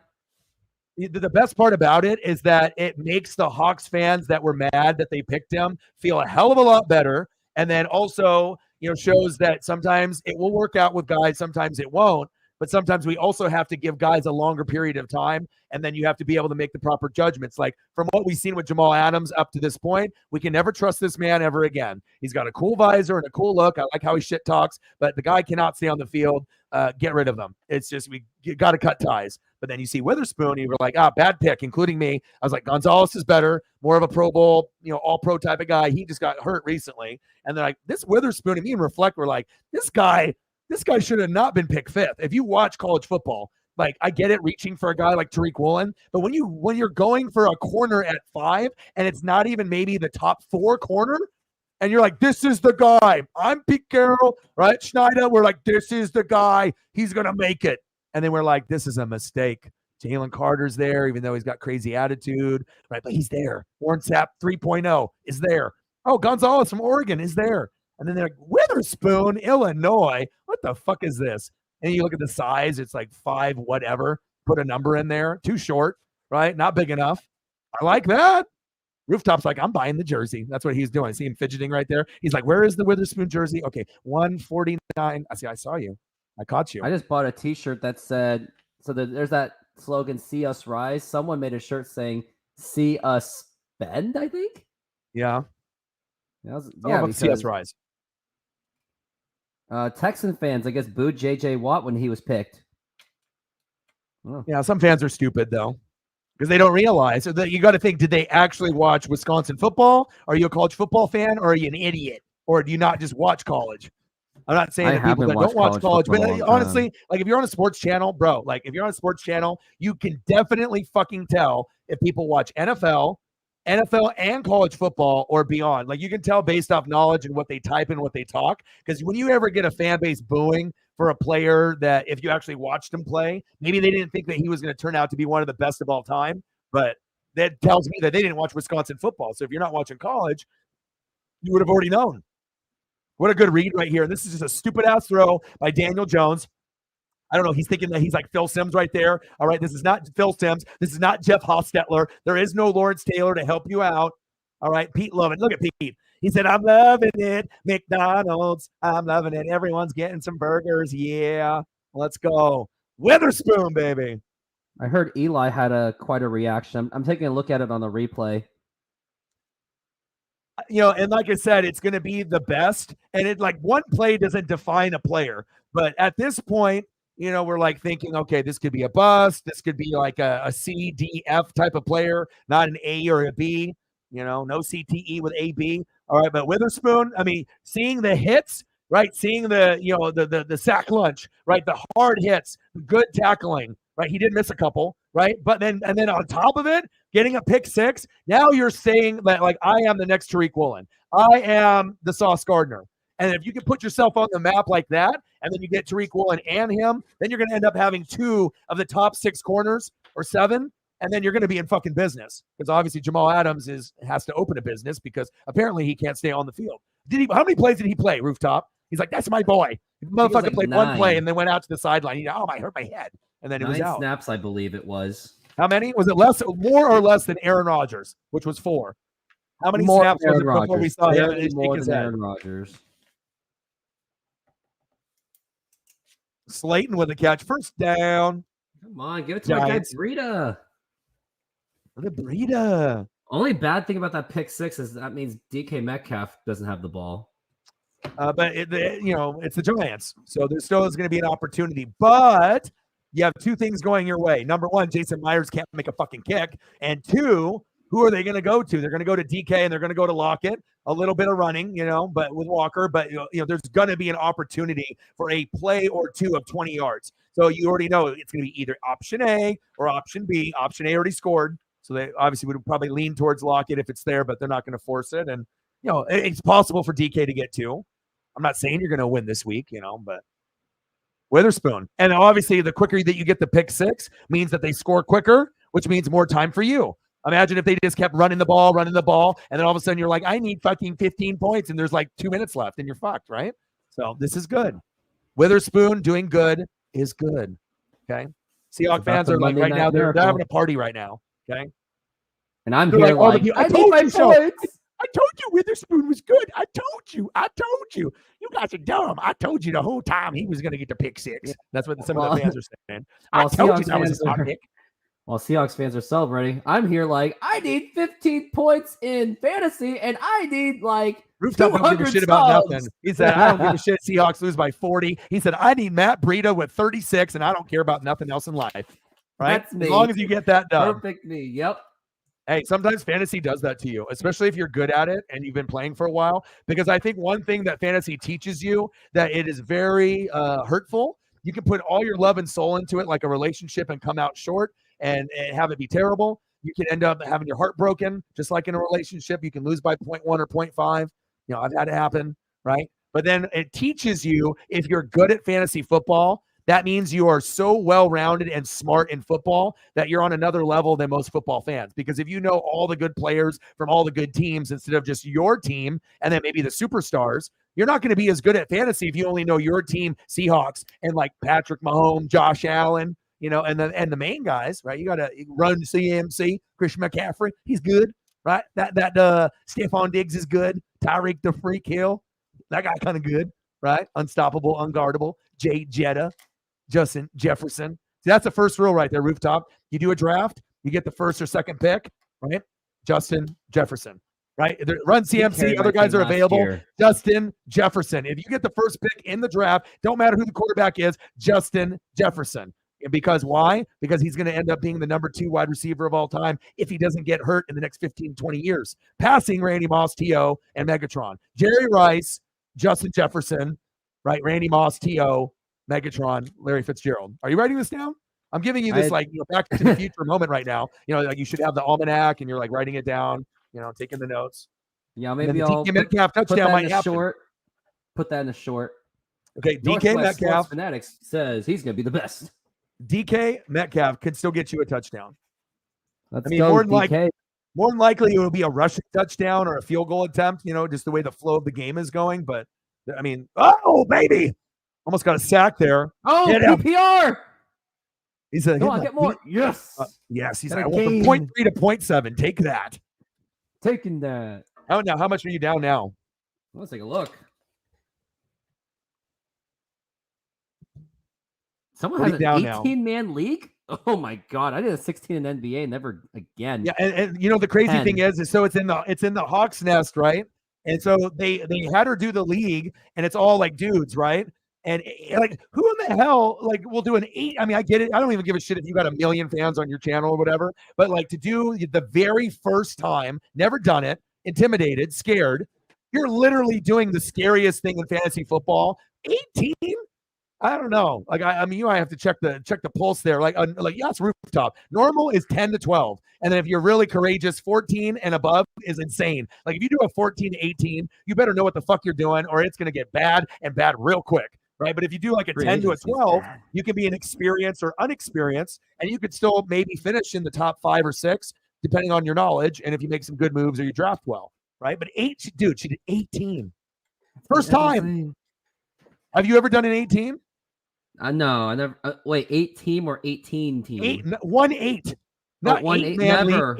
18. Like I was trying to tell her how crazy that is. I have an 18. I do an 8 team in fantasy baseball, and surprisingly, you won't believe this. I even do a 4-team WNBA because it's a 12 team. It's a 12 team. You're doing all the sports. You're doing fantasy WNBA. You're doing fantasy bowling, fantasy tennis. I mean, Rooftop trying to make all the money. All you other suckers are betting on football, baseball, basketball, hockey. He's doing fucking fantasy bowling and tennis. That's where he's getting his money. Fantasy badminton.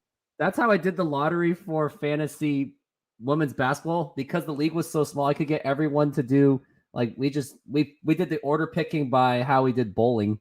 We just went bowling, and that was our draft order. You're like, I'm betting on Sabrina Nosku. I saw her from the Oregon Ducks. She kind of good. I'm going to bet on her.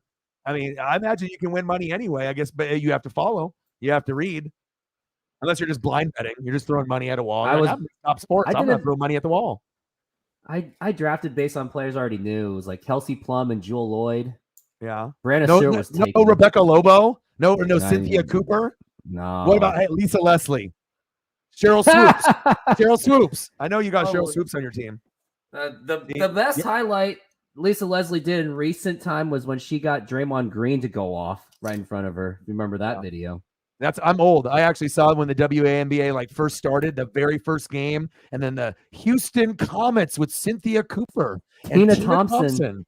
Yep, see? I knew you were my brother from another mother, see? And I don't watch that stuff. I don't. But when it first debuted, I watched the shit out of that. I watched fucking everything. I was like, I'm going to watch every fucking game. I'm going to see okay, let me see what we have here for elite talent, and then you actually get shocked. You're like, oh.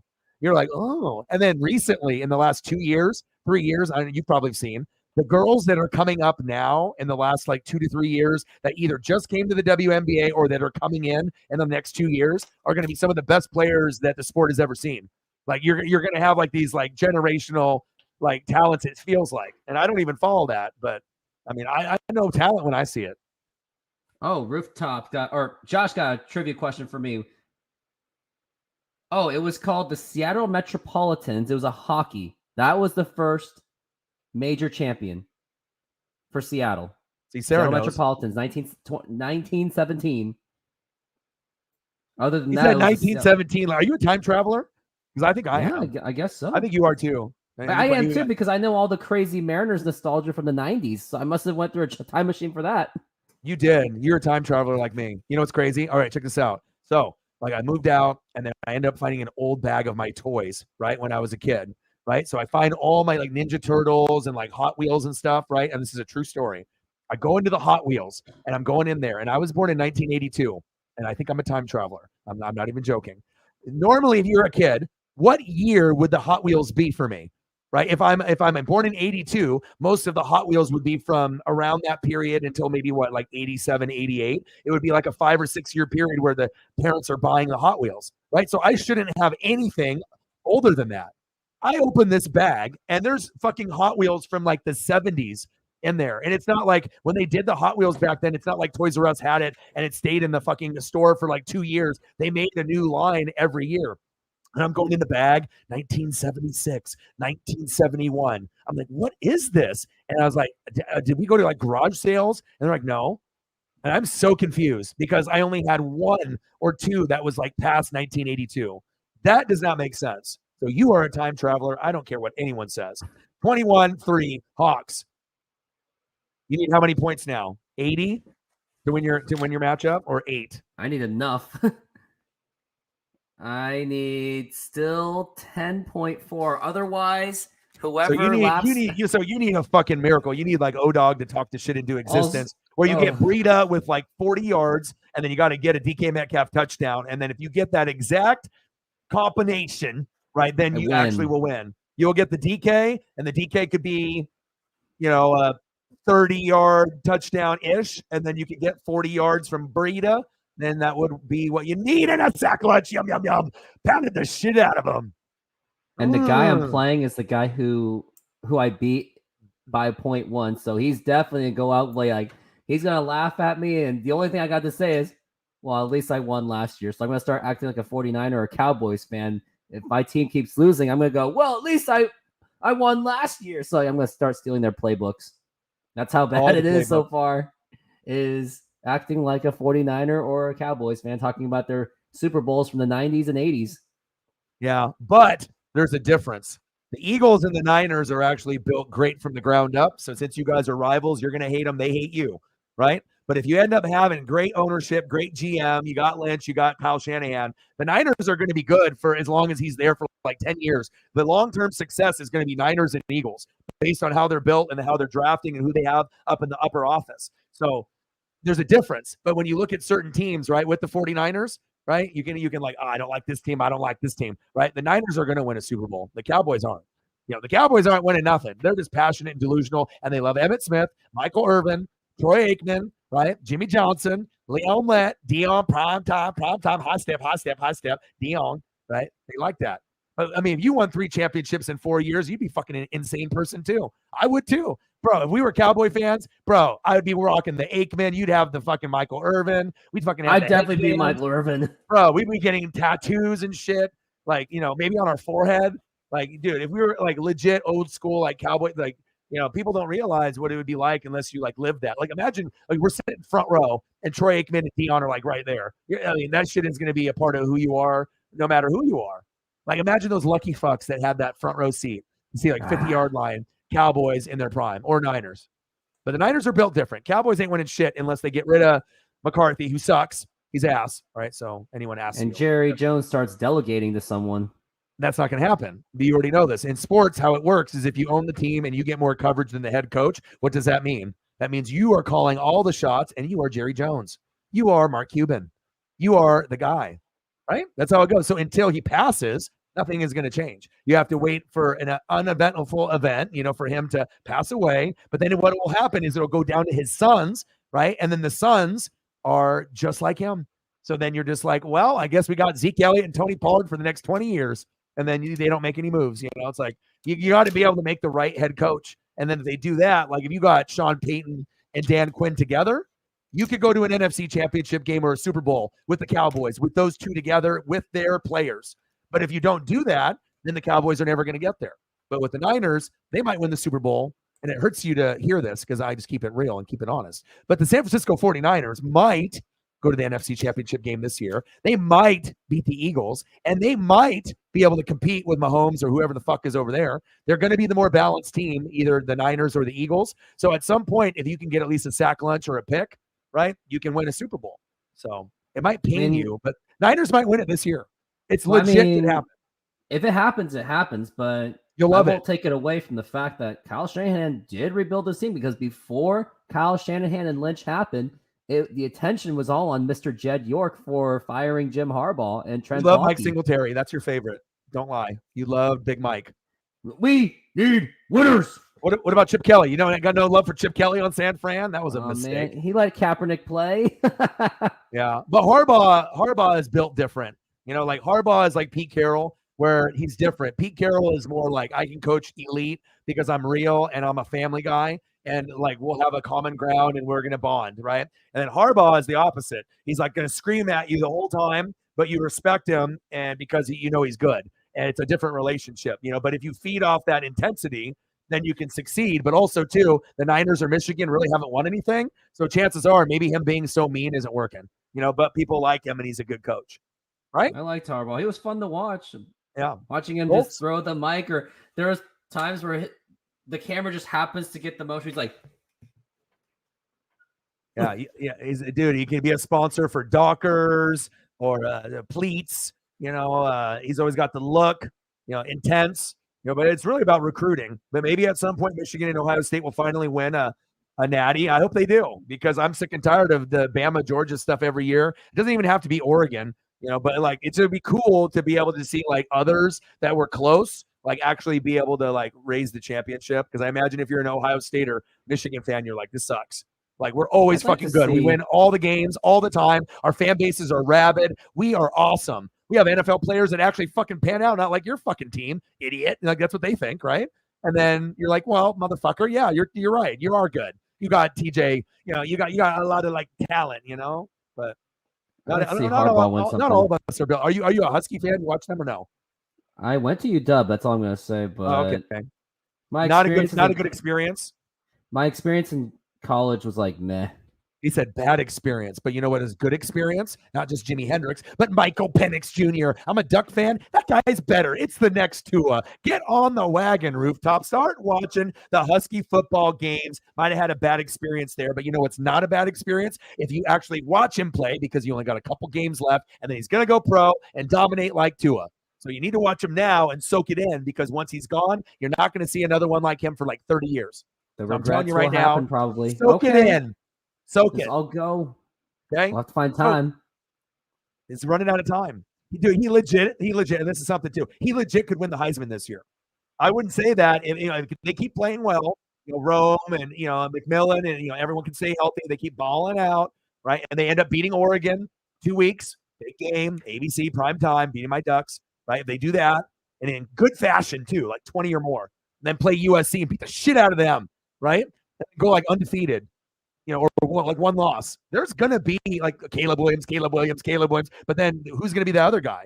He will leapfrog a few people, you know, and plus, who doesn't like a fucking lefty, dude? A lefty that actually can throw. It's the coolest thing ever. Steve Young, right? Cool, right? Chris Mullen, cool. Griffey, cool. Game over. I mean, Randy Johnson, cool. Randy Johnson, cool. Game over. Boomer Esiason, Bengals. Boomer Esiason. Then he went to the Jets, and then what happened? Ken Anderson. There's a lot of them. Not really. There's only been a few. Lefties are, and then Michael Vick. You dropped the ball right there. You could have had it. That's your generation. I knew you were older than you said. I was born in 92. Bro, you were born in 1962. 52. Michael Vick. Actually, that's not might be far off, because people think I'm actually a boomer type guy. Yeah.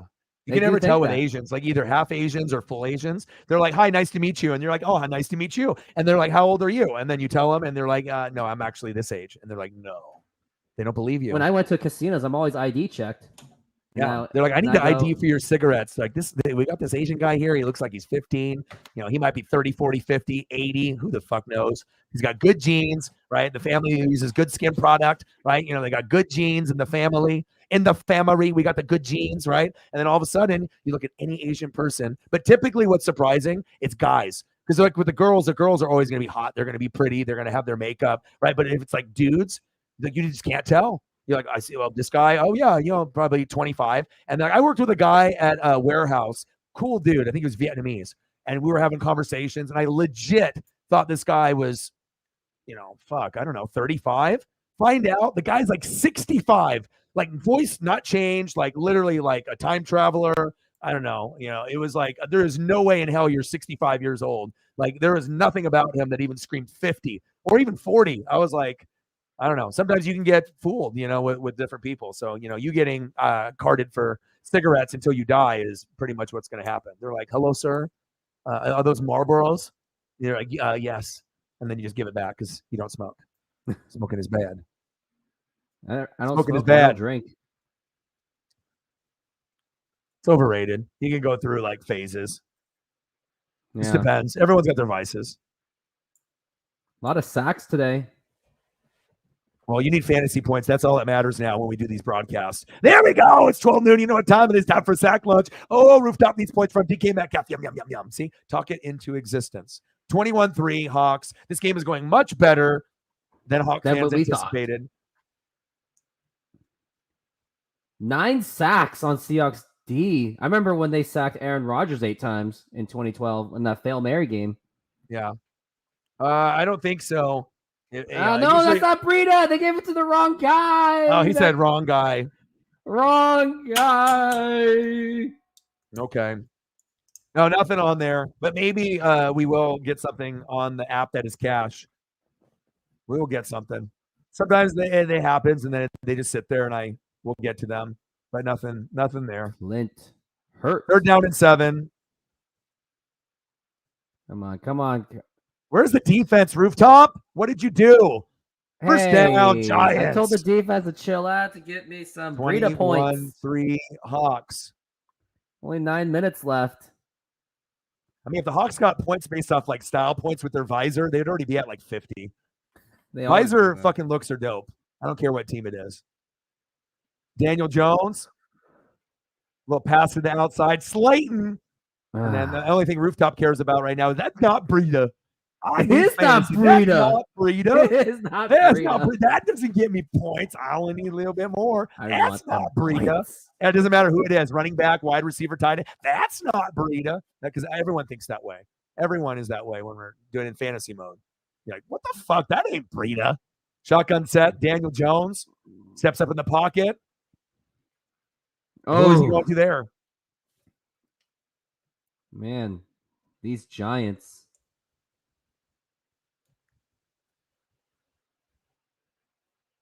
Nine sack lunches. Come on, Daniel Jones. Show me something. Come on, Breida. He's not even on the field. Exactly. That's all that matters. You need DK and Breida. Like, you need a fucking miracle right now. Like, sports gods. Do you hear me? Intercepted. Pick. You're gonna get your. All right, DK. Go. Block for you're him. Gonna go all the way. Go, baby.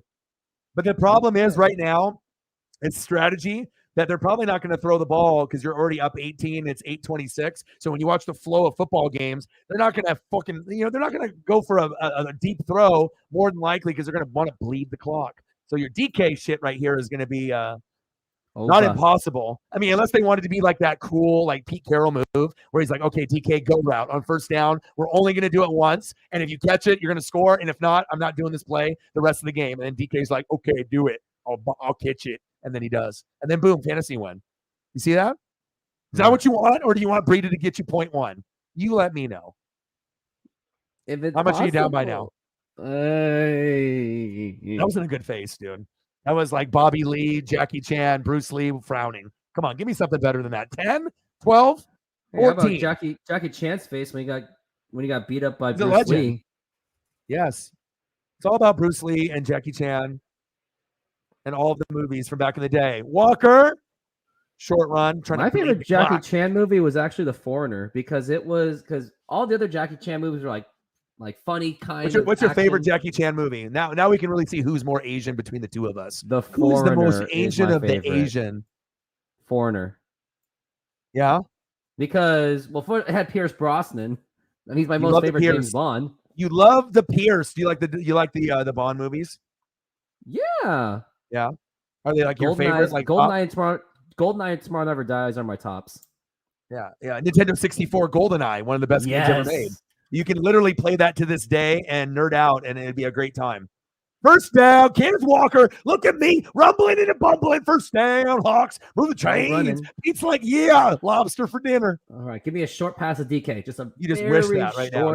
Please, this scenario, you actually do have a chance. It could be like a fade route or an out route, and they're not going to do that route to Lockett. Lockett will be like a post route or something inside or short and out. So if you're actually looking for that, that perfect route that they run with the number one, then that's the DK route. But you got to hit him with the text or something, or talk to the sports gods a little. DK's not even on the field right here. No DK. He's not even on the field. In motion. False start. I'll do it. You love it. Yes, that means you have to throw farther. See, exactly. See, that's where your brain has to go. You have to be ahead of the curve, just like in fantasy and life, right? You see something bad happens, but then you're like, oh, this actually could be a positive because now you were too close and you're trying to bleed the clock. Now my guy, not Breida, DK might win the game for me. No, that's how I or felt. It might go to Jake Bobo, and you'd be like, fucking Bobo. Right? Let's see what happens here. First and goal, 21-3. Someone needs fantasy points. Well, it's not going to happen because Walker, he's like, look at me. I'm good. Best running back since Marshawn Lynch. And I know you guys love that. You just fucked that Marcus up with Allen that penny run. pick. That penny pick was stupid. Picking Penny was like the dumbest shit ever. It's like getting Lucky Charms with no fucking marshmallows in there. Like, why? Like, that was the dumbest shit ever. But it didn't hurt you guys really long term, but at least you got a blessing now, right? You got the fucking Lucky Charms with marshmallow, right? Or a whole box of them. I think you could be like a crackhead and buy a whole box of marshmallows now, right? That is Kenneth Walker III. He's nice. But that doesn't help Charbonnet. You. Yeah. No, DK. They're not playing DK. They're just resting him. And when second Bobo's and goal.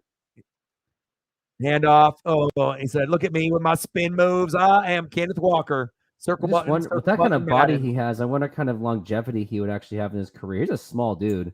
Well, you already know him and Breece Hall are going to get hurt like every fucking year. So both of them are studs, but both of them are going to like have their legs fall off in the next 5 years. So you just have to go along for the ride, knowing that the way that they run, they both run the same way, like downhill, physical, kind of like a Saquon style. So if you run like that and you try to gallop like an elk or a deer, eventually someone's going to clip you. You're going to get a fucking knee injury, like an ACL or MCL or PCL, and you won't be the same, or unless you rehab like, crazy person, and then you can get good.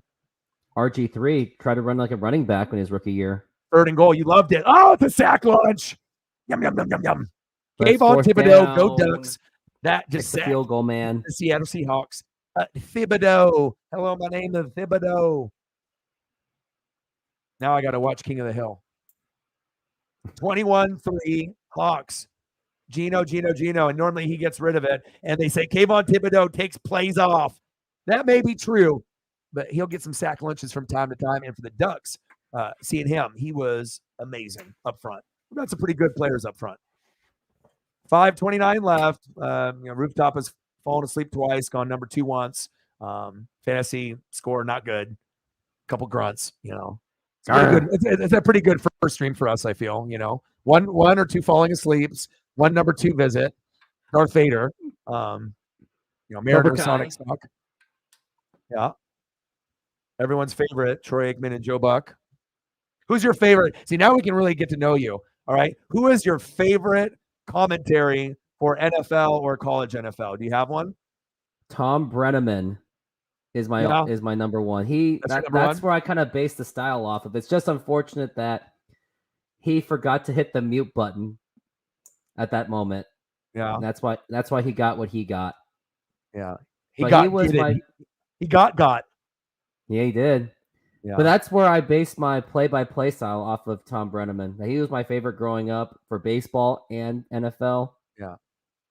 He was. What's your favorite? Who's your favorite of all time? Dude, hands down, because I bring the energy and the heat and the fire. Gus Johnson. My birthday is the same day, right, as The Rock, like literally, right? And check this out, Pat McAfee. All microphone skills. I don't know what it is with this Taurus in the Brahma Bull, but if you have a birthday on the same day as Pat McAfee and The Rock, I'm not saying I'm going to be them. All right, but my time's coming. I'm going to bring you with me, Rooftop, and we're going to go some places. Theo Vaughn, Bobby Lee, 2.0. It's going to happen. Let's do it. But I would say Gus Johnson, and probably far to me, is the best in the business, because when you listen to him talk, when he does a college football game, if you watch like a Colorado game, he literally has so much passion and energy, and it's not forced. It's real. He is the realest, most passionate, like my idol, like literally like the person I emulate is him. And like, you just want to be able to have that energy and that passion that is just legit pure. And how many people do you watch people call sports and it's not pure, and I feel like Jim Nantz and Romo are the best on NFL, but Gus Johnson and Joel Klatt, or Gus Johnson and Charles Davis, if you want to talk about like a symphony, like a masterpiece, a Beethoven, you want to start going into old school shit, you go back in the history books, like when you went to school and you're like, I hate this place. I don't want to go to class anymore, right? You said, I didn't have a good experience. But some people are legends. But my all-time, I like the grandpa voices, so I like certain, tones. So I'm a big Madden and Summerall. That'll be always that is my favorite. Madden and Summerall the growing pass up. From Kurt Warner over to Isaac Bruce, and that is a touchdown. Dude, I love it. Dude, even like in Niehaus, Scully, Harry Carey, like, Keith Jackson that did Pac-10 games. Like, if you get a grandpa voice and you are a fucking OG and you can tell when they were younger that they were the coolest motherfucker on planet Earth and they just were doing this shit for like 50 years. And even though you get old and you have a grandpa voice, you got the swag, like you're on a different level. And you can feel that from like certain guys, except with like Summerall had the drinking problem. And then, Madden is great. Oh, that's big. He would be drinking during the broadcast. That's why this shit was so lit. Summerall was the kicker. He was drunk, right? And Madden is like, boom, boom, X's and O's, drawing it on the screen and doing crazy shit. I mean, that's what made the Niners and the Packers and the Cowboy games back in the 80s and 90s lit. Just like that, Zach Lodge, he's passing from the pocket. He gives it to Michael Irvin. Or here's Cunningham, passes it, a big one to Randy Moss, and that goes in for the touchdown. But so beside Brenneman, who else you got? You got to have someone else that you like, that you emulate, or someone that you like listening to. You watch basketball, you like Kevin Harlan, bang! Like, there's got to be Marv Albert. You like Marv? Here's Jordan, yes, and the foul. Well, the NBC broadcast back in the 90s, nothing will no, ever I have an that. idea. When I cover an NBA game, I'm going to use that NBC. No, seriously, logo. out of all the footage that is in NBA, and I've researched it from the very beginning, I've like, when you watch different commercials and everything, nothing will ever get anyone more juiced and like ready to watch something than that intro, like the NBC with the Jordan, the Drexler, like, the Charles Barkley, like you'll see like the certain place Pippen, like there is their nothing. Intros are so badass. They've used Terminator music. No, but that's my idea for an NBA game in protest against ESPN having the rights. When I do my intro, because you probably see my intro stuff ish. Luckily, my Fox one's not copyrighted. But I will do that same exact NBA on NBC, and I'm going to figure out a way to put it all together. You either gotta put it in like the comments, like I do not own this, blah blah blah. I can send you something, you can put it in there. But it depends if you're using the video portion or if just the audio, depending on what you're doing. But anyone that hears that loses their goddamn mind. It's like whenever that's what I'm going to do. Because I know I would, because that's my era. It's like that was the best era in sports. That was my era, in 80s and 90s. So you say that you were in the womb, but apparently you're like 84 years old. And mine was the ESPN 2003. I like that intro. The ESPN de Ocho with a dodgeball. Like I know you bet on that too. You already told me you do fantasy bowling, fantasy wiffle ball, fantasy fucking table tennis, fantasy video gamers. Hey. If you ended up doing that, it would have to be like a specific. You would have to have the same 10 gamers in the same league, and then you'd have to be able to know like each one. You can't just go, I picked Ninja. I paid $100. Yeah, it has to be better than that. You just can't have one. Gamers would be tough. It would. First down and 10, 24-3. Kenneth Walker, no fantasy points for Rooftop. Rooftop is sad. He's gonna have to sell his Darth Vader now. Darth Vader is gone. It's on eBay already. I already put it on eBay for you. Don't worry. It's on offer up. I got this thing for $40 at Goodwill. Oh, Goodwill finds are always the best. No, Value Village. Value Village. Also good finds. Yeah. That's where I found my Jay Buhner statue. Didn't have a bat, but I still took it. The crazy thing is if you're a picker, like me and my dad and like some of my friends and stuff, it's like not for everyone, but whenever you meet a collector and you vibe with other collectors, no one understands the weirdness that we are. But like once you like have a vibe of what you like sometimes you'll find the best gems not at a store, but like, not on eBay or Amazon, but like you hunt that shit down. And when you do, like those pieces end up being more special and then more sentimental. And then sometimes you can find some like crazy stuff that you would like have to pay a hell of a lot more, but then you just like stumbled upon it, like garage sale or like a Goodwill. I felt some good ones too. Like you'd be surprised what people throw out or people that throw away. I remember like even the chair that I'm in, I was walking Paisley, my dog, and they have like these computer chairs that have like the linkage in the back. It's not like a normal chair. It's got like kind of the different grip, like the ones that are expensive, that cost like $300-400. This family was moving, and they were like, getting ready to put stuff. And I could tell that they were going to push some shit into the dumpster because they were like rich. And I'm like, oh shit. I was like, this is like a $300, $400 chair. I was like, can I have this? Are you guys taking this with you or throwing it out? And I fucking got the chair, and it's like, you can tell it's been barely used. Maybe like they used it for like a year. It's like money, dude. Like my other chair sucked ass. Like you ever sit in a fucking chair and your back is like, you turn into like an 80-year-old man, Yeah, I mean, you say that you're only, 20, 30 something, but for us old people, having a good chair is essential. So you better have a good one because you're going to be busy. You're going to be working. Busy doing this. That's what I'm saying. Don't you want to be comfortable? You got to be comfortable. Comfy. You don't want to be... I have a standing desk, worst case scenario. So you can be doing exercises and shit. Is that what you're doing? Yeah. Tracking my steps on my watch. Yeah. You're like, I got all my steps in. You're like, you haven't left your room. Well, I have a day job. So the day job gave me 10,000 steps. Yeah. You got like a warehouse job that you do work at, something like that. What kind of stuff do you do? Real estate as the primary, but I work as an assistant, and Best Buy is my second job. My nice, dude. Nice. I already knew I was gonna like you because you're a fucking grinder. It's like everyone can have like a voice or whatnot, but if you're a grinder and you have to work hard to be able to get shit that you want, and like you know how hard it is to fucking make money and whatnot, and sometimes you want shit, you grind. Not everyone is gonna be like, hi, my name's Rooftop. I want 2 jobs this morning. Like one job is enough for most people. So do you only do the other one seasonally? Like you're grinding 2 at the same time, or you just the other one is seasonal, like during Christmas, or what do you got going on? Grinding 2 at the same time. Like 3 of those days I'm at Best Buy, 4 of those days I'm doing real estate related. So you're a time traveler. Don't really have a weekend at all, and like this is my free time.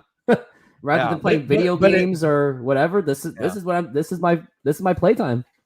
Yeah, but it's good though. It's good for the mental health. Oh yeah. So you're like, I need to find the right people to vibe with. Well, also 24-3. Seahawks. I also like doing the games because it keeps me feel engaged because I can't just watch it without like talking. Well, I already know you can't watch it because you've fallen asleep. Remember 2 times. Number 2, one time. Jason Myers missed a field goal that put me to sleep. You got to go take care of the business. So it's all good. I can call the game, and then if you fall asleep or have to take a nap or have to go 1 or 2 or go get food or go get a pack of baseball cards at the baseball card store, I'll still be here. Scott Van Pelt. So what are you gonna lose by now? Fantasy losing sucks, bro. Most people don't understand unless you like are into it. If you're into it, it's like it's obsessive. Like it takes over your life for like 4 months. Where you like literally don't care about anything else about your life besides fantasy football. You're like, do you want to go see a movie? Nope, fantasy football. Hey, do you want to go do this? No, fantasy football. Like that hurts. Dang, dude. At least I didn't lose by 0.7. That one was like, Actually, I found out because I was at a Mariners game, so I wasn't paying attention. But my friend who wasn't paying attention at the game at all, because he was filming me for content. He was like, all the content. You got someone filming you?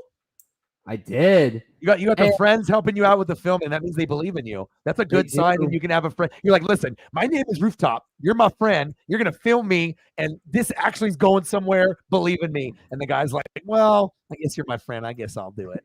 And the guy, he goes, hey, Joe, check out your fantasy score. So I looked at it and I was like, no. Oh, that's brutal. He should have filmed that. That would have been good content. Reaction video. Well, you don't want to have too much misery. Witherspoon, everyone's attitude for the Hawks and Witherspoon vibe now is cured.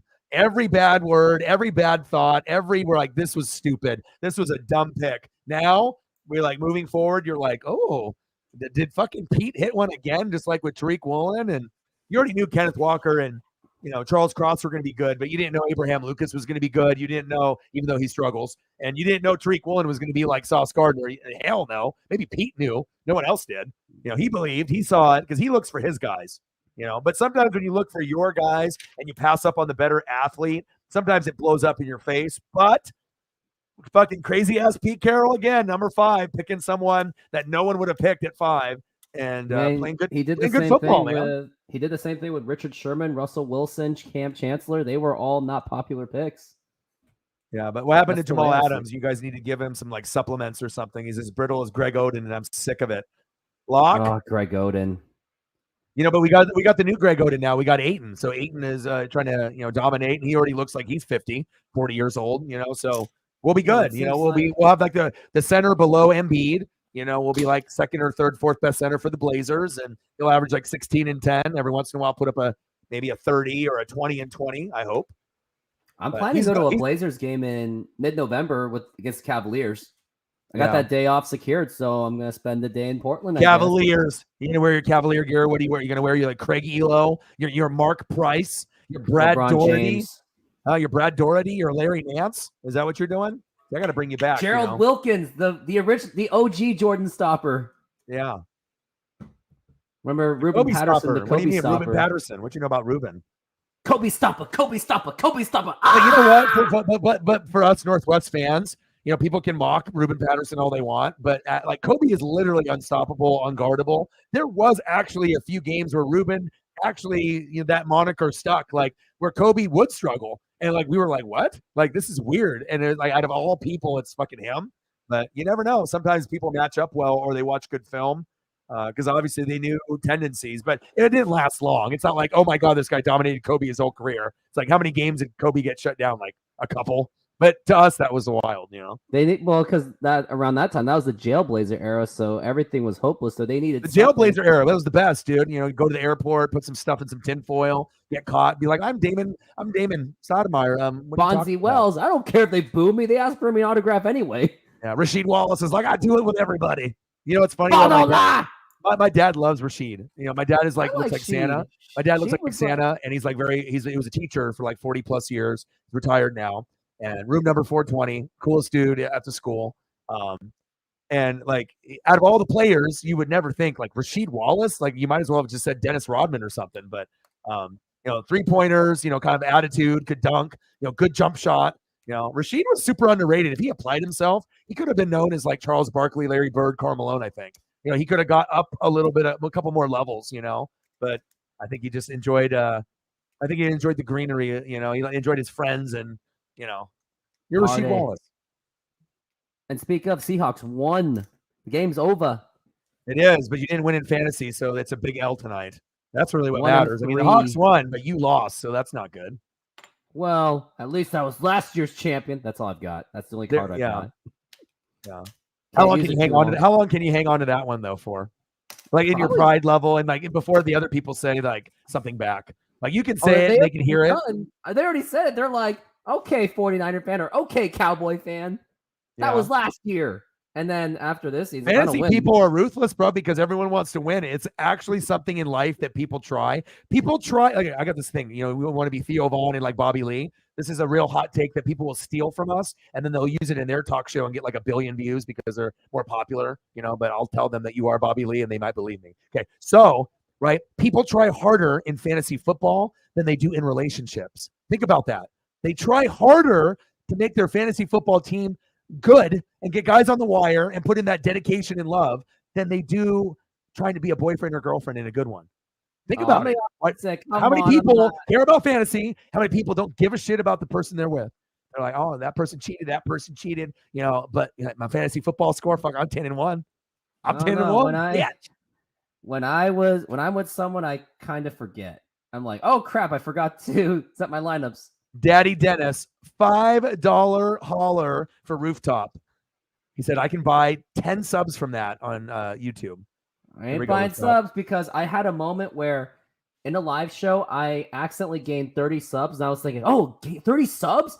And it turned it was just 5 because 25 of them were bots. So if me getting 30 subs by accident doesn't work without buying bots, you're a bot king. Is that what you are? You're telling me? This is what you're bringing to the chat now. So now you're going to go bathroom breaks, naps, and then we're going to have bots coming in. Is that what you're telling me? Yeah, you'll have randomly 10,000 subs popping in, and then they'll turn into 3. Dude, that'd be awesome. Bang, bang, bang, boom, boom, boom. Daddy Dennis, $5. Thanks for the chat. Rooftop, bang, bang, bang. Go Hawks. Appreciate you Got 2 guys. subs today. I'll take it. Any plus sub is a If the win. game was better, I mean, whoever the hell that made the schedule, like Rooftop's like, I'm so excited. We're going to do collab, but it's the Giants. Like, what if it was like Seahawks Niners?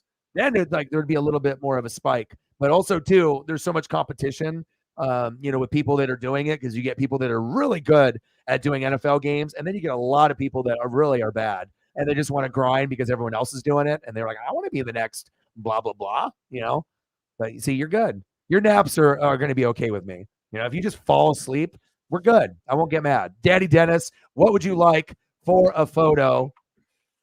I got you. He's like, I got to go to bed. Sarah's like, my birthday's tomorrow. Happy birthday. I got to do all these cuts. Put them all into shorts on Instagram, YouTube shorts, Twitter. You need to start getting to work, dude. Stop being lazy with you and your fucking 47 jobs. Hi, my name's Rooftop. I got 7 jobs. I got all the jobs. Morning job, afternoon job. I got evening job number 1, evening job number 2, and I do YouTube. What do you do? I'm like, YouTube? That's what I do. That's cool, though. I respect that. 2 jobs is it takes a lot to be able to manage that time-wise, and plus if you're motivated by money or you just like to stay busy, and a lot of people in the channel do mine, like, some people will have like anxiety and depression and like mental health stuff, so I think it's like good therapy, because a lot of people, if they're going through a tough time, they can come here, and it's always going to be kind of a safe space. We're not going to have too many trolls and whatnot. Josh is now trying to see if we're really time travelers. He's like, I don't know about this Rooftop guy, but he's like, this other guy, like, this guy might know some shit. I might need to write this shit down. DraftKings, here I come, he says. Josh says, who's winning the Super Bowl? Who do you think's winning the Super Bowl this year? It's tough to say. I think you said maybe the 49ers. Eric Bieniemy, Juju Smith-Schuster are no longer on the Chiefs. So if you're going based off stats and analytics, the Chiefs will not be in the Super Bowl this year. They might be in the AFC Championship game, but that's just like analytically speaking and way they played this year. They haven't played good, right? So what does that mean? Buffalo Bills? And this is probably their time. You got to think, you got the Chiefs on a low point. You've been really close. You just need the defense to play well. And now you got 2 running backs with Latavius Murray and James Cook, which are kind of like average, but they've been playing pretty good. So maybe the Bills, go. Maybe we get a Bills Chiefs or a Bills Miami or Bills, and who in the hell knows, right? But Bills maybe, and it could always be the Chiefs if they turn it around. And then obviously it looks like to me the Niners and the Eagles look like they're destined for the NFC Championship game, because I look at teams that are built evenly.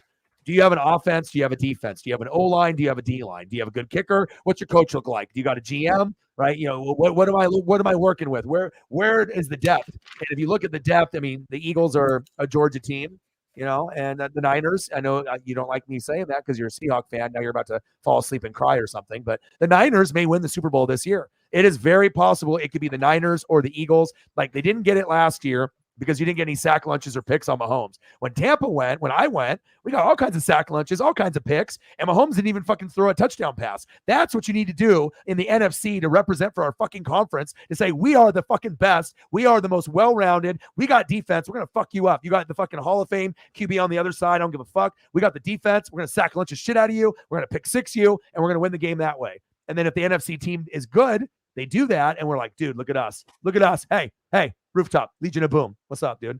What's up, Legion of Boom?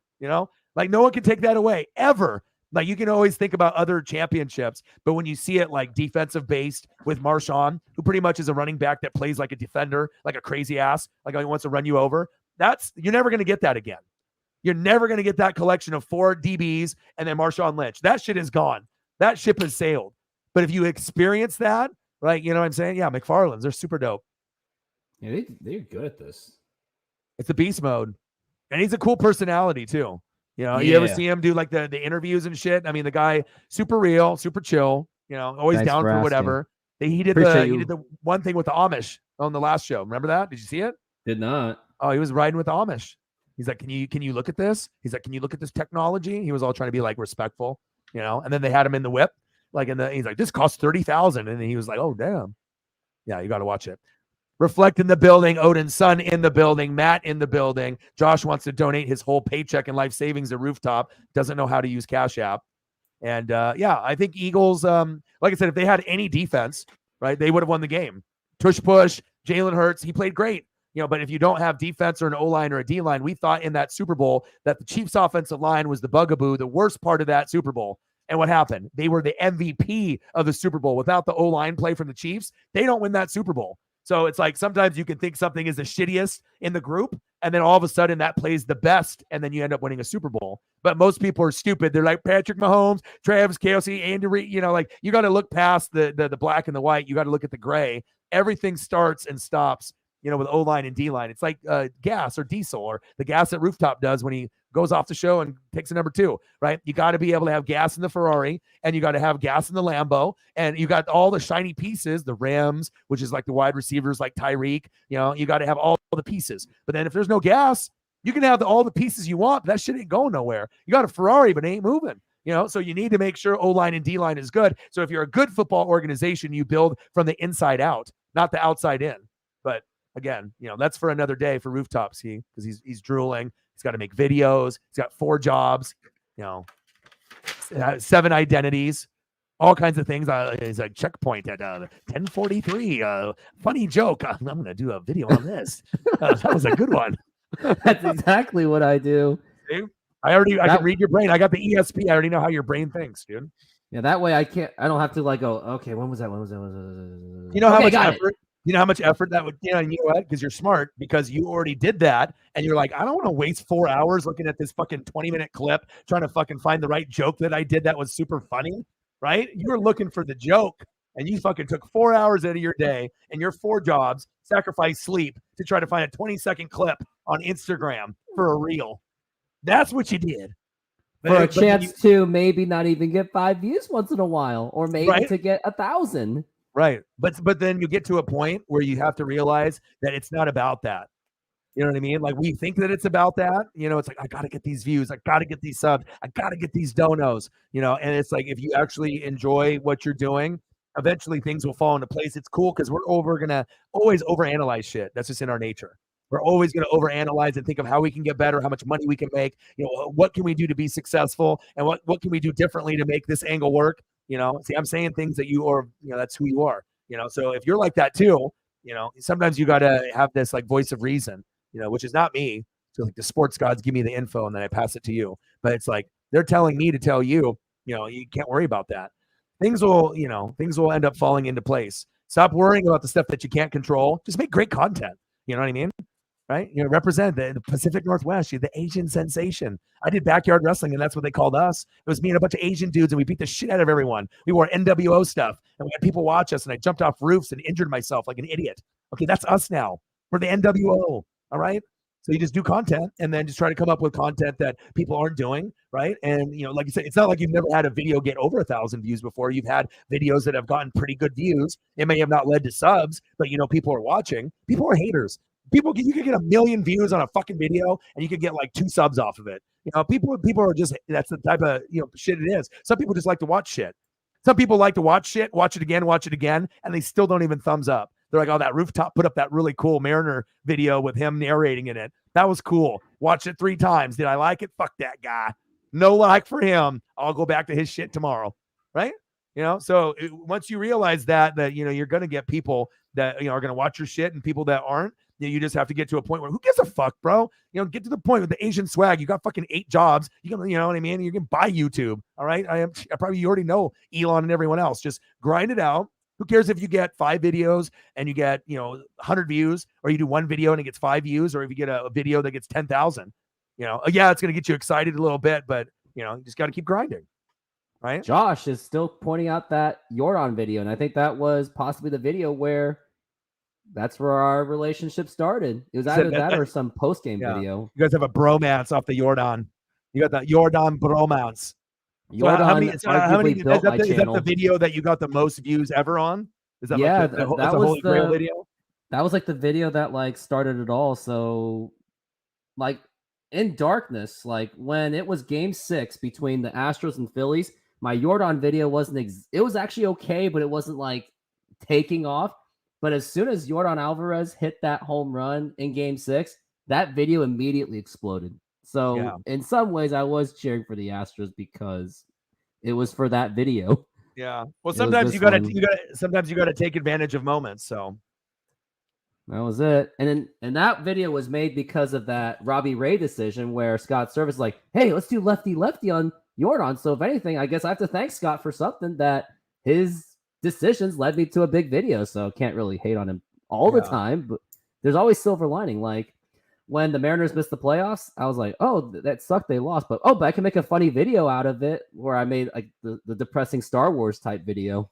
yeah. Well, I think also a part of it too, what it comes down to, and this is me just like passing kind of like my thoughts and whatnot. But like when you do this, it's like, people that like dance or they like sing or rap or perform. It's like when you make a thumbnail, it's like an extension of who you are. It's like artwork. When you're doing your stuff, it's like it's self-expression, you know what I mean? But not everyone is going to be able to connect, with every single person. But if you can have a certain type of vibe, like you're doing more good than people realize too. It's like, oh, dude, I got fucking five views. Like I put in my blood, sweat, and tears, and I told my third job to fuck it, because I fucking wanted to do this goddamn 20-second Instagram reel that's gonna get 5 views. Took up 4 hours of my time, But when you go back, as long as you like it and you know that it's something that you put, what you wanted into it, that's all that matters. Eventually, shit is gonna take off, Because again, I'm going to be Theo Vaughn 2.0. You're the new Bobby Lee. And then people are going to start listening to our takes, stealing them, and then actually asking me if you are truly Bobby Lee. And I'll have to say, no, Bobby Lee's brother. Meet him. There he is. But what would your name be if you were Bobby Lee's brother? We have to practice this. And so that way, if we actually have Bobby Lee actually come on the show, what would you be? What would you be if you weren't? You had to be Bobby Lee's brother. What's your first name? Well, I don't even know about this. That's the problem. It's I can't answer it. Oh, you got to. Well, you need to get going, bro. You got work to do. You got too many jobs. We'll do this again. And congratulations to the Hawks, which you don't give a shit about because you lost in fantasy. And really now your day is fucked. Tomorrow's fucked. You have to tell your other 3 jobs that you can't come in because you lost by. How many points did you lose by? By 10. 10 and I'm even or 3. 10 and 10.25, 10.83. You got to give us that. Oh, I love the That's why I love doing marginals. Marginals. You got to give me the marginal because that's really. And then what did you leave on the bench before we go? Because I need to be able to do this. So I got to be able to see, like, did you fuck up on a player and you could have won? The bench. The tied. I lost 3 points differential on a tight end. No, there's nothing I could have done. I was done. You said I put in all my blood and sweat and tears. I didn't do nothing stupid. Baker Mayfield never passed it to Mike Evans enough. So what was it? 10 point what? Oh, yeah, 10.1. 10.01 or 10.10? 10.10. Oh. It burns. Rooftop. Back to the Megan, nice to meet you. And yeah, thanks for the sub. And I saw that someone else was going to do a sub. I appreciate it. I love that 792 magic number of 8 to 800. Yeah. Gonna get there. Yeah. Just got to keep grinding, dude. Tell people you're Bobby Lee. Just tell people you're Bobby Lee's brother and Theo Vaughn. Your views will spike. It's just like, boom, Taylor Swift, NFL, boom. You're like, dude, that Theo Vaughn and Bobby Lee. And you're like, oh, these guys are fucking funny. Oh, that fucking guy on Northwest Sports Fans. It's fucking Bobby Lee's brother he's with. Oh, okay. And then boom. And then we get the viewership. It'll be good.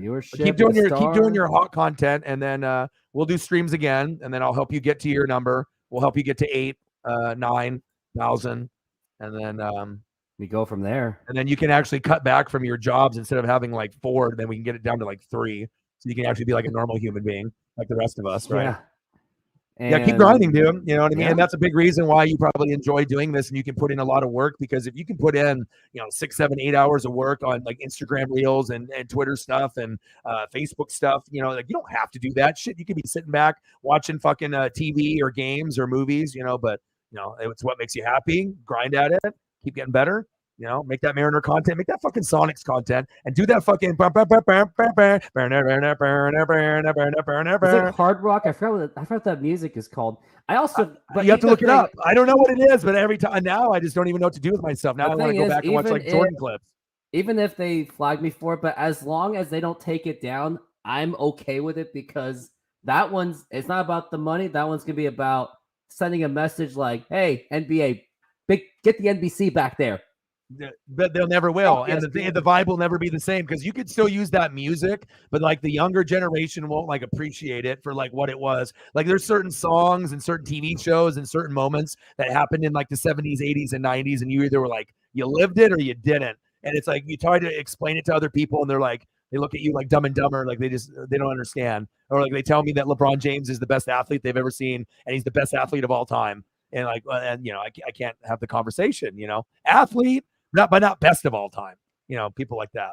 But it is what it is. There's still nostalgic merchandise. There's nostalgic movies coming out based on, or video games based on nostalgia. So maybe there's a shot. You know what it is? Dude, because you know what it is because the best shit of all time happened in the 80s and 90s. And if it wasn't like that, then why the hell do we have fucking Stranger Things and everything that's super dope is always filled in the fucking 80s or 90s, or they have to copy it because it was the dopest era of the dopest dope, period. Think about it. Everything that's dope is always in that era.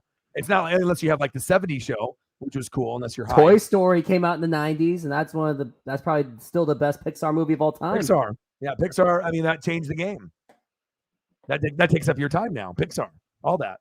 Some of those movies are super collectible now. I actually had a box where if you have some of those old VHSs, where if you have like original old school with the plastic, VHS, some of those are worth like hundreds. You better check your collection. I bet you got some of that old school stuff. I got the 96. You Gotta Love These Guys on VHS. I think I got. Imagine like you go into your like storage. You're like, look at this first fucking edition Aladdin $400 VHS, and you didn't even know you had it. Like, wouldn't that be crazy? Some of that stuff. Hey, Josh, episode 1 Racer was a great game. Yes, it was. Fantastic game. When Star Wars games were actually good back then. Which one? For what? 64 or for a different system? It was 64 and PC. Yeah. 64. That was the good era. And now it's Battlefront where you have to pay $5 to have Darth Vader as a I like the dark shit. So I was like, I did Max Payne like on the PC. So like I like that type of style. Like, and most people didn't do that, but it's like I could do the shooter games and stuff, but I like shit that's like dark, that has like storyline. And then of course, if you could do like the Matrix mode. What about Tom Clancy's Splinter Cell? That was a dark game. Yeah. I love that game because it requires strategy, because you're not just open firing. You're actually the gun's actually your last resort. So you're just sneaking up to him. That was one of the games I played back then. Yep. And Halo. Took over your life. You made Halo took over my life. Yeah. You know who took over my life? Witherspoon, watching this fucking replay still as they're interviewing him. He's like, look at me, I'm yoked. Look at Pete Carroll. Pete Carroll's like, yes. Do you have a DK or Tyler Lockett jersey? No, but I have a jersey that will make you cringe. You ready for it, guys? The best one. Of course, yeah. Well, do you know how many people have one? It's not really a cringe thing. It's just like you got to think if the team was good, right? They didn't maybe have as many Marshawn Lynches as they should have. They didn't do as many Legion of Booms unless you went to the team store, right? But of course, if you're gonna go for a player, I mean, millions of people did the same thing. I have a Marshawn. This is my Marshawn. The Legion of Boom people didn't get appreciated until after they were like, getting ready to leave, and then you started to realize, holy shit, we're never gonna have 2 corners. I appreciate. I was one of the few that really appreciated all of those. You stalked them. You ended up at Brandon Browner's house. He's like, you are evicted. Brandon Browner was the OG. You're like, Legion of Boom. You got a restraining order from Brandon Browner. You just showed up at his house. You're like, I'm your brother now. You're like, I need your jersey. Look at all these jerseys. Dude, Durham, you missed it. It's okay. At least the Seahawks won. Does that matter, though? Or does your fantasy score matter? Your fantasy score matters. No, my fantasy score matters. Nothing matters in life besides fantasy. More effort in fantasy. You need to quit all your... dude, if you actually stop doing your 4 jobs and just focused at fantasy, you'd be in first place like your boy. You got to focus, okay? Who needs money when you can be number 1 in fantasy, okay? Like last year, 0.1. Cheap trophy or a wrestling belt that's converted, and then bragging rights that you're not an idiot and that you know football and that you got lucky a few times throughout the year. My bragging rights are completely running out this year. Yeah. Already. 1 and 3. So how many teams make the playoffs in this league? 6 in a 12-man league. 6. So if you're not in the top 6, then you have to get a 5th job because you have to compensate for your pain of losing in fantasy. 5th job, or keep grinding the YouTube to get it to that level. Who's got a more job, you or Jamaicans? Because I watch the '90s movies like Cool Runnings, and they always be talking about they got 6, 7, 8 jobs, man. So you have more jobs than you're on the top. You're telling me you're working all the jobs, Dude, right? Durham, quit your job, rookie. What? Who knows? Hey, at one point, I was not only a full-time job and had a weekend job, I also had a pizza job. Dude, you had all the jobs. You know what's going to happen here? I'm going to end up having some like rich person. They're going to try to adopt you. They're like, oh, this little guy rooftop. He's like 5 years old, 15. I don't know. He gets carded still. I'm going to adopt him. I'm like, no, that's Bobby Lee's brother. Leave him alone. He'll be fine. How many? What is the most amount of jobs you've ever had? 3, with the pizza one too, and then you did something else on the side over there. So probably like 3, 4, or 5. All those driving apps like Uber. Don't forget that. Yeah. So you're just like so you're like one hand man, photographer, driver, Burger King getter, YouTuber, it's like a real estate guy, he's like, who knows what you do? A mover for like a split second. Someone paid me good that day. So I was a mover for a day. Yeah. So I pulled the Forrest Gump. I've done everything. They probably thought you were like an Asian celebrity, and they're like, "Oh, here you go." And you're like, well, "I don't know." It's happening. Well, maybe I am now. They're like, "I don't know who you are, but here's $100." You're like, "Okay." My time's coming. Just gotta love it. Yeah. Like just gotta keep grinding. Like the last video, Yeah. What about your last video? Oh well, that one I didn't really care so much about the views. That one was like I just wanted to get it out.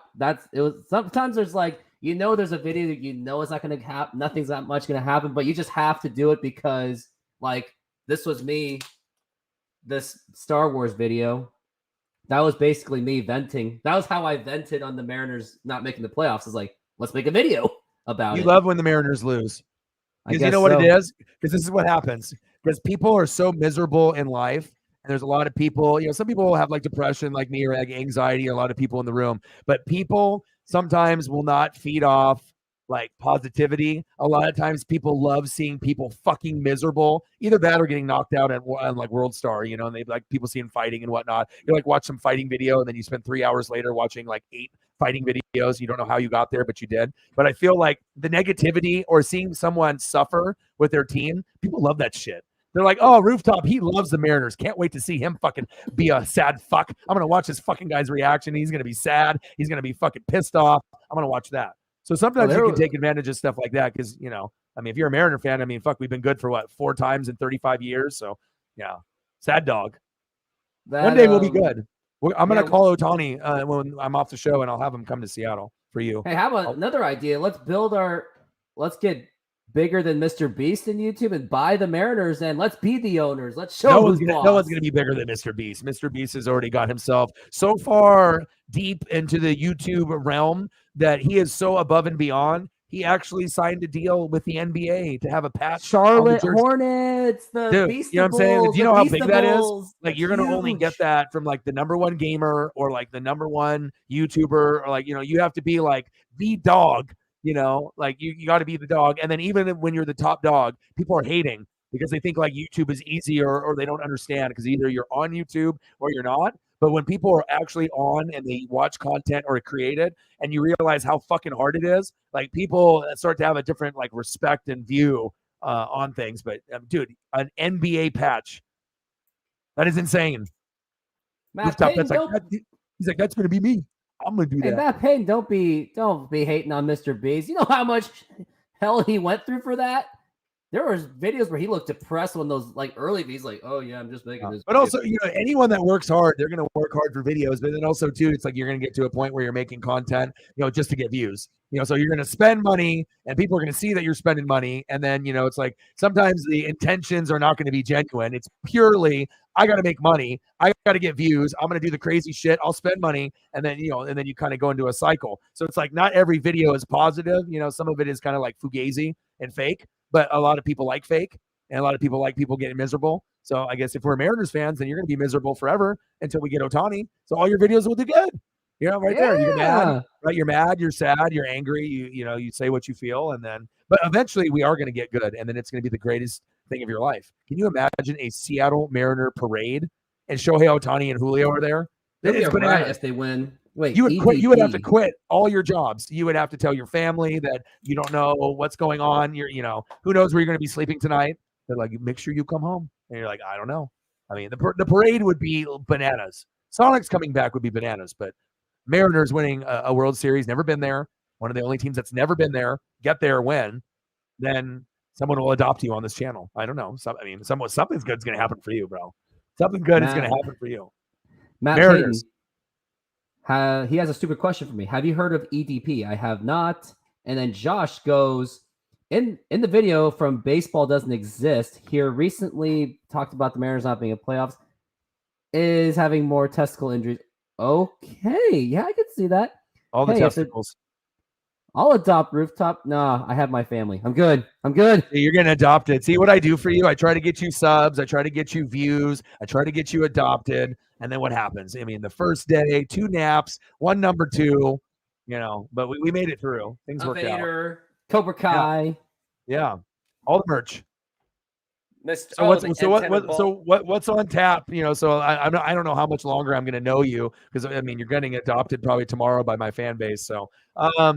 So you're doing baseball tomorrow. So you're only going to do Astros, because I'm going to be doing baseball too.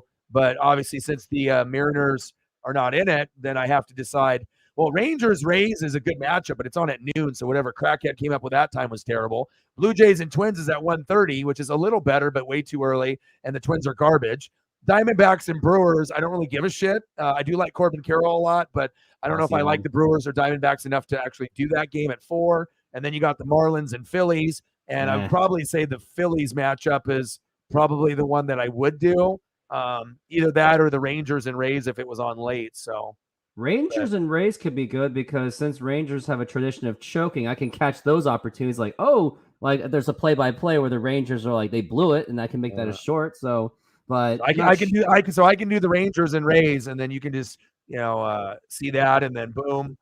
I mean, that's the best series. I mean, hands down. Like, no one gives a shit about the Phillies and the Marlins. Phillies by 1 billion. And then Brewers, Diamondbacks is 50-50, but probably Brewers. Blue Jays, Twins. Twins are ass. And then Rangers, Rays is 50-50. You want the Rangers to lose because they're in our division and we hate them, and that's how it goes. And, it's easier to root for, crazy ass Wander Franco and the Rays, stay away from young girls, Wander. But yeah, I don't know. Maybe, I know my buddy wanted to meet up and whatnot, but the Rangers and Rays is on at fucking noon every day. Like, some people aren't even awake yet. You're on your 3rd job by noon. Everyone else is still sleeping. So then if I do the Rangers and Rays, like, who the hell is going to show up and watch me do that? I mean, I imagine some people would. What do you think? Rangers, Rays? That's the best one. That is the best one. That's the one where they should have put it in the evening. Why the hell is Rangers Rays not at 5:00? Is it because that America loves Bryce Harper? Is that what it is? I think it's Bryce Harper. It's all in the name. I think it's what it is, bro. They love the story. He's like over the Cinderella. They got to the World Series last year and they lost, and they're giving them the benefit of the doubt that they're going to do it again. And that Bryce Harper is magical, which he is. Bryce Harper's old. Oh, do I do college football? No, I don't have He already has 4 jobs, Matt. Okay, you're in Hawaii. All right, he's here in Washington. 4 jobs. And I don't really have the knowledge of it, unfortunately. So that's not going to help. I don't really follow it like NFL and NBA. You don't want to just do commentary with not knowledge like everyone does on TV and podcasts? Why not? Well, like maybe Huskies football. Like, oh yeah, here's Penix, touchdown. Yeah. Oh, and Huskies, if you want to move up in the ranks, don't let the offense cross the 50. Dude, Huskies are going to be so good. I'm telling you, there is a chance that they win the Pac-12, and Penix Jr. could be number 2 pick overall. That's how good he is. Like, there's not this like 4. There's this like window, but we gotta hope that like nobody goes to the Bears. But also too, like if the Bears get the 2 first picks, like do you go Caleb Williams and then like a top receiver or offensive lineman? But like if Penix drops a little bit, that could be good too, because then like a good team could get him. So you could already have like a playoff team or like a good team that in the middle, if Penix goes like 15 or like 20, he might land on like an amazing team like Michael Penix Jr. and the Vikings with Justin Jefferson. Then you get Jefferson in fantasy and then you never lose. Penix, like how about have Penix sit under Geno Smith? I'm okay with that too. Yeah, well, obviously the Washington connection will be there, but the thing is that he's already going to probably go top 15 and maybe as high as 2. Depending on how the rest of the year he plays. So, how many more videos you got to do? You got to like 8 videos to do, right? You're getting adopted tomorrow. So, I mean, don't get your schedule like too far ahead of yourself, because I mean, you got this whole plan to do all these videos for like the next week, but you already do all the shorts. He's adopting you, dude. I even got to do like highlights of the Mariners season when I was covering them throughout the entire thing. Maybe Mariners highlights, and if I have any Mariners lowlights, I could do all that and just slap them all together and make into a video. Just got to come up with a good title and a thumb. Well, you just got to be able to capitalize on whatever is going on too. You got to think, whatever that may be. You just got to think what's going on in the, not just saying that you have to do something Taylor Swift related, but if you're looking for other like content, to do based off this or that, or, you just have to be able to read and like keep up with what's like going on and then capitalize on the moment. Like NBA's coming up, so there'll be some opportunities there where you can do stuff, but then that means that you'd have to start getting dedicated and like watching, so that way if you do a video or something, I mean, obviously if you're going to follow something, like if you follow Blazers, since the Sonics aren't here, this is the year. We're young. No more Dame. Blazers are, they're going to be good. I'm going to do. I'm going to myself on it, and I can't really do Cavaliers because I don't really have the audience for it. I think because I tried the Browns game, that went. Well, NFL stuff is really tough. You got to grind and build where you're at nothing or very little, and then you just keep building. And you can be super big on the numbers and still have barely nothing. You just as long as you just got to grind, and you also have to do research and like look at things. Remember, I told you too, when you're like labeling stuff, don't be like, oh, I'm live or rooftop and Jay Trident. Like people are not going to search that. So when you're doing it, always do the game. It's like I'm doing Seattle Seahawks, New York Giants live play-by-play and reactions, and you can just do it like that. That will put you in the algorithm with the people that are actually doing the games, unless someone knows you or they're, or you come up in their notification. Oh, rooftop is live or whatever. You know what I'm saying? But if you do that, that simple thing will help you when you do, games. If you don't do them with me and you quit 4 of your jobs and then you have 7. But we can do this again, and then you do your Instagram reels. Quit 3 jobs. Take 20 hours to do 10-second video. And then if it gets 5 views, if it doesn't, but maybe it'll get 5,000. Do some Sonics, NBC intro, Mariners. NBC intro for the NBA opening day. Yeah. Also too, if you want to do Mariner content, if this is just like me to you, if you're going to do Mariner content, dig deep.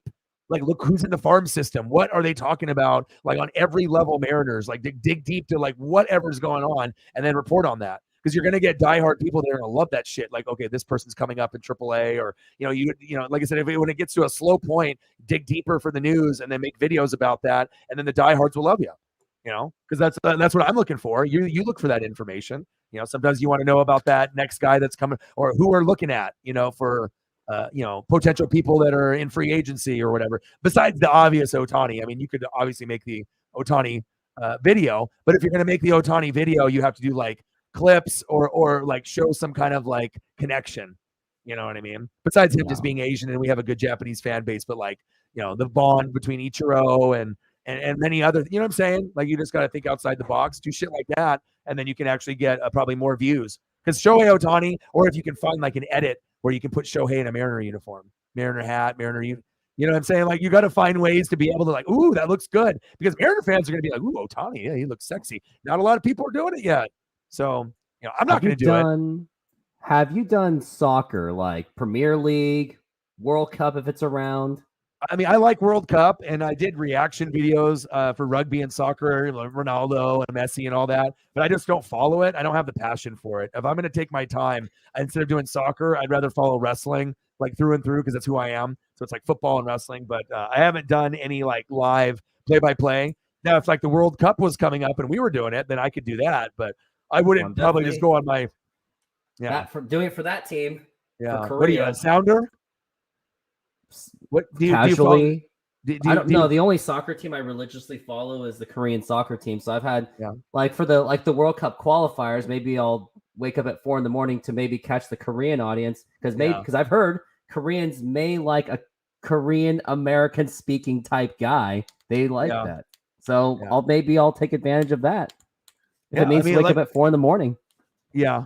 I mean, Asian games are the best because the games are never interfering with my work schedule or vice versa.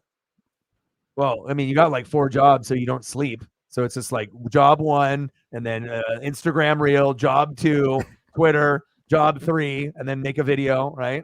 That's cool though. You got to grind. I grind too, bro. Like I literally, if I'm not grinding, I'm spending time with my pup or I'm exercising. Like I literally am so focused like on this dream and this goal. we're gonna get you. We're gonna get you where you need to go, and like, I think this is gonna be a good thing. And then at some point, maybe you can cut back on so many jobs, and but like I said, sometimes bouncing ideas off people. But again, like Mariner content, talking about Otani. Like we were talking about, maybe get rid of Ty France. Maybe what are the replacements if this were to happen? You just got to be able to be relatable to Mariner fans that think like us, and then just put out that content that that other people are thinking, but maybe they're afraid to say, or be creative with it, and try to do something with the Otani connection and dig deep in his life and see if there's some kind of connection of maybe him coming to Seattle that we're overlooking. And if you do something like that, you're going to get more people, to know that you're doing Mariner content, because I mean that's your number one thing. Right? It's gonna be Mariner content. It's number past one. or present. Yeah. So you gotta dig deep. You gotta read, bro. Number two.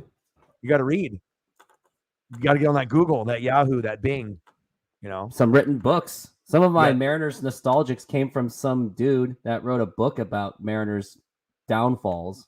Yeah. And it was like really well done. So that's where it helped. And I even credited him, like, yeah, go check out this book. Here's the link on Amazon. Go buy it. You're like, I fucking plagiarized the shit out of this stuff. I put all his shit on my show.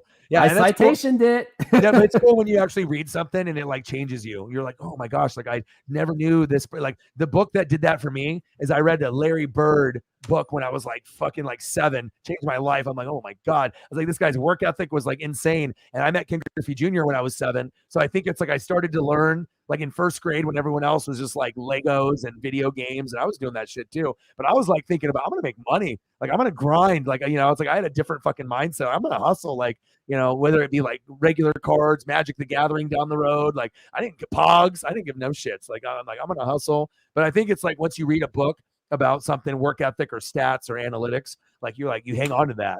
You know what I mean? And you probably reference it. You remember shit from it. How long is the book? Is it like a couple hundred pages or is it like?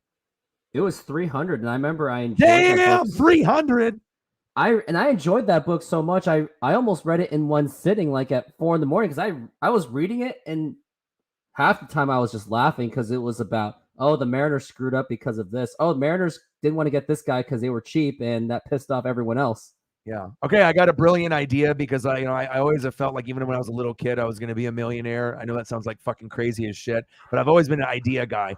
And whenever I have ideas, I did phone sales. I did it for like 20 years, like cutthroat jobs that'll fire you if you don't hit the goal in a week. So I already know that, if you got to have that type of backbone. But your new thing that you're going to do, right? It's going to be called Mariner Tales. And you're going to just read from like, whatever. And then you're going to go over like a story of something Mariners, something positive, something negative from the past. And then you do that and you can do it year by year or whatever you do for the book. And you could do it in a live stream or you could do it in a video. And if you do something like Mariner Tales, it's unique. It sounds cool. It's like Chippendales, Mariner Tales. You don't know what kind of Mariner shit you're going to get and people will listen. Boom. Right there. Brilliant idea. One Asian to another. You're my brother. I'm a time traveler. Mariner Tales. And then all you do is you read from a certain passage or you kind of make it your own. And then you read something cool that happened, just go whatever, find the craziest Mariner stories that you can find. And then boom. And then you can dedicate each story to a video. Boom, shakalaka, Rooftop Sports. He's like, oh, this is good. He's like, damn, I didn't think of that. This guy's good. Doesn't that sound good though? Because I would watch that. Yeah. And no one's doing it. Mariner Tales. Right. And then that's why I did that. You can even do Mariner Tales with a Z. I'm giving you a permission to steal my $1 billion idea for you. Mariner Tales, or Mariners Tales, like, and then you can do S or a Z at the end. And then you have to do a story on each video. And it doesn't have to be a long story. You can do a short video. But then once you start getting the groove of it, then you can label it like 1971 part 1. 1978, or 1984, and then you go through that, and 1989, Ken Griffey Jr., 1990, Alvin Davis, and then boom, you do it like that, then you don't ever run out of content because you can just bounce from each guy, different story here, different story there. Now you're not chasing content and trying to find shit. You just got to have a brilliant idea presented into you. Now you owe me $1 million, and we're like stepbrothers to become just best friends, and and there you go. And then you do that. I mean, you've never thought of that. I know nobody else is doing it. So you got to take advantage and do that. You're at a point where the season is over. So Mariner fans are depressed as fuck. So give them something excited to either be like astonished by, and then it'll be cool. Because then if you implement photos of the players or video, then it really brings us back. When you go, oh, Harold Reynolds, oh shit. And then you show like a little single or something. And, you figure out how you want to edit the video or chop it up. and then we can like put a vision with the story. So you can always do the stories, or you do the story with the photos, or you do the stories with the clip. And then, then you can break them down. You can do like a TikTok or like an Instagram reel if you can like spit out enough fucking info in 30 seconds. Or if it's like a couple minutes, you can do 2-minute stories, or you could do 5-minute or 10-minute. See that? Yeah. I'm trying to make you rich here. You see what I'm saying? I'm trying to help you out. Let's do it. But don't you think that would be good? I'll definitely have to rewatch. I bookmarked it 3 hours and 55 minutes. I have to watch it again so I could get the ideas absorbed. Mariner Tales. Because if you don't do it, I can start doing it, and you don't want me to take the idea. I'm trying to give it to you. Okay. All right. So, that'll be it's like crazy. Like you have to read and do research, but if you're willing to read like you are, then it will allow you to read books or find stuff. And then if you actually do those videos, I bet those videos would do well because nobody's doing that. And then you can educate me because I don't know all the goddamn Mariner Tales. Your Rooftop Sports, you got to tell me. Get me to watch your show. Get me to go out of my way. I don't got 4 jobs like you, but find that content, that no one else is doing, and the best Mariner stories. Nobody's doing that. You have literally no competition. It is you and your 4 jobs and 8 YouTube channels. Just you. I gotta do that. Highway by yourself. I gotta do that Lou Pinella thing. The title is "Why did the Mariners get rid of Lou Pinella?" Yeah, but also too, it's like you got to have like the font. You got to have that look and you have to make sure the font is right. And then Mariner Tales, and then if you do the Mariner Tales, it's got to be like in that teal blue. You know what I mean? With like a black outline or something. It's got to make you feel Mariners. You got to have. It can't just be like in black or white. Mariner Tales. Can you envision it? Because I am right now, my brain, and I see the video Mariner Tales, and it's in that teal blue, right? Mariner Tales, and it's got like a black outline, and you're like, yes, I envision this. And then boom, knowledge, boom, ESP, sports gods, producing the knowledge, ideas, boom, passing them on. And then now you have Mariner Tales, and that's what you'll be known for. It's something to do. That's a lot. You 355, 356, 358, 359. Oh, that's a good one, right? 5209, the big fumble. Yeah. 5308, DK touchdown, my fantasy boy. Yeah. Well, now you have to quit fantasy because remember you won last year, so you're done. You might as well just quit the league. You lost. Go out on top. Go out on top. You already lost. I mean, what are they going to say? I quit in week 4. What are you going to do? I ain't doing shit. Right? There you go. No, but I actually would, if I didn't do reaction videos for the NFL, I would do Mariner Tales. Hell, maybe we'll do Mariner Tales one day too, where we can do like a dual thing or whatever. People love the Mariners. Bottom line, and if we could do like older stuff, you do that. You can get into the Randy Johnson and the Ken Griffey Jr. Why the fan base loves A-Rod and hates A-Rod. There's because that's how it goes. A-Rod is not universally loved. It's like the one Mariner that we should all love, but half of us hate his guts. That's a video right there. Like, why do Mariner fans hate A-Rod? I made a video on him leaving Seattle, and the one side said he was a traitor. The side that I believe in is he was lowballed, and Scott Boras was just a tough agent to work with. Yeah, but then he got paid like like Pablo Escobar. He's like, okay, here we're gonna give you this much, about 100,000, and then he's like, well, I'm gonna get about 350 million over here. I'm gonna 250 million. See you later. They're like, you were offering me 20 million. I'm gonna get 250 million. I mean, Mariners were gonna pay that. Yeah. But the thing is, though, he cheated. So then after the cheating, we don't give a fuck, right? Like you cheated. You're not a part of our. You are not staining Randy Johnson. You are not staining Ken Griffey Jr. You are not staining Edgar or Ichiro. You are not one of us. You are not, right? Oh, Megan would watch anything on Ichiro. I got to make an Ichiro video someday. And then Matt Payton says that we will be a better duo than Grossi and Perna merge. Yeah, Grossi Perna. They're like some of the top YouTube people. Let's see, is that Tom Grossi? Yeah. Oh yeah, he's the Packer man. Is Perna the Denver guy? Yeah.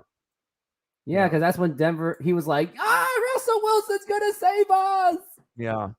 Yeah, he's in hell. I mean, if you're in that fan base, that's gonna be tough. But maybe one day they'll turn it around. So. But it's like you got to be able, and I'll help you here because we'll get people people on my channel. They'll be vocal and we'll like bounce ideas and like I said, a lot of us go through a lot of tough times. Depression, anxiety. Go through like life stuff. So we'll talk life, and I'll entertain, and I'll call games, and we'll vibe or whatever. But sometimes they'll tell you because there's going to be certain people also like Ichiro. Like you got to think of like legends, like even starting Griffey, Randy, Edgar, Ichiro. It doesn't even have to be anybody current. Like you do those 4 guys, people are going to be like, ooh. And then if you go deeper, Jay Buhner, Tino Martinez, like, but you got to build it up first before you start doing the ones that you love The smaller most. ones, yeah. Because if you start off with Jay Buhner and you're like, I love this motherfucker, but then it gets 5 views, you're like, shit, maybe I should have started with maybe Ken Griffey Jr. or Ichiro. You know what I mean? Sometimes there's like a progression of shit that it's not what you want. Sometimes it's going to be what you think that might be able to hit. Capitalizing on Yordan Alvarez breaking our fucking hearts, or doing a video right when Cal hit that home run. You know what I mean? Like you just got to take advantage of the moments when we do something spectacular, and then, stop doing all your jobs, record really quick, get it out on the internets before everyone else, and then hopefully it sticks and people like it, and then Yordan Alvarez, and then you can have a couple Yordan Alvarez, videos and whatnot. So, all right, you see, you're getting knowledge here. You know what I mean? It's like collab, but and like I said, if you don't do Mariner Tales, I'm going to do it. So you're under pressure now because it's a great name. You can visualize it. No one's doing it. And think about it. If you're putting so much time in your content on like Instagram Reels, you got to give it a catchy name. Northwest Sports Fanatics, Mariner Tales. You can put a Z on the end. No one will give a shit. But if you do S, S is like more clean cut. Z is like, I don't know. You might be trying to reach a different type of audience, but maybe people would like that. Mariner Tales with a Z, a little flair. I guess you have to look at the logo and see how it looks. Which one looks better, with an S at the end or the Z? Either way, if you have it shaped like Mariners, people are gonna be like, oh, what the fuck is this Mariner Tales shit? You're like, oh, this guy lives in Washington. Oh, he's credible. He actually goes to the games. He's not some just like fugazi guy, that actually knows stuff. Capitalize. You got to get the right name, right? You do that, man. I'm telling you. And it's not going to work right away. Like Mariner Tales, you might get like 5 views, or Mariner Tales, Tino Martinez, Mariner Tales or Randy Johnson, but the better story that you do, but you have to do it like based off like, narrating. So if you get good at talking, even like reading, like a couple pages off something, or, something that you get, or a story, or you get the story, then you rewrite it in your own words, break it down, and then break it down into like a 5-minute story, or something like that. You just got to be able to use your voice inflection, make sure you're not boring and like monotone, and then just give us, and then also if you want to implement like a highlighter photo, then that'll break away from you, for a second. And then, if you can edit it like that, that will help you get views, because that is something that I would watch. And if I, and I'm not giving you these ideas for something that I wouldn't, so boom, shakalaka, you owe me your life and your soul and your 401k, your paycheck, all your memorabilia, Darth Vader, all your jerseys, all your bobbleheads, and that Marshawn Lynch. But I mean, eventually. And Julio. And yeah, what's crazy? I want to take mine out of the package. Mine has never been taken out of the box. It's literally mint condition. It's worth like easy over over $100. It's like the ones that have the mint box, those will still go for like 100, 150. And most people that were buying them were paying like 80 to 100 for that Julio. Did you know that? No. They're going for like $80 or more. And then if you have a mint box, 100 to like probably 150. Like if you have a mint box, mint, the gem mint. I looked and at that the was gem Julio's first bobblehead too. Yeah, that's why why first one. That's why I didn't open it. I did because of display purposes. Yeah. Sometimes I have, ones that I have the James Paxton Eagle one, Edgar Martinez Hall of Fame. I was there. I got that one. I mean, I got, quite a few, but it's kind of crazy. Like the ones that you actually can look at, and like you get a little bit more enjoyment out of it. Like I have a dresser I'm looking at right now, and I got literally Griffey and Ichiro in a dual bobblehead together in a Hall of Fame one that they gave away. Griffey. And then I got another one that it's the 1989 Upper Deck Griffey bobble. I went to that game and I got that. Then I got the Randy Johnson and the Dan Wilson duo at the card shop, like 11 years looking for that one. So I don't got a bunch, but then I got a bunch that are in boxes, but I don't look at them. But if you can like bobble them, I don't know. It's like kind of like therapeutic. You know what I'm talking about? Like you're just sitting there and you're like the bobble, and then they just kind of do their bobbling thing, and you're like, oh, this is cool. And you got your McFarland, and you got your starting lineup, and it's like, I don't know. It's hard to explain unless you're like a collector. You know what I mean? For sure. So do your thing. Quit like a couple of your jobs. Focus on Mariner Tales. Try to figure out the thumbnail stuff, and you need help with ideas and whatnot. I got you. And the next time we stream, you'll fall asleep 2 times. Go to number 2 twice, and then we'll chop it up about whatever. And we're gonna get you to 800, 900,000 subs, and I will help you get to your goal. I will get you there. Yeah, with at a very small fee. Just your soul. So I mean, So that's all you have way to of buying give, subs. huh? The other way of buying subs. Yeah. So soul for 1,000 subs. Is that fair? Fair enough? No. I'm not No. that. I'm not that selling myself short. Yeah, you're not Shang Tsung. You're not going to Mortal Kombat it. You're okay. It's okay. We'll do it. I'm just going to do it in the goodness. Shang Tsung wins. Yeah. Fatality. Finish him. See? Boom. It's a good combo. You did great. When the game is better than the fucking Giants, we'll have more of an audience. You got some really good feedback from people in the room. People like you. We'll just tell people you're Bobby Lee's brother. We're good. And I'm going to go walk my dog and walk in the rain and think about Mariner Tales. And like I said, that gives you, an extra outlet of something where you can either read it off. There's multiple ways you can do it, but I think that is a really good name. I mean, if you can think of a name better than Mariner Tales, you tell me, but I doubt it'll happen. And you're a creative dude, but like I said, I just try to come up with brilliant ideas. You can execute them. And I think if you work at it and you make sure you label it Mariner Tales and you keep it that way, Mariner Tales Volume 1, Season 1, whatever, however you do it, and you keep it in going, then that gives you structure and stability. And that's who you are, right? You got 4 jobs. You got structure and stability. Pizza, Uber, Lyft, right? Real estate, another pizza thing, AM, PM, 7-Eleven, selling microphones at Best Buy. Microphones at Best Buy and Circuit City, you know what I mean? Multitask. Oh, Circuit City. Yeah, my man, you gotta multitask. So you do it like that, and then I think that, like I said, if I have to help you make a thumb, I mean, I'm like professional thumb maker now, so it's like I can help you with like a thumb or an idea. I can try to see what I can do with like fonts and whatnot, and see what we can come up with or whatever. But I think that. And then if you actually kept the same font with Mariner Tales on every video, that'll help too. You don't even have to have you in a Russell Wilson, your face superimposed on his body. You won't have to do that anymore. You can just actually have it just like with a logo. Oh, you know what I mean? You know exactly where it came from. Like, yeah, of course. Come on, bro. I'm a sport fan through and through. I know exactly where that came from. Not that that's bad, but we can make it look a little bit more professional. You know what I mean? And then you can, instead of even using you, where you could have your face somewhere on there, or a picture of you or something like that, or it could be like, Mariner players, like a Mariner collage, and then Mariner Tales, and then it looks really fucking good. It's like, you see my thumbnails? I'll fuck around. I didn't know how to fucking do a thumbnail worth of shit, dude. I was paying someone to do my thumbnails, $20 to $35 for a thumbnail. Person that does it for Perna and Grossi and a lot of the top YouTubers that knows like Urinating Tree. He knows everybody. He does all that shit. And then his other buddy does a lot of the editing for like a lot of the top channels. So then I ended up getting him, and he was doing mine to try to help me out to get to the next step. Some of them worked, some of them didn't. But I learned the style. He didn't teach me, but I just by visualized looking at his shit, I was like, I know how to do this shit. And then I figured it out. It took me a long time, but like I figured out like what looks good. And then you figure out your own look and your own style. So Mariner Tales, and then boom, boom, boom. I think about how much history you got, and how many different things that are going on. And then it'll make you smarter as a Mariner fan. Because then you're going to be digging into shit where you're going to like educate me. You're going to be like, oh, Ryan, dude, you never believe what happened in 1987. And I'll be like, what the fuck happened? And then boom, you know what I mean? Like, and some people would be like, I don't give a shit. Well, that's not your audience, but if you want to do Mariner content and you don't want it to be stale, or something like, fucking Otani. Well, everyone knows that.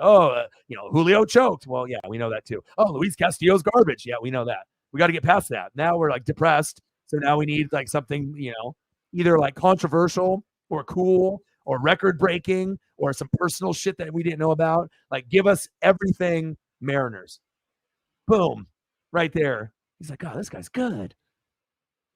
Boom. Yeah. Ideas. That 2000 Mariners and that Tino video was like, that was like a good start back then. And you've had success doing that type of stuff, right? So now it's like figuring out how you want to modify that, give it a name, stick with it, and then, and then build from there. And then, like I said, you have multiple ways you can do it. Now, when you did that, did you incorporate photos and highlights in it, or was it just you talking and narrating? Oh, no, this was like videos, photos, music. Like, this was everything that took. And you did everything yourself, or did you get help with it? Oh no, this was alone. The only help I got was like someone just look at it, look at the rough draft, but that was about it. Other than that, it was like this was 100% on my own. I actually got someone for the 2000 Mariners. I got someone to proofread the script. Yeah, and he actually made a lot of changes. I think some of those changes he made actually made a significant difference because sometimes the ways words are said can make a difference. Yeah. And then, like I said, everyone's got a different type of personality, but bottom line, it's like, is this real? Is it genuine? And then obviously you want to try to find that unique, content, like that lane. You know what I mean? Because like I said, if I wasn't doing so much baseball, basketball, football, NASCAR, I would do Mariner Tales myself. And then you could just, do that as, honestly, I would, you know what I mean? But I got so much other shit that I got going on. My dog is in here now. My Paisley pup wants a walk and probably a third dinner. So I got to go take care of her, but you keep grinding, stay positive. Who gives a shit if the video gets 5? I mean, fuck, dude. Like I got 20,000 subs. Dude, sometimes I'll get 0 in donos. Sometimes videos that I do, I feel that it should get more. If they don't hit the algorithm, what am I going to do? Am I going to fucking quit, cry, bitch, and moan because a fucking reaction video got 100 when I wanted it to get like 4,000? Like, is that going to change me at the end of the day? No. It's like you just keep grinding, and if you take the time and you put together like the good content, like 2,000 Mariners, like you did, like that got you some good views. So there's an audience there, but they don't want just the regular. You got to dig deep and give them the, the shit that they forgot about, or the shit that they didn't know, or something significant that we remember, as significant as, Griffey and Edgar in 95 or 97 with Griffey AL MVP, Ichiro in the rookie year, or, anything to do with Griffey or Ken Griffey Jr., Ken Griffey Sr., you got to, look at those things. Boom shakalaka. You have content now for like until you're like Shang Tsung's age. You got content from now until you're literally like 100 plus. You're done. Life complete, dude. You leveled up. You just beat Mario 3. You beat GoldenEye. You beat it. You're champ. Rooftop, you did it. You can retire now. You can quit your 3 jobs. No more pizza. Quit my 3 jobs. No more pizza. No more pizza. No more Best Best Buy. Man. Well, you know what? You got shit to do. I got shit to do. You're awesome. I'm going to help you. And most people that would say something like that would not be truthful, but I'm going to do everything I can to help you succeed. So let's do it. And I even appreciate the timing that was given and the time that you put in to put all that formatting together to make sure our faces fit. Yeah, I know. My face was super fat. I had to during COVID, I had to lose like 50, 60 pounds. Your boy, bad decisions, too much. You probably delivered to my house. You were probably part of my problem. I was like, oh, I needed this delivery. Here's Rooftop just dropping off pizzas at my house, and my fat ass is just getting fatter and fatter. No exercise, no walks. Did you deliver? You dropped off pizzas? Where did you drop it everywhere, or did you have like a town that you worked in? Oh, just the town that I'm in right now. That's where they had me just delivering stuff. So you were not responsible for my fatness then. So you're off. But maybe the influence, maybe one of those people might have a connection with you, and they go, "Hey, you gotta eat some pizza. It's so good." I know. You know what's crazy too? Usually on here for mental health, when at the end of streams, typically we would put up pictures of food, and it's amazing. Like putting up like HD 4K photos of food, and then people would donate. So that's a part of what I do on the channel that's unique and no one else does it, because there's a lot of channels out there, but how many channels actually show food? It's something universal. Everyone loves it. Like when you tell me someone's going to show a 4K pizza of, Chicago deep dish, and I'm going to turn the TV off, or the YouTube. No, it's like, we're going to watch it. So, but you did a great job. We'll do this again. Take it easy. Keep grinding on your videos. We'll connect, and then good luck on your Astros. And what you do. I'll be grinding on a game tomorrow. I don't know what I'm going to do. I was going to do some reaction videos to the rest of the NFL games. So I guess I got to decide if I actually want to do the Rangers and Rays, or if I'm just going to like fuck it and I'm just going to do, reaction videos instead, which will probably get me more subs. So, but you did great. Keep being you. Keep being weird. Keep making videos. Keep collecting. Keep just grinding away. Weird is good. We're all weird. And you're not weird. I'm more weird than you, what I mean? But like I said, weird is good, what I'm saying? And we'll keep grinding, and I'll keep giving you good ideas, for Mariner content and other stuff, and other people in the room will too, and we'll grind at it again. So good job, bro. And hopefully you got a few subs. And like I said, if the game was better, we would have gotten you to your goal tonight for sure. But again, sometimes, how many did you get? You probably got at least 1 or 2, but you probably should have got 2. There you go. Well, we'll get you more. We'll get you more. Hey, 1 or 2 is 1 or 2 that you would have never gotten unless they would have found you somehow. So keep it real, and you did a good job, and I'll talk to you later, man. You the man. Yeah. Have a good night, man. I will. I got reading to do. I got to walk my dog. I got to eat, and I probably should do some more reaction videos. And yeah, got keep that grinding. to do. There you go. You got videos to do, bro. All those shorts. You got videos to do. Well, I appreciate you very, very much. And at least a good win for your Seahawks. You lost in your fantasy, but at least the Seahawks got the dub. And I appreciate everyone that donated, commented, shared. Rooftop, we're going to support you and get you to your goal. And I got one question for you. Well, you don't talk sports like us. Your boy Ryan, Rooftop, Northwest Sports Fanatics, and I'm out. Gang. Later, brother.